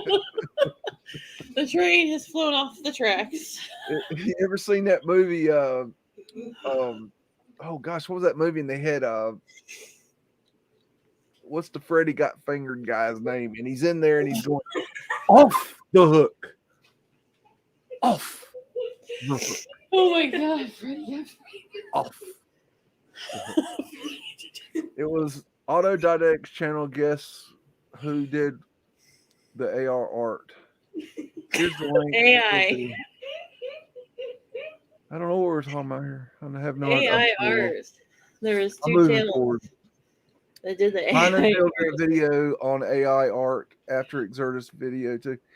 That's cool. I don't remember. I think I remember seeing Exertus's video. I don't remember seeing Mine Unveil's video, but I think I've seen all Mine Unveil's videos, so maybe I'm just a dumbass. Ken Wheeler on his channel. Who the hell's Ken Wheeler? I talked about on one of his videos where he talked about the hologram, but the word in short comes from Greek called the holos, and I think has to do worth the magnetic mechanic. I can read it. Or are these people using auto speech spell? Auto correction.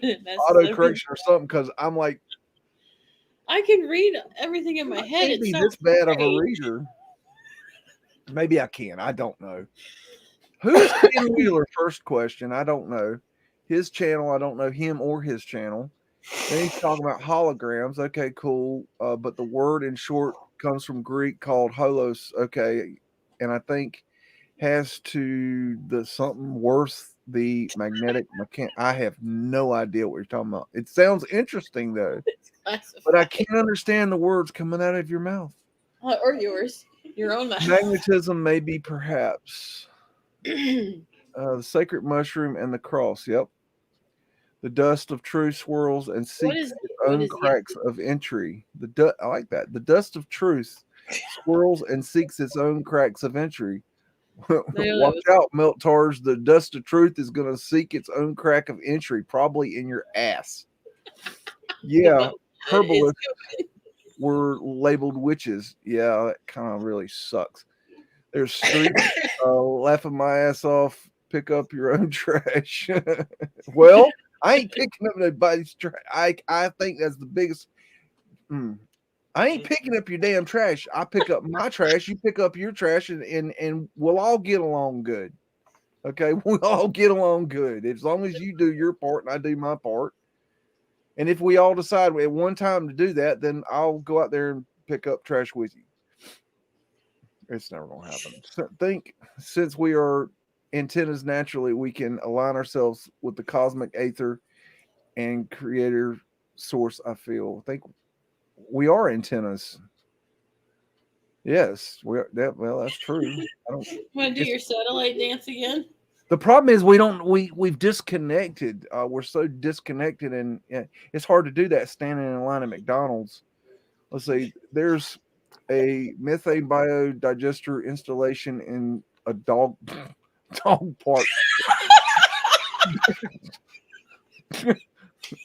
Patrons deposit their charges, extrusions, powers lights. Wow. Okay, I'll leave that at that. I played a larger part in history. Yeah, I can get on board with that. Vimanas, yep. What do you think of cocaine being found in ancient Egyptian tombs? I think they were getting high. That's what I think. Why else would it be there?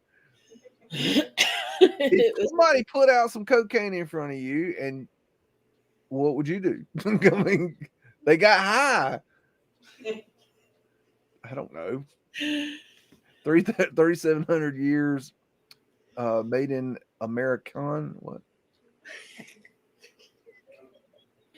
37. I guess he's saying that the cocaine. Why don't people talk one sentence?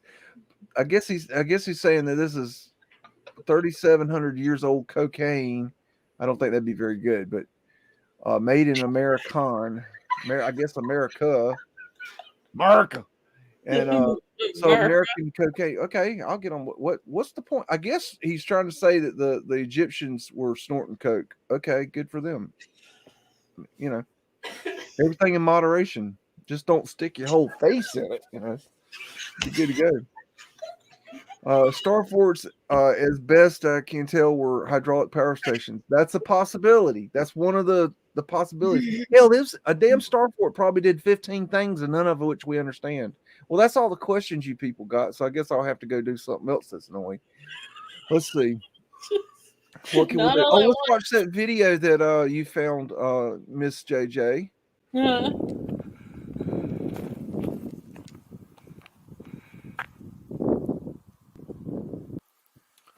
Got stone block wall making here.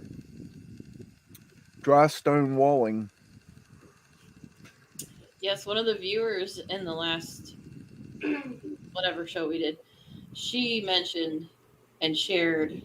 Well, she shared this, but she mentioned what it was called, and I went because I think that was like you were just going on and on about where's the mortar? Where's the mortar? Well, I do think that there was a mortar in that wall. I just think it was you couldn't. It's complicated. I think it was not on the outside edge. Also think maybe the sandstorms ripped out the mortar in the front as well. Yes, weathering erosion type of beating away at the softer material stuff. But I'm gonna try. I'm trying to look more into stone construction because notice the tools. Some people overlook that you can shape those little doohickey things however you need to. Oh yeah, you can crack them. Yeah. Yeah, you just form them however to whatever size you really need. Some people can't understand why you would do that. Well, they don't want to understand. They don't want to use intelligence. They just want to believe a myth. They want to believe a cult following, and they just, that they would dig them up out of the ground. They like, where did you get the stones from? From the ground, dipshit. From the freaking rocks. From the mountains. I mean, there's a lot of places you can get stones. Why would you act like there's nowhere to get stones from?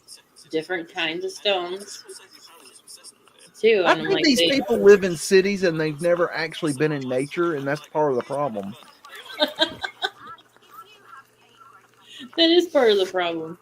I've literally lived in places where these things are lying everywhere. Like you trip over the damn things when you try to walk. Where are they at? Where do you get them from? You get them off the damn ground. I don't know what that is. What is that?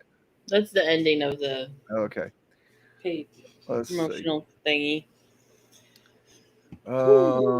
Let's see. Oh, let me check my Filesy folder, see if I had anything I wanted to share. Because I might have.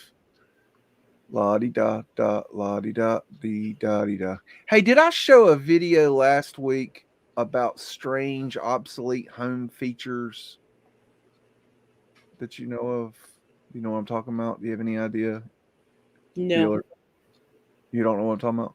No. I'll show you this video because I was going to show this last week. It's just a weird video of stuff.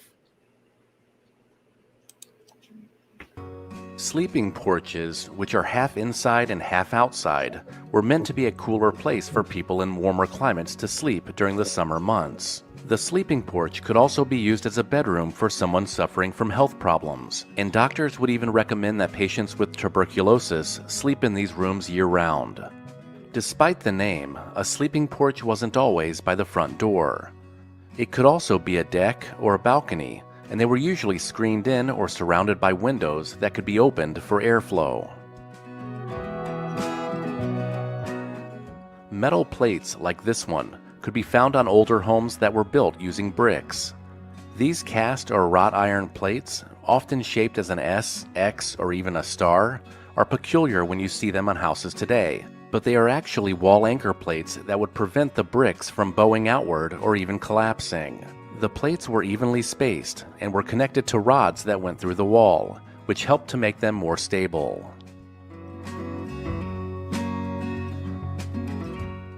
Some old houses still use oil to heat the house, but they're becoming increasingly rare. To heat your home using oil, it would require large storage tanks which held the fuel.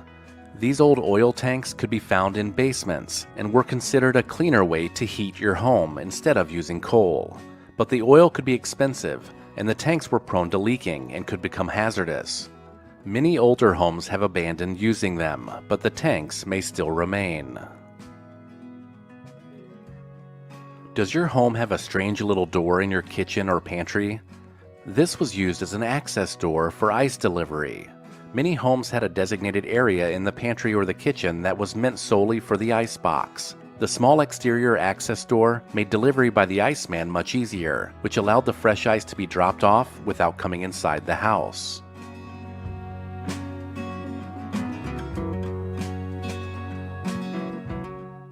Dutch doors were popular with 18th century Dutch settlers, and they are doors that are split horizontally in the middle.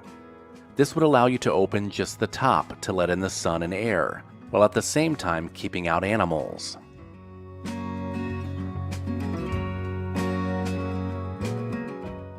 The large telephones of the past were often situated in a common area of the home, and in that spot you would find a niche designed specifically for the hefty telephone. Many homes today retain this architectural detail, however the space is more often used as a place to hang keys, store mail, or display knickknacks.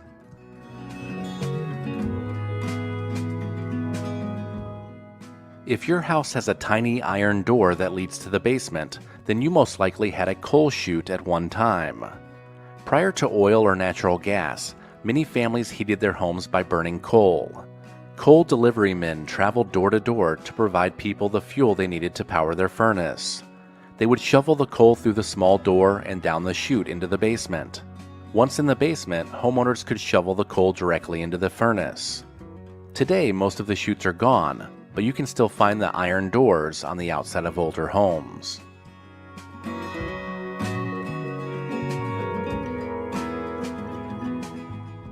Knob and tube wiring was an early standardized method of electrical wiring, which lasted from the 1880s until the 1930s. The system consisted of single insulated copper conductors, run within walls or ceiling cavities. Knob and tube wiring was replaced as the method for wiring homes because of the installation costs. As you can see, it was very intricate, and therefore time-consuming to have installed. Not to mention, new wiring cables were much safer. Push-button light switches emerged in the late 19th century, but eventually gave way to the toggle switch. The toggle light switches we use today weren't invented until 1917. So if your house has these old push buttons, your home is over a century old. Although these buttons may look functional, they were prone to sticking in one position, which wasn't very convenient.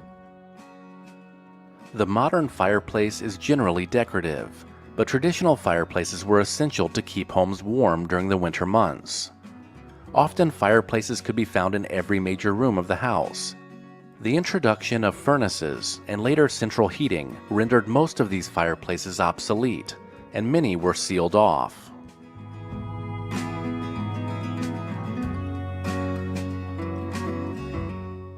A Hoosier cabinet was a freestanding kitchen cabinet that doubled as a workstation.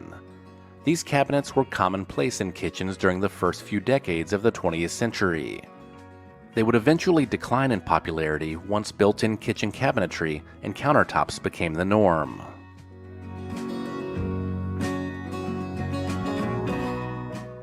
If you've ever walked up to someone's front door and seen a cast iron contraption on the ground by the threshold, then you've seen a boot scraper.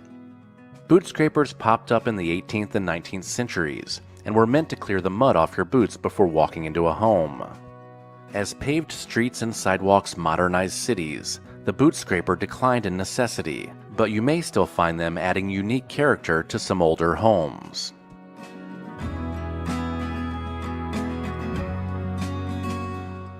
Invented in 1855, steam radiators were traditionally made of cast or wrought iron, and remained popular despite being less efficient than modern HVAC systems.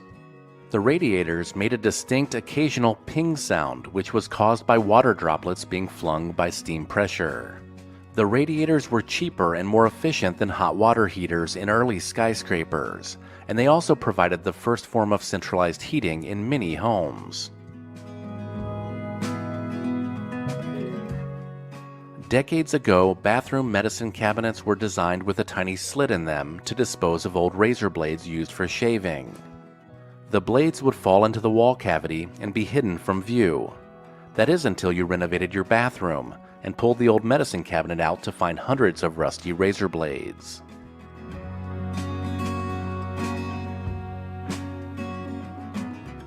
Home milk delivery was common practice during the first half of the 20th century.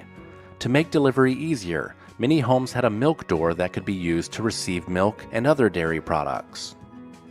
You could also put your empty glass bottles there so they could be picked up. The small door was situated on the exterior of the house and had a door that opened from the outside and another door that opened from the inside, so you could retrieve your milk from the insulated box.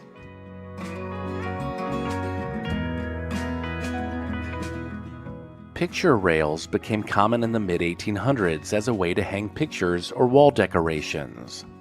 A movable hook was placed on the molding, and the picture hung down, which saved the wall surface from damage. By the 1940s, the picture rail was outdated, and patching walls became much easier for homeowners, so most of these disappeared from walls. In older historic homes, this is a detail that is often added back as a way to restore the original character of the home.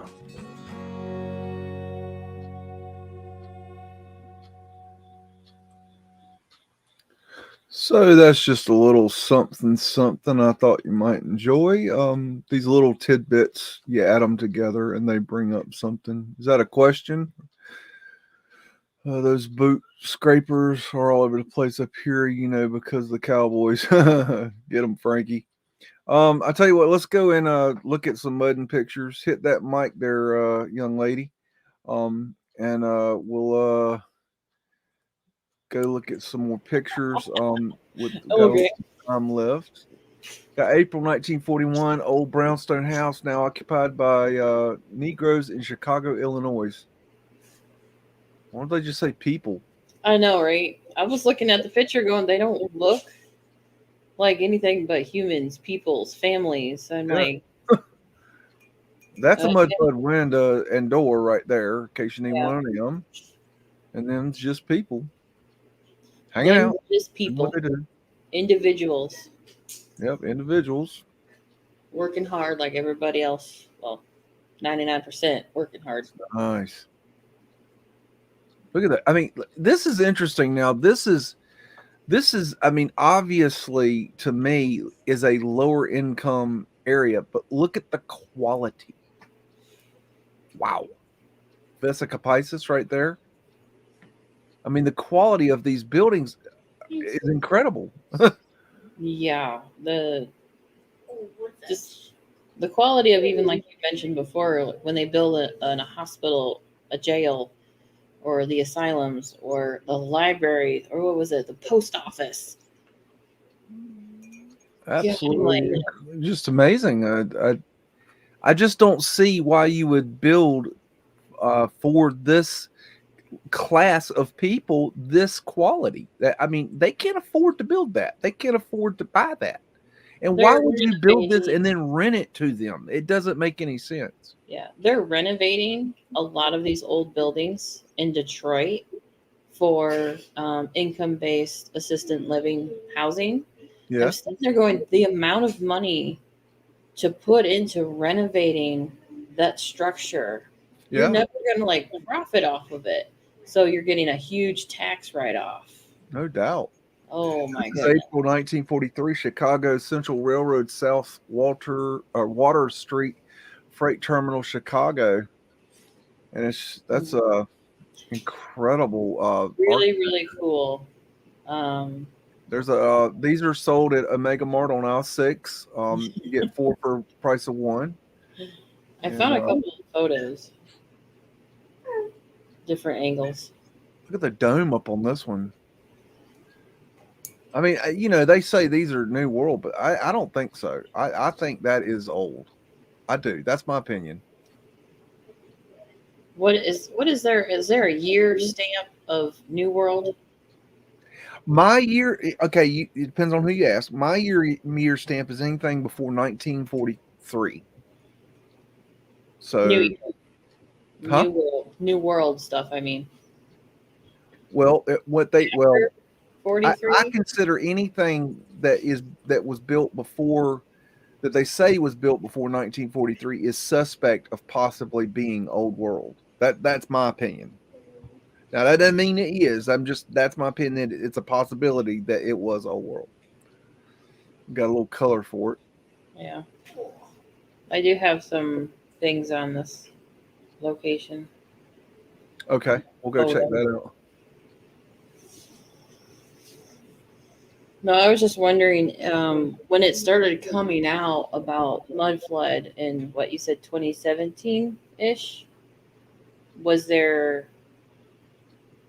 one little bit of concrete information to kind of look and date things? From whose perspective?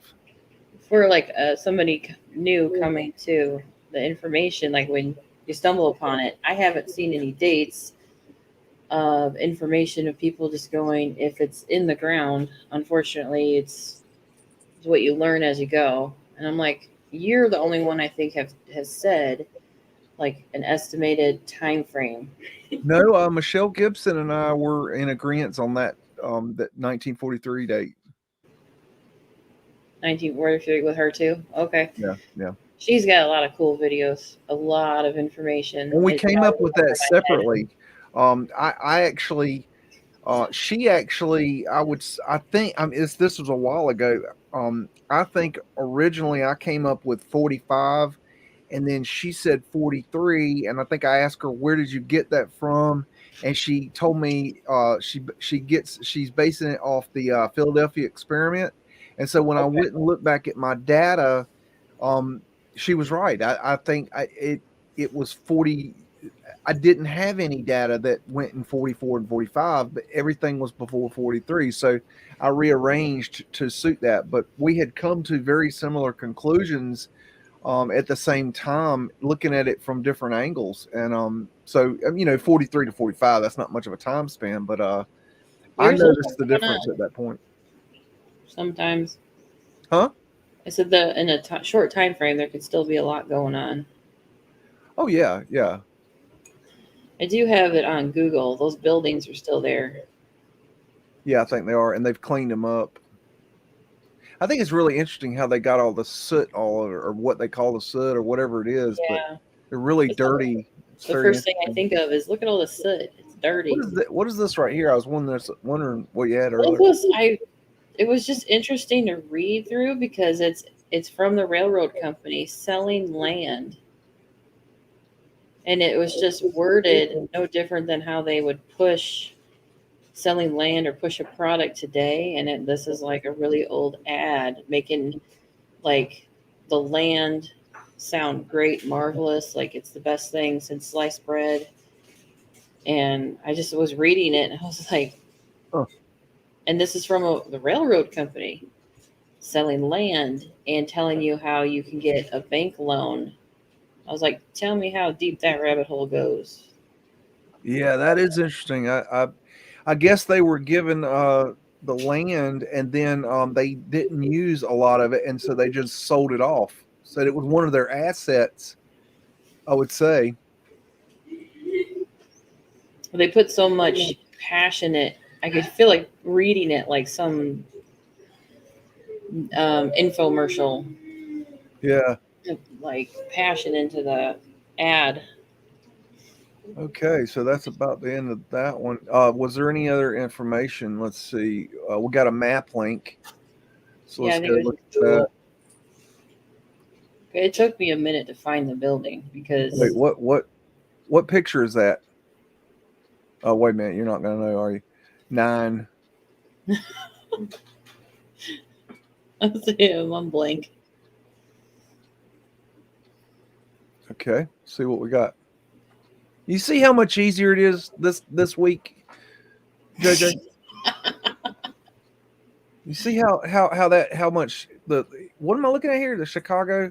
Drop down on that bridge where that red mark was, and then look up. Flat Earth asterisks. I thought you would like that too. Look up. Look up. Right there. Yep. Nice. And on the other side of the water too.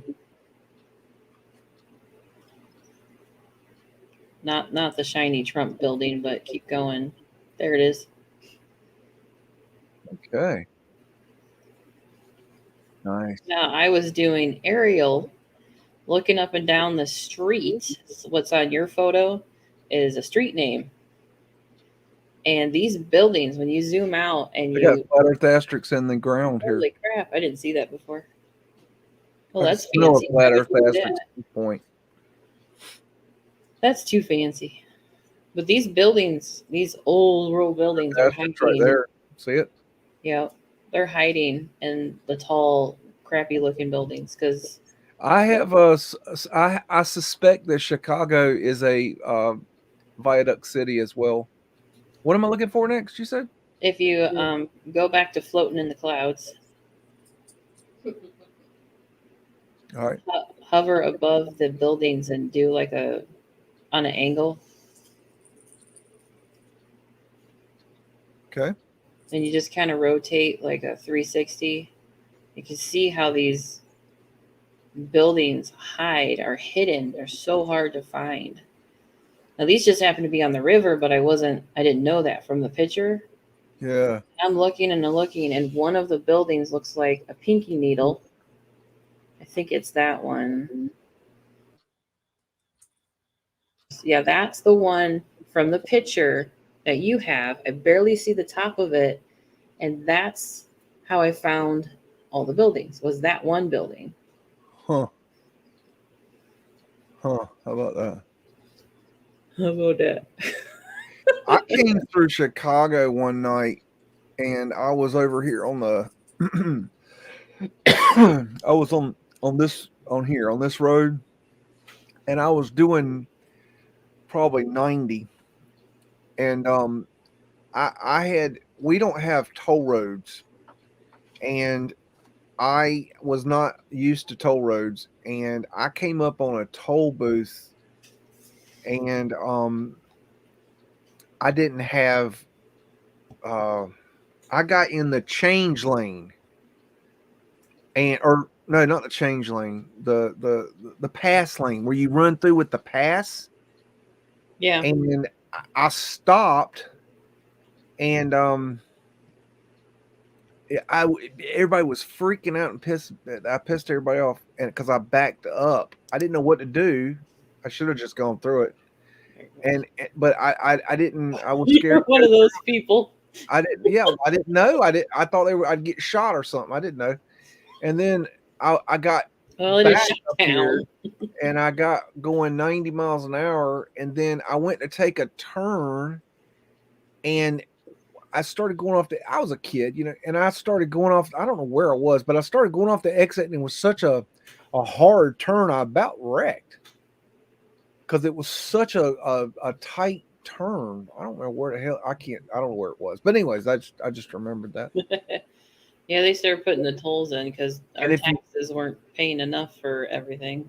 If you ever want to see a cool sight, flying into Chicago at night is one of the coolest landings you can ever have. From what angle? I guess from this angle. What? I don't know. Because you have a black void because of the lake. No, the way I saw it was you came in, it was a grid of lights. Oh, you couldn't even see the lake, like how black and empty it was? No, it was. Oh, how am I going to see the lake in the dark? I got night vision. Because the ground is lit up. You walked right into that one. I mean, I'm here. Check me out. You want me to be all serious, and then you say shit like that. Give me some. I need it right now. How do you see the Atlantic Levy City, Tower? New Walk Jersey, into circa it? 1905. Beach bathers and steel pier. I don't think she's doing well. That's just strange. I don't even know what's going on. Oh, no, I see. They're covering her in mud. I thought maybe she got caught in the undertow. She might be bearing the evidence. There Look you at go. these people. What a bunch of weird. Look at that hat. She looks like an upside down pot. It's crazy. And look at all the ether towers on the ether antennas on top of the buildings here. And look at this thing. Got your flat earth asterisks in there if you need that. That's just structural support. Oh, I know, but let me have my glory. You don't want it falling over. You know I'm going to call it if I see it. It does look like that. Everything looks like that. And I'm like, maybe it looks like that for a reason. Because structural support. Because that's what's holding everything together. Well, I actually know what it's called now, but I'm going to hold off and do a little more research on it so I can bring you a little something. There's our train wreck. Yeah, this one's for Frankie in New West Reset. He likes trains. So August 1933, Washington, D.C. Crescent Limited train wreck. I think you have 2 pictures of a train wreck. wreck. I think so. Yeah. That could be our new slogan. Like that picture could be like, here's the train wreck coming in. Pretty much. We're wrapping the show up. We're losing our minds. Choo choo. Why are y'all on top of the trains? Because there's mud. They don't like to get dirty with them heathens. This is wild. Yeah, he goes, yikes. I mean, somebody was drinking. That's all I know. Are you kidding me? It looked like it melted. Oh, you're right. That's it. That is. Oh, we got it worked out. They're melted right there, like marshmallow goo. It fervently heated and melted, and then he's mourning the loss of the Frankie's. It's a fervently heated train wreck. I just thought thought this was fun. Technocracy. I just thought that was really kind of weird. Yeah, I had to look it up, find some crap, because anything in a photo alone, anything you see is research. Meets each Monday evening basement of public library. The Mudflood basement, right? How about that? I thought that was funny. Crazy. Let's see what I think you found some stuff, didn't you? I did. Let's see. Okay, what do we got? This is a count. No. Yeah, I know it's a town. Well, no, it was a county. Your picture says, I think, county. So then I went to, and it's a small, it's in the middle of nowhere, I think. It was a county, Josephine County. Okay. So Grant Pass is the main city in the county. So I was like, okay, just county. It's like a free-for-all. I'll just pull whatever I could find. And it wasn't boring. So this road I found on Google Maps. Now I didn't do the side-by-side picture overlapping onto one picture. I just have this picture, I think, next to the Google Map picture. So you can see a before and after. Okay. Eventually. Okay, I didn't line it up right. That's the courthouse. Apparently. Mudflood Wanderers. This one? No, that's not it. I don't know what that is. This that's one? The county. And you can find Grant Pass. This one? And yes. So the main bridge to the left. Okay. Burger King? Left. Is it not left to you? Is your right my left? Oh, this bridge. I didn't see it. Okay, there. Well, there's a bridge. There's a. It looked like a bridge here, and I was looking at that. That's a tunnel. That's a bridge. That's a tunnel. That's a bridge. I think you went towards the tunnel because you were like viaduct. I'm sure. You're so dumb. You are really dumb. For real. Anywho. I looked up the word and thought it was interesting also, but yeah, there's a before and after in there. This would be the after, obviously. There's trees. The other picture, there wasn't very many trees, but yeah, I looked the word up. I honestly, it sounded familiar, but I didn't know. Riding on platforms is unlawful. $100 fine. What? This is under that, where they get laws that sound ridiculous or stupid, or why we need to put on a container that says don't eat Tide Pods. This is kind of under it, and then they expanded from it. You know, the technology crats of certain lawmaking. Yeah. Free internet. Look at that. Free internet. Yeah, I go from back then when there was no internet. This technocracy, I can't say it, has really expanded. Look at that. 100% volunteer labor force that works for the common good of all. Wow. Let's talk about, fascism for a minute. There's an agenda. I'm sure there's an agenda. There's always an agenda. That's something I've noticed throughout my awakening is a lot of people that when they're studying this stuff, they say, oh, no, it's communism. And then others will say, no, it's socialism. No, y'all. It's fascism. Fascism. It's very fashionable. Aaron Lee says Grant Pass is just down the way from where I live. Free food for all. It's always cool when we see stuff close to where we live or where we live. Free for all. There's a price. There's always a price. Nothing is free. What you got here? Biscuit fire. Tell me about the biscuit fire.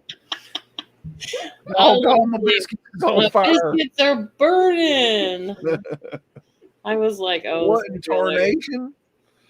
The biscuit fire was a massive wildfire in 2002. It burned a lot of trees, and they named it after the Biscuit Creek. That is how you summarize shit. Okay. But it was in the county because it was Josephine County, the description. I went with what I could find. And I said, oh, look, it's a fire.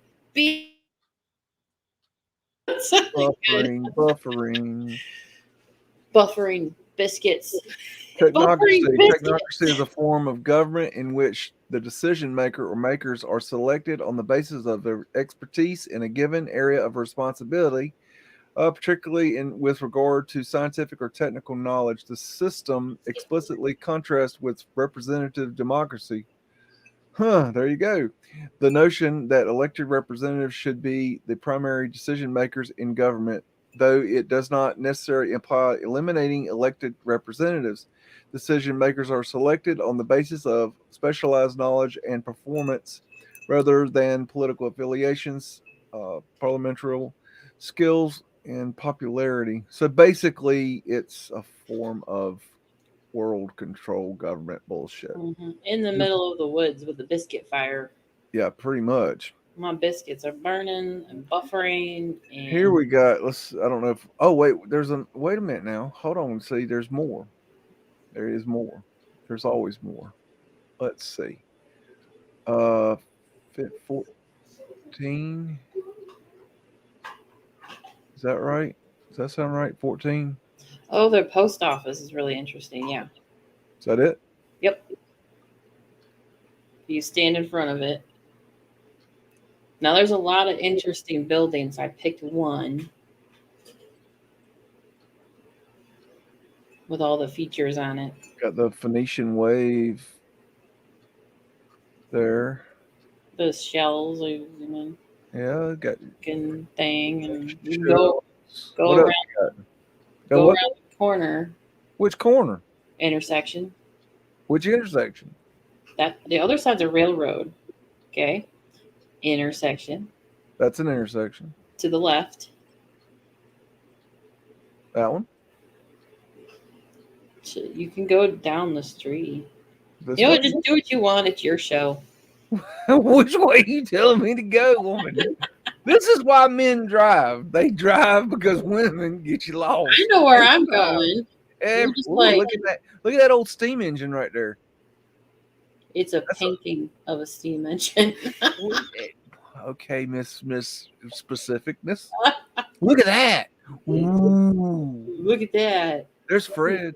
That is a badass painting right there. I have to say that mural is really cool. Mural. Look at that. What are you saying? I have a hard time saying that word. Muriel what? Muriel. I can't say that word. And I'm like, yeah, look at that wall painting. Okie dokie. And look down the aisle. Look there. Let's see. This is a nice little town. Oh, look at that sucker.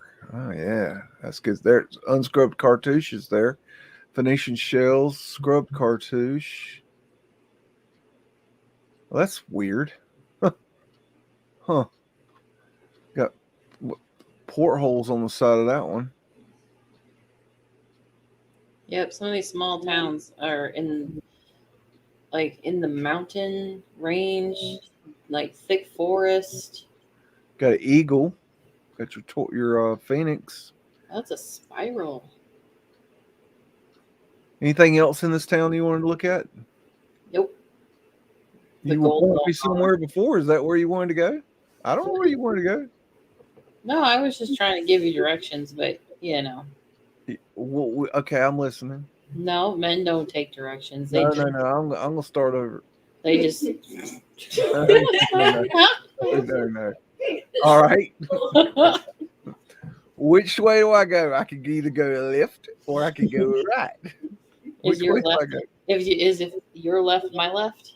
Yes, normally. Normally. Now I guess you can go right. That's where I was. But you kept spinning, and you're like, "What do you mean? What do you mean? What do you mean?" Okay, I'm going left. No, you went first. You went right. I'm just testing you. Now go left. That way. And then look. That's like. Let's look at the back of the post office.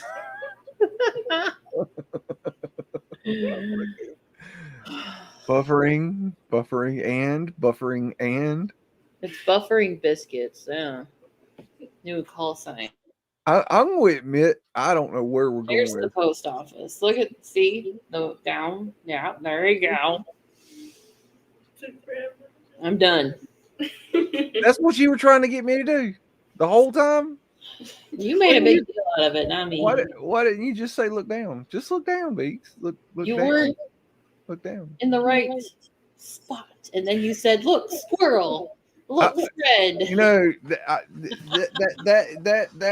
you ain't hitting the right spot. I've heard that one somewhere before. That sounds Let's dirty. see. Boston, circa 1910, Boylston Street. I can say that one. Right spot. Now she looks like something out of a movie. That's because they missed her spot. We got a non-melted red brick cobblestone road. That's the And root. I heard these people. I've heard them say this many times, but I heard them say it again the other day. They were, I don't understand why they would ever be smooth if they were on the road. They get smooth because people and horses and carts and everything else is drug over them, and the weathering they get smooth But how do they get polished and look all shiny? because of the same reason. There's Fred. But that's a roof, by the way. What? Oh yeah. Oh, don't get me started on that one. The roof is on fire. Look at that wrought iron work. That's cool. I would not want to fall on one of those. Stone finials. Ball thingies. There's Mario from Mario Brothers. Where's Luigi? He got stuck in the pipe. Look at the curvature going on there. That's really cool. I love when they do that stuff. Must be British there. It's like a porthole there. This is really cool picture. Okay, alrighty. Well, I'll tell you what. We'll stop there. I think that's a good place to stop for tonight. We've already blown past our targeted area of departure. So I think, is there any other questions that we should jibber all about, or where are we at? Doesn't look like okay. Nobody wants to talk to us. Fine. Free cricket burgers. We don't have time for it anyways. We don't have time for Spartan Red, so we certainly ain't got time for y'all.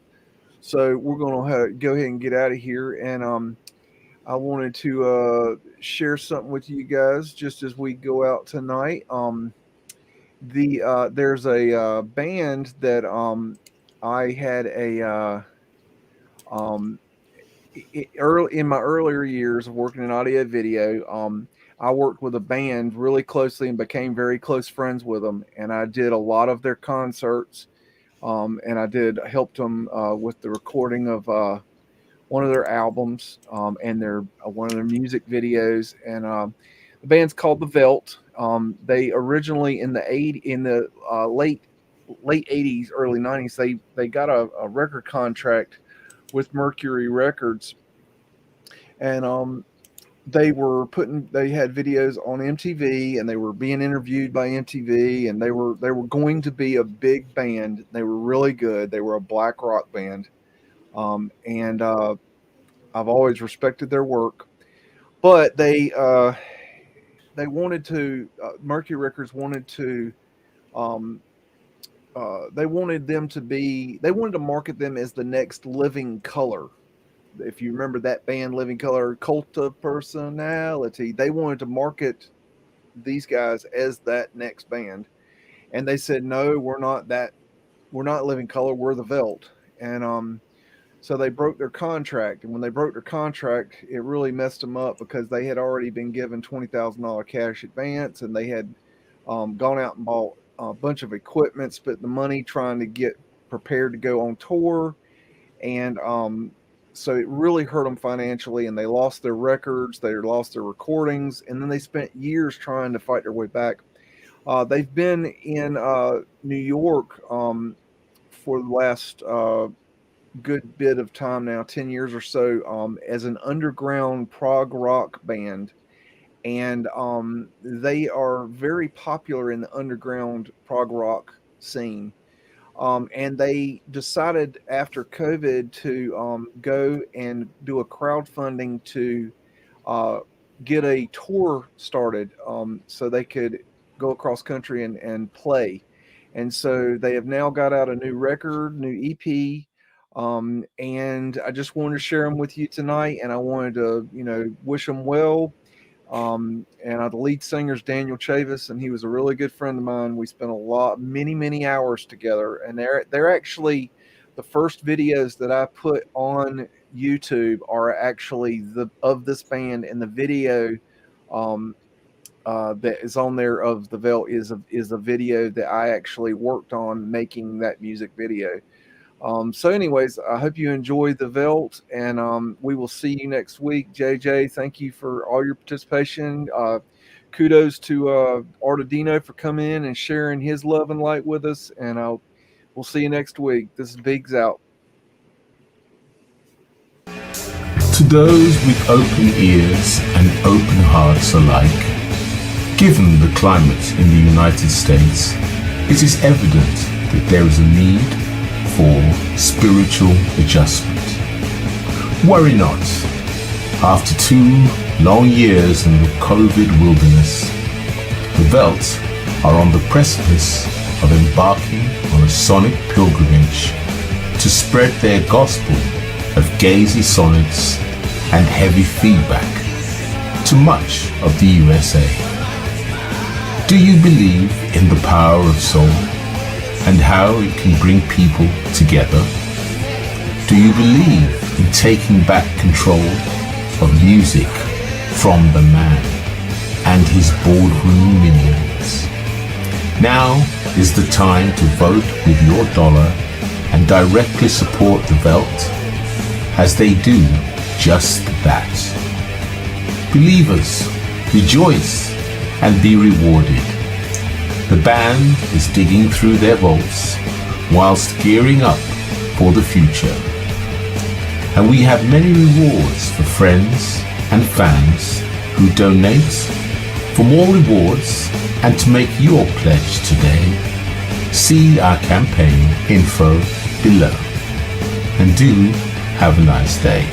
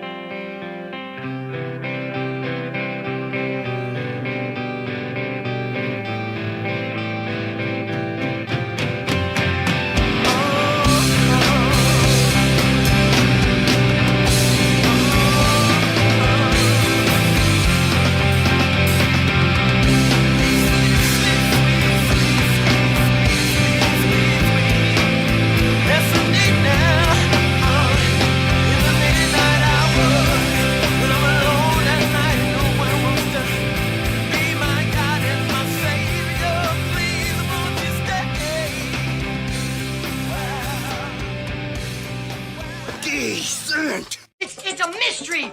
It's a mystery wrapped in a riddle inside an enigma. Don't you get it? Say woof again! Say woof again! I've got one that can see. Welcome to the underground.